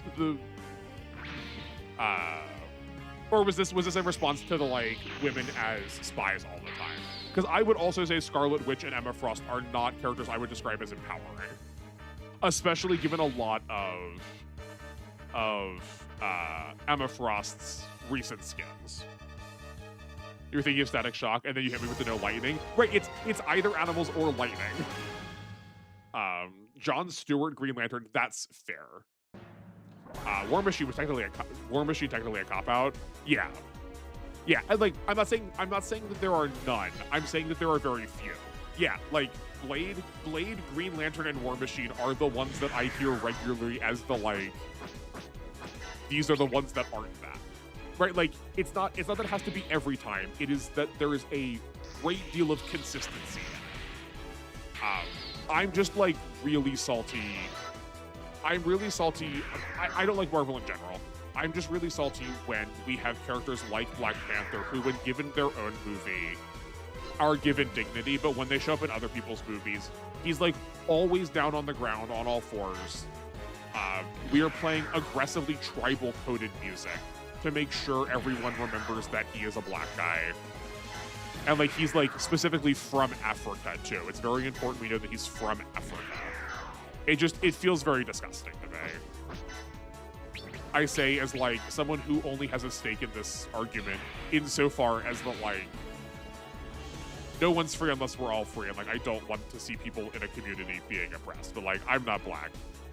I just can still be bothered whenever I see consistent patterns, you know. Cloak I have not heard of. Cloak is new to me, not just in the context of this question, but just like in general. Who or what is a Cloak? Luke Cage. Yeah, I think Luke Cage was also like, there was a like pseudo Family Feud contest that had this. I think Luke Cage was also on number 1.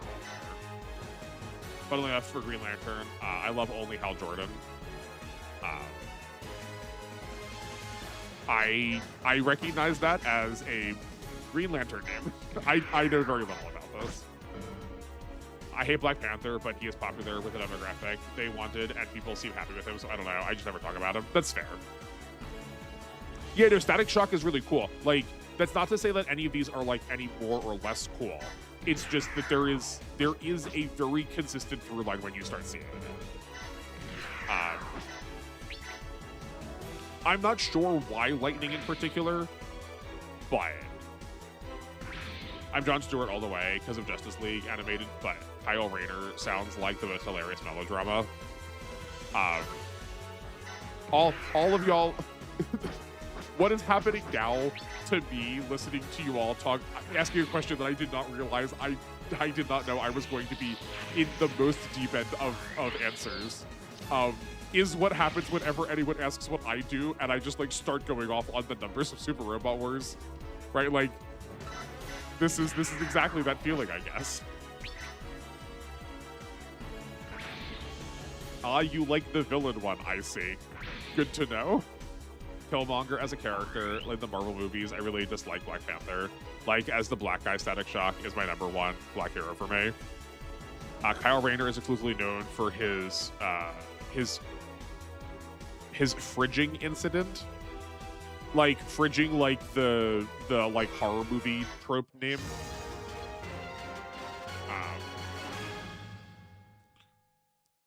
Yeah, I did not like Killmonger in the movie either. Turns out this was a very large can of worms I did not realize I was opening. Yeah, we're gonna lose that one too. That's fine. It said just don't lose all of them. I don't think I care about losing. I don't think we care about any of the rest of them.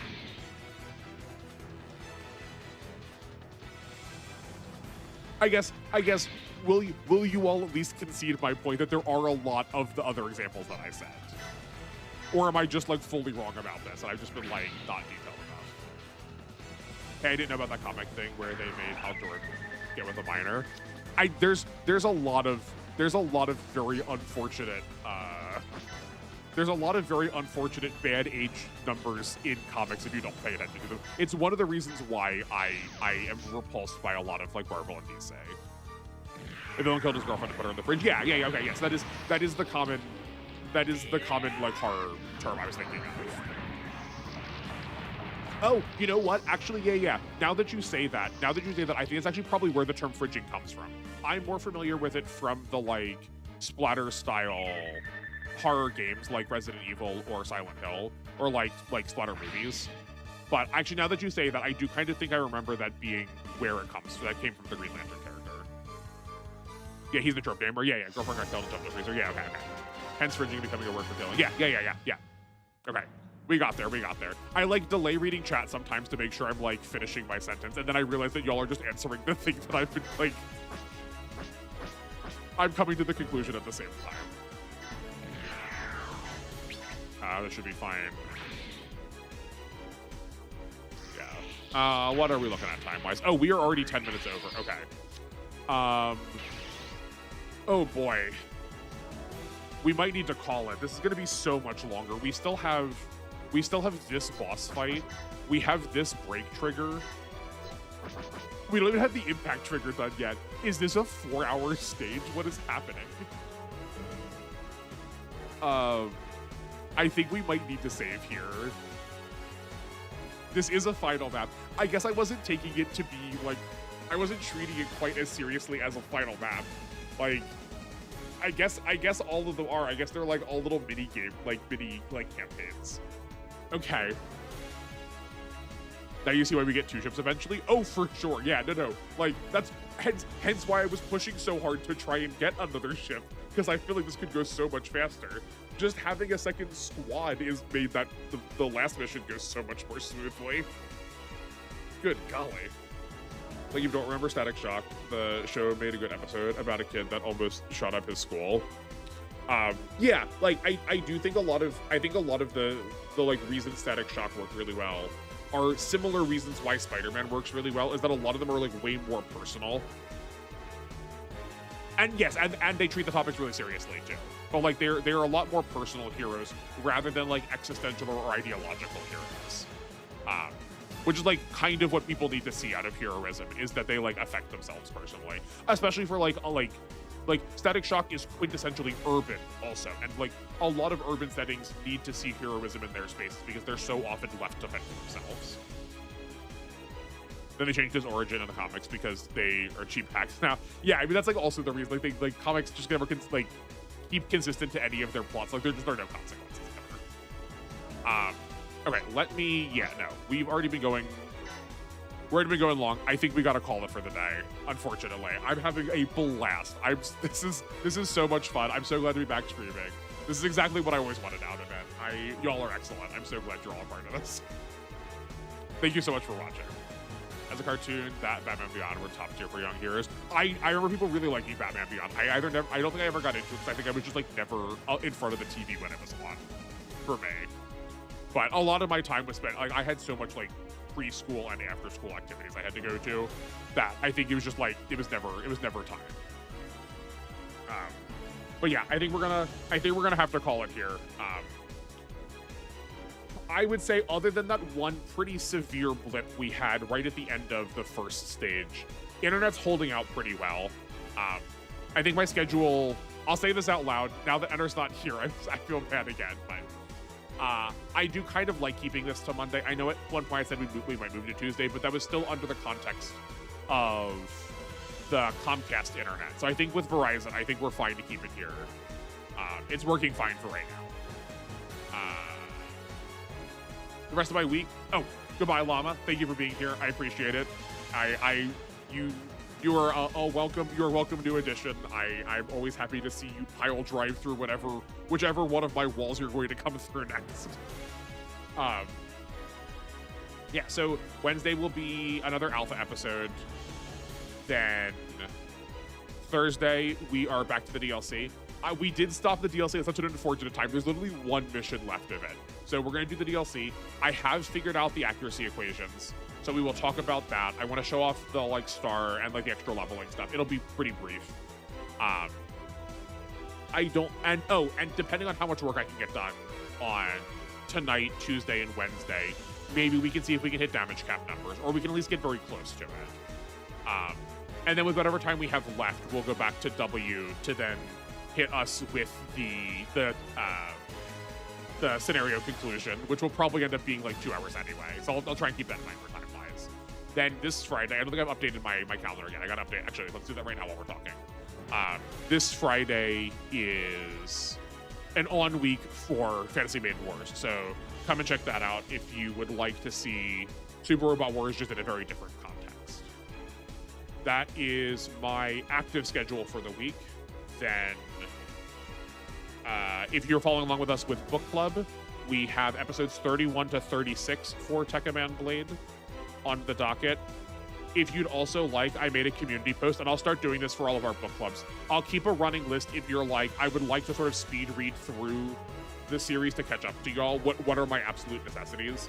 I have a like cut out all of the filler. I have a cut out all of the filler and some of the episodes you could probably infer. And then I also have a you're a maniac. Just chop out most everything. Give me like a 4-episode really short version of this. So go take a look at that if you're interested. But Tekka Man shouldn't be that much longer if you'd prefer to just like hop on with us at the start of something new. We're gonna it's gonna be Detonator Organ to sort of match with Tekka Man, given how it's like relevant to each other in W. So that's what we'll be doing once we finish Tekka Man. That said, though, we will have sort of like a grace, where we'll have like an in-between period where we're going to Tekka Man Blade Season 2. I don't know, I'm sure they're gonna be connected, but I don't know how much you could like jump into that from the start without having watched the first season. But we will burn that bridge when we get to it. For now, it is time for me to bid you all adieu. Thank you again. I appreciate you all for being here. This is such a wonderful community. I'm so happy we're all together. You make an excellent team, and we're a quarter of the way to 100, and that is baffling to me. Good night, everyone. See ya. Take care. Good night, and hopefully I will catch you all in something soon. Good evening. Goodbye.